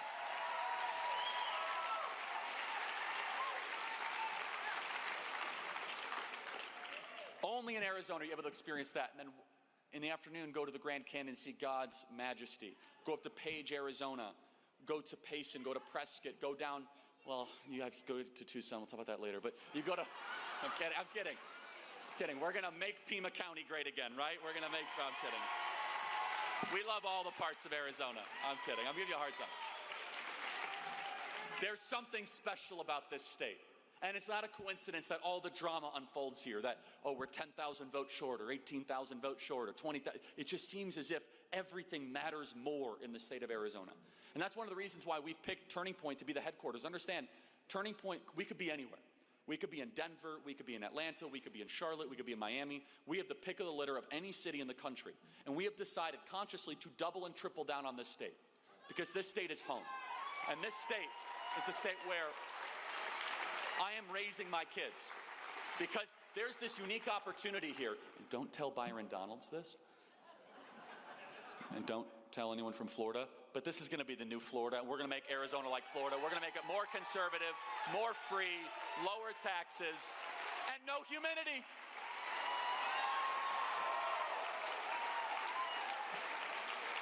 We have so many untapped assets in this state. We have land that could be developed. We have an incredible AI boom that is ready to happen. We have entrepreneurial people. We are now seeing this happen in real time. Understand, in 2020, we had about 100,000 more registered Republicans and Democrats in the state. Now, as Eli Crane said, it's nearly 330,000 more registered Republicans than Democrats in the state. This state is getting redder. However, despite it getting redder, this is the wake-up call. That's why this journey continues. We have 5 big problems in this state, and it's not going to happen in 1 year. We have a Democrat governor, we have a Democrat Secretary of State, we have a Democrat Attorney General, and 2 Democrat senators. And let me tell you right now, we at Turning Point Action, Turning Point PAC are ready to go 1, 2, 3, 4, 5, and run the gauntlet. 1, 2, 3, 4, 5. And it's only going to happen if we do the work. Because we have this alignment, a state that Trump wins by 200,000 votes. All of a sudden, we have 2 Democrat senators, and we have a Democrat governor and Secretary of State. We're going to make 2026 too big to rig. And we're going to do it every single year. And that brings us to my friend, Andy. Because what I love most about Andy is that, as was said previously, he could be doing anything. This guy is disciplined, he is focused, and what do you want as a politician more than anything else? You want an astronaut? Let me give you a break. No. What you want, what I want in my governor is I don't have to worry. I don't have to worry that he's going to flake out to some sort of influence, some sort of lobbyist. Because Andy picked the biggest fights in D.C. And he's been consistent, and we know it. He has been a tried and true conservative when the heat was the most intense. And also, I believe in a contrarian way that if you actually want to win the governorship in 2026, if you nominate a moderate, a lot of people they're going to stay at home. If you want to keep this Trump movement going, we need someone that is more like President Donald Trump and the MAGA movement, not just another like, well, this person can win a straw poll at the Paradise Valley Country Club. That's fine. That's great. Go run for city council. We want a conservative as the governor of Arizona. I'll say this in closing, everybody. As I travel the country, when I come back to Arizona, I always have a smile on my face. The beauty, the grandeur, what God has blessed us with in this state, the people and the community, it is larger than life. This election is a long time out. This is unusual, kind of doing a rally like this early, but it's necessary. You know why it's necessary? To set the record straight. It's necessary to tell the story the right way. Because if we just kind of sat on our laurels, even though the election was like 7 months ago, and we allowed a different narrative to be formed, well then all of us, honestly, we would see this beautiful state and this moment slip away from us. Instead, we have a very clear goal. We want to make this, Arizona, the model for the rest of the country. The grassroots are on fire, and that means this summer getting involved and knocking on doors where appropriate. It means this fall, this winter, support Andy in any way you possibly can. Donate $5, host a fundraiser, host a friendraiser, get involved with Turning Point Action, get involved with Turning Point PAC, and then it culminates to once he wins the primary, which with all of your help he will, then we need to have every energy focused together to defeat what might be America's most unimpressive and worst governor, Katie Hobbs, and retire her as governor of this state.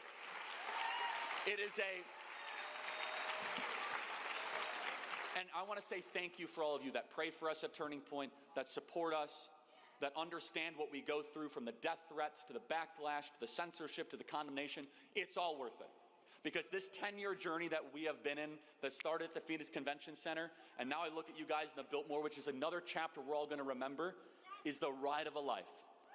It really is. And together, we stay focused, we tell the right story, the narrative is straight. On election night in 2026, it feels like a long time away, but boy, it's going to be here just like this. We are going to be celebrating that my friend, Andy Biggs, is the next governor of the state of Arizona. Ladies and gentlemen, join me in welcoming Andy Biggs, the next governor of State 48.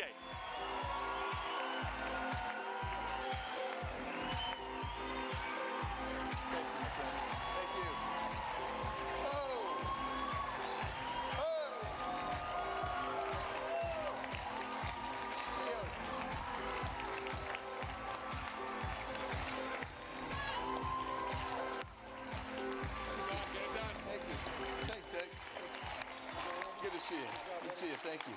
Hey. Woo. Thank you.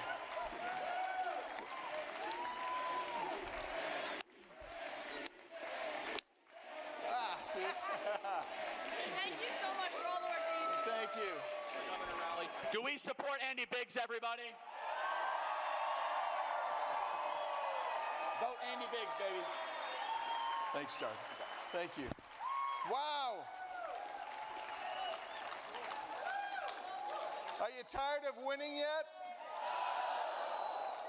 Wow.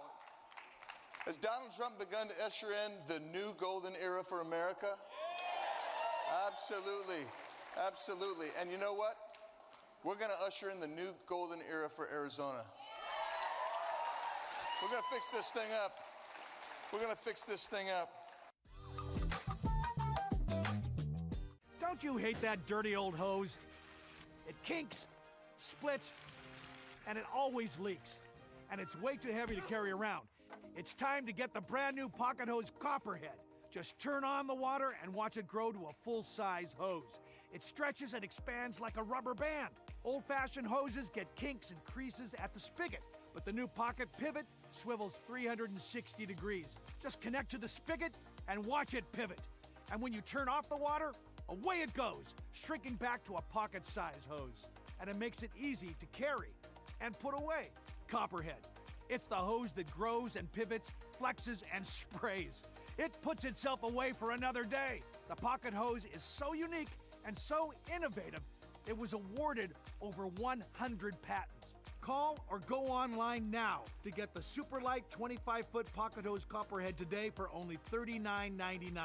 But wait, order right now and you'll receive an instant $10 discount. So it's only $29.99. And it gets better. Order right now and get our copper spray nozzle with our exclusive thumb drive free. Simply use your thumb to turn it on or off. And with 10 unique patterns, you'll have a setting for every job. A $30 value. Yours free with every 50-foot copperhead. Plus, copperhead comes with a full 10-year warranty. It's that durable. That means you can order right now with total confidence. But this special offer is not available in stores or on Amazon. So order right here, right now. And with rising costs, this may be your last chance at this low price. There is a strict limit of 3 per order. So don't wait. Order now. To order, call 1-800-957-6191 or visit getcopperhead.com. So call 1-800-957-6191 or visit getcopperhead.com. Order now. Do you suffer in pain? Are you stiff, tense, or less active than before? Introducing the EasyWell Remedy Massage System that combines the incredible effects of vibrational therapy, targeted deep tissue shiatsu massage, plus soothing infrared heat. A triple fusion of therapeutic experiences. Full body vibrational therapy increases blood circulation and reduces inflammation. Look at these beads moving from the powerful vibrational motors. It's like 1,000 little fingers just vibrating my body from head to toe. Infrared heat penetrates deep to reduce pain, soothe, and relax. Remedy gets in there and helps deal with the source of the pain, so you feel much better. The Ultra Shiatsu pillow with 6 infrared heated nodes mimics a professional massage. Plus, it's detachable for deep relief anywhere you need it. It's just something that you're gonna have to feel for yourself. Experience the true remedy for your pain and stiffness. Call now. You know, I have to tell you, I'm so excited to be here. I feel the energy in this room. It's awesome. You guys look beautiful. And that's the way it is. If you're voting for Biggs, you are a beautiful person. That's just the way it is. You know, and I got to tell you, right now, I'm thinking of our friend Katie Hobbs.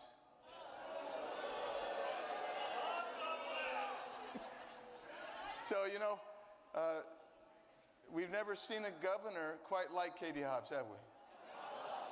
In fact, as a matter of fact, we really haven't seen Katie Hobbs. The only time we hear from her is when she's going to veto legislation that is so good that would be beneficial and helpful to the state. She says, no, I don't think I want to do that. We're not quite sure what she's saying. But here's the deal. I want to say thank you to each one of you for coming out here today. As Charlie said, we're talking 16 months before we get to the election, the primary election anyway. But quite frankly, the war is still ongoing, right? It is still ongoing. I used to do a little work at the international, I'm embarrassed to say this, used to represent some groups at the United Nations.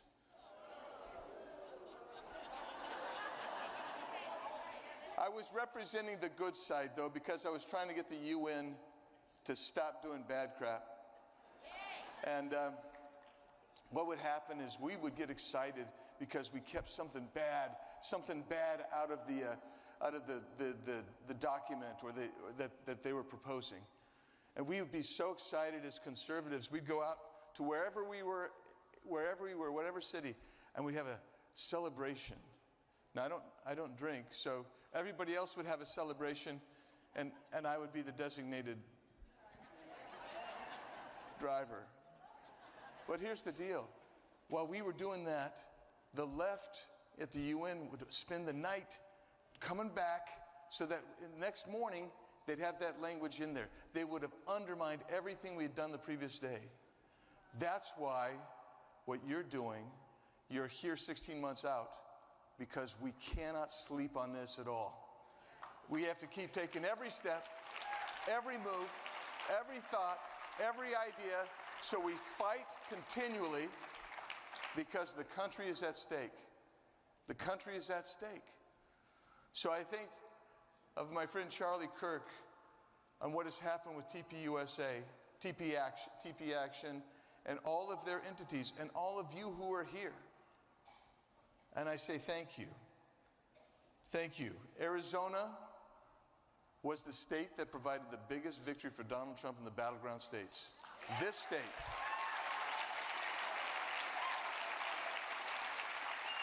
Between Charlie and his team and you, we gave Donald Trump a massive victory. And so when I talk to President Trump on the phone or in person, he always asks me how Arizona's doing.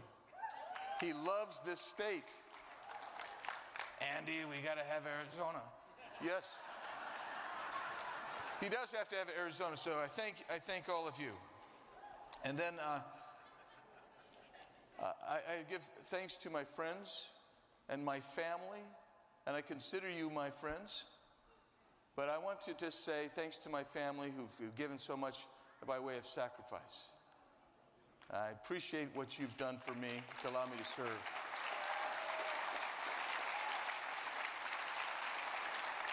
But I also want to thank my guests from out of state. They're pretty awesome. So I want to go over Burgess Owens. This guy's just, yeah, a Super Bowl champ and friend. He had a great NFL career, and he's now a great congressman. And I told him afterwards, he's giving you some of the nicknames they had there. I call him the delivery man. He is the delivery man. Lauren Boebert from Colorado. Stalwart conservative voice, been with me, and some of these others in every conservative fight we've had in Congress. And she's done it fearlessly. And I also want to thank my friend, who was my first friend in Congress, who fought with me to defend President Trump from the very beginning. Because you remember, they came after President Trump right from the start, from the second he came down the golden escalator, right? Well, Matt Gaetz from Florida,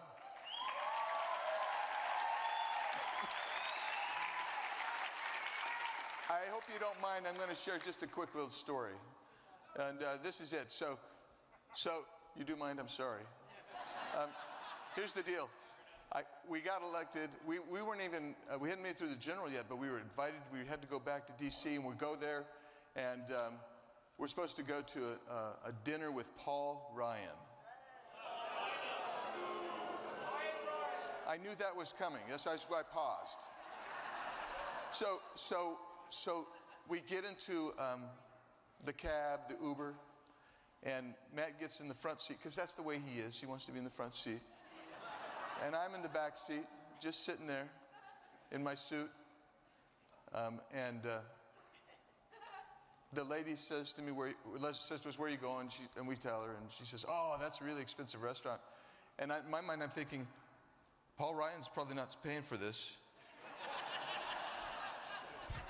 I don't know who's paying for it. Makes me nervous. But anyways, so the taxpayer probably. You all, thanks for paying for that first dinner, folks. I appreciate it. So the lady driver says, hey, that place costs an arm and a leg. And she points to me in the back seat and says to Matt, you ought to have that guy pay for it. He looks rich.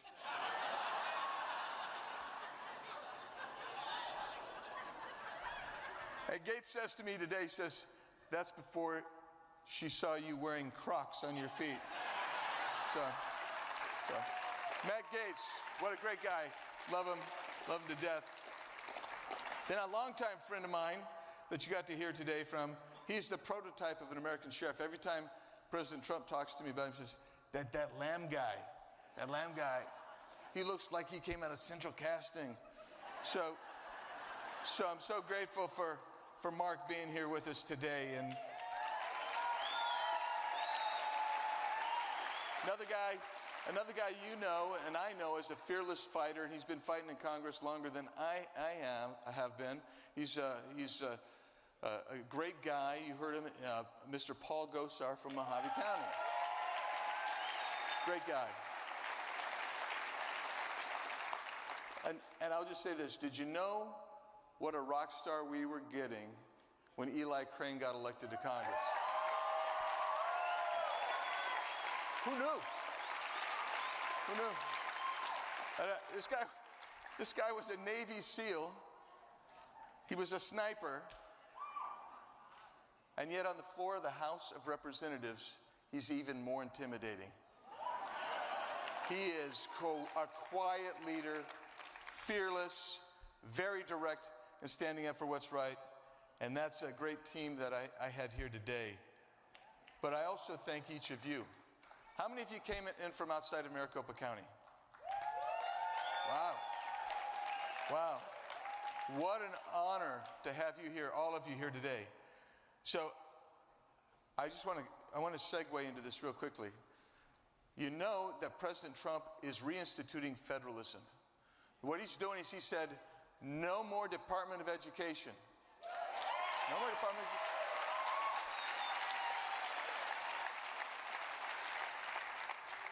And there is no authority under the Constitution for the Department of Education to begin with, right? So then he appoints Lee Zeldin to be his EPA administrator, and Lee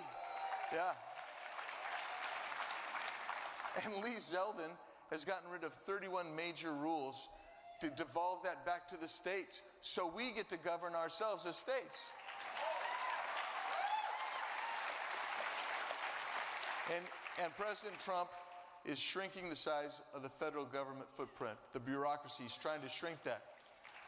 And what that means is, and by the way, I did talk to Secretary McMahon. I said, if you're getting rid of the Department of Education, you have to get rid of all the mandates and strings that go with it. We've got to be free to govern in Arizona. We have got to be free to govern for ourselves. And so it strikes me very interesting and very earnestly that President Trump is giving some of the sovereignty, some of the power back to the states. Don't you hate that dirty old hose? It kinks, splits, and it always leaks. And it's way too heavy to carry around. It's time to get the brand new Pocket Hose Copperhead. Just turn on the water and watch it grow to a full-size hose. It stretches and expands like a rubber band. Old-fashioned hoses get kinks and creases at the spigot, but the new Pocket Pivot swivels 360 degrees. Just connect to the spigot and watch it pivot. And when you turn off the water, away it goes, shrinking back to a pocket-size hose. And it makes it easy to carry and put away. Copperhead. It's the hose that grows and pivots, flexes, and sprays. It puts itself away for another day. The Pocket Hose is so unique and so innovative, it was awarded over 100 patents. Call or go online now to get the super light 25-foot Pocket Hose Copperhead today for only $39.99. But wait, order right now and you'll receive an instant $10 discount. So it's only $29.99. And it gets better. Order right now and get our copper spray nozzle with our exclusive thumb drive free. Simply use your thumb to turn it on or off. And with 10 unique patterns, you'll have a setting for every job. A $30 value. Yours free with every 50-foot Copperhead. Plus, Copperhead comes with a full 10-year warranty. It's that durable. That means you can order right now with total confidence. But this special offer is not available in stores or on Amazon. So order right here, right now. And with rising costs, this may be your last chance at this low price. There is a strict limit of 3 per order. So don't wait. Order now. To order, call 1-800-957-6191 or visit getcopperhead.com. So call 1-800-957-6191 or visit getcopperhead.com. Order now. Do you suffer in pain? Are you stiff, tense, or less active than before? Introducing the EasyWell Remedy Massage System that combines the incredible effects of vibrational therapy, targeted deep tissue shiatsu massage, plus soothing infrared heat. A triple fusion of therapeutic experiences. Full body vibrational therapy increases blood circulation and reduces inflammation. Look at these beads moving from the powerful vibrational motors. It's like 1,000 little fingers just vibrating my body from head to toe. Infrared heat penetrates deep to reduce pain, soothe, and relax. Remedy gets in there and helps deal with the source of the pain. so you feel much better. The Ultra Shiatsu pillow with 6 infrared heated nodes mimics a professional massage. Plus, it's detachable for deep relief anywhere you need it. It's just something that you're gonna have to feel for yourself. Experience the true remedy for your pain and stiffness. Call now.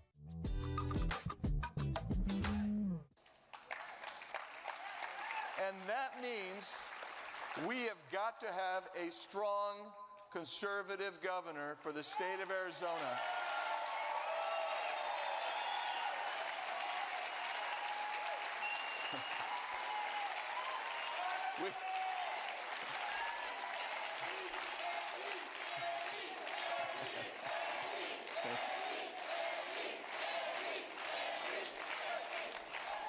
We have got to lead this country back, and we can do it as a state that's governed freely, conservatively, with our prosperity, our freedoms, our rights protected under the Constitution, always at the foremost, always at the forefront of whatever we do.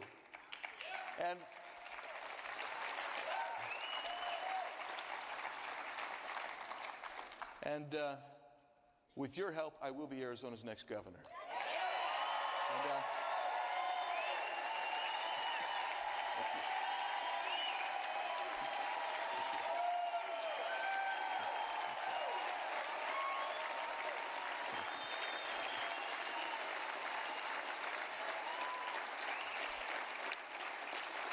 Arizona will be the safest state in the country. We're going to eliminate the income tax in Arizona.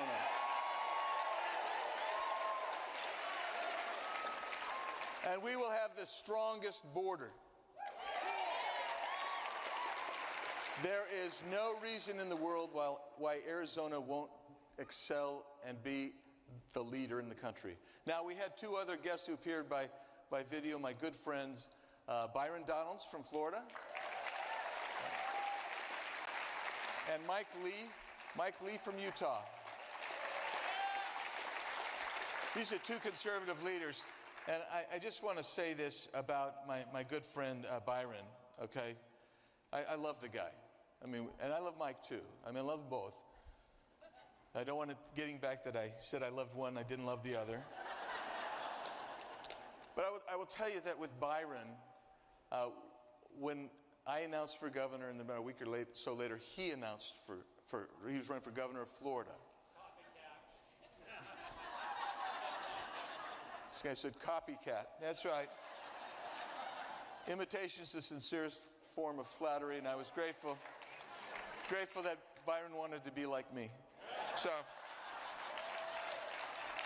I did tell Byron, I said, Byron, here's the deal, my good friend. You're going to win, I'm going to win, and about 90 days after we win, in particular me, you're going to see the taillights of Arizona screaming past Florida.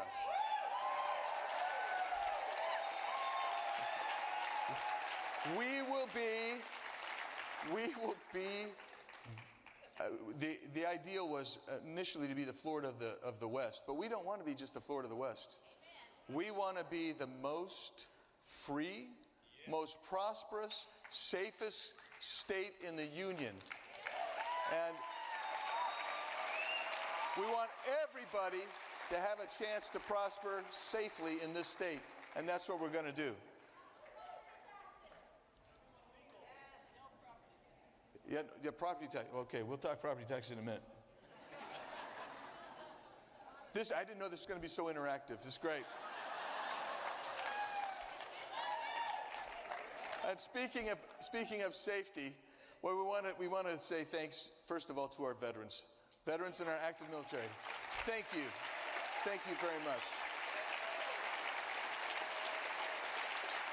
The sacrifices you and your families made have allowed us to live in a country that has the potential to be free.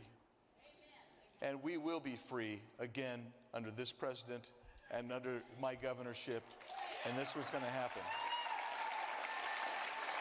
I also want to say, when we talk about public safety, I start thinking of the first responders.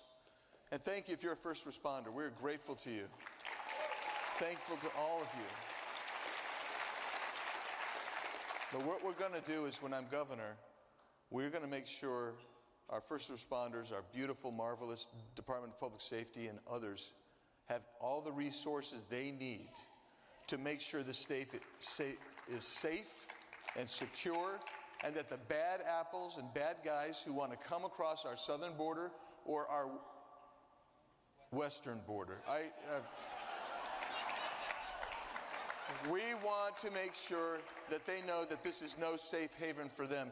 This is not, as Katie Hobbs would have you believe, or that the Pima County leadership would have you believe, this is not a sanctuary state.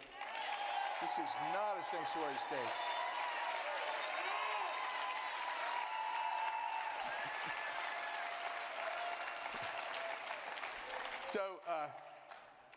So we're gonna help all Arizonans. The way that I propose, one way that we're going to do that is to eliminate the income tax.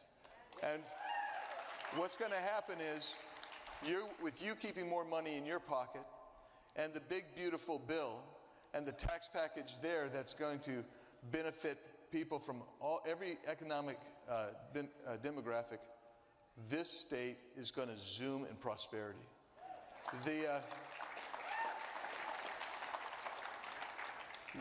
There are businesses that fly over us to go to Texas or Florida because of our income tax.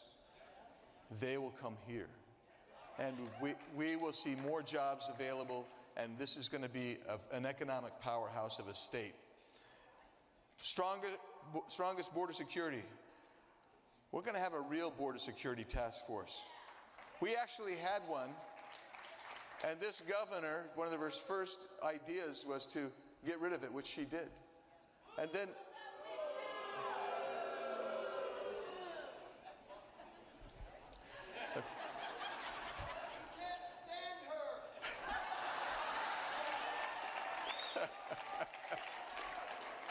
I get it. And we're riding on the same pony, my friend. We are. So once I got in the race, the governor announced she was going to reinstitute a border security task force, but it's weak sauce. It is like a wreath that you put on your door at Christmas time, and then you leave it up all year long. After a while, it loses meaning. And honey, I'll get to that next week. I'm going to take it down. I really mean it this time. We're going to work with the feds. So a great bill was introduced recently. And by the way, this is already federal law. But this bill said if you're a jurisdiction and you have custody of an illegal alien, criminal illegal alien, and ICE comes to you and gives you a detainer, you gotta give it to them. That's all the bill said. Just kind of a codification of federal law. And what do you think Governor Hobbs did? She vetoed that bill, common sense bill. Well, we're gonna fix that, because I'm gonna work with the legislature, and within the first week of me being elected, we're going to get that bill out of the House, out of the Senate, on my desk. I'm going to sign it, and that'll be the law of the land.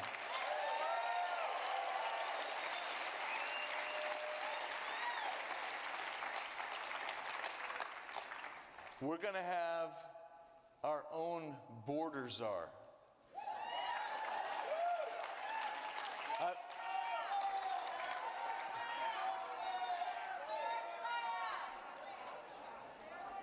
I've already talked to somebody who I believe will be a great border czar. So Arizona will have the strongest border security in the nation. We're going to work with our sheriffs, our tribes, our local law enforcement officers, our magnificent DPS, and we will prevent the cartels from their evil human, child, and drug trafficking, which is a destructive plague in Arizona and America. We're going to stop that, put an end to that.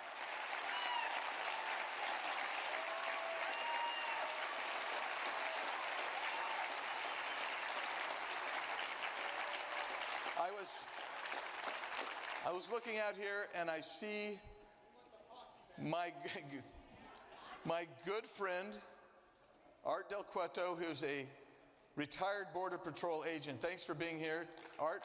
But thanks to all the active CBP agents. Thanks to our ICE agents and those who are working.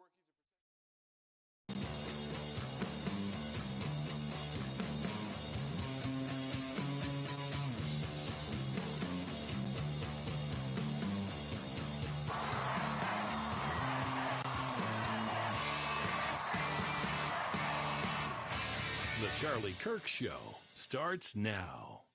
We have got to lead this country back, and we can do it as a state that's governed freely, conservatively, with our prosperity, our freedoms, our rights protected under the Constitution, always at the foremost, always at the forefront of whatever we do. And with your help, I will be Arizona.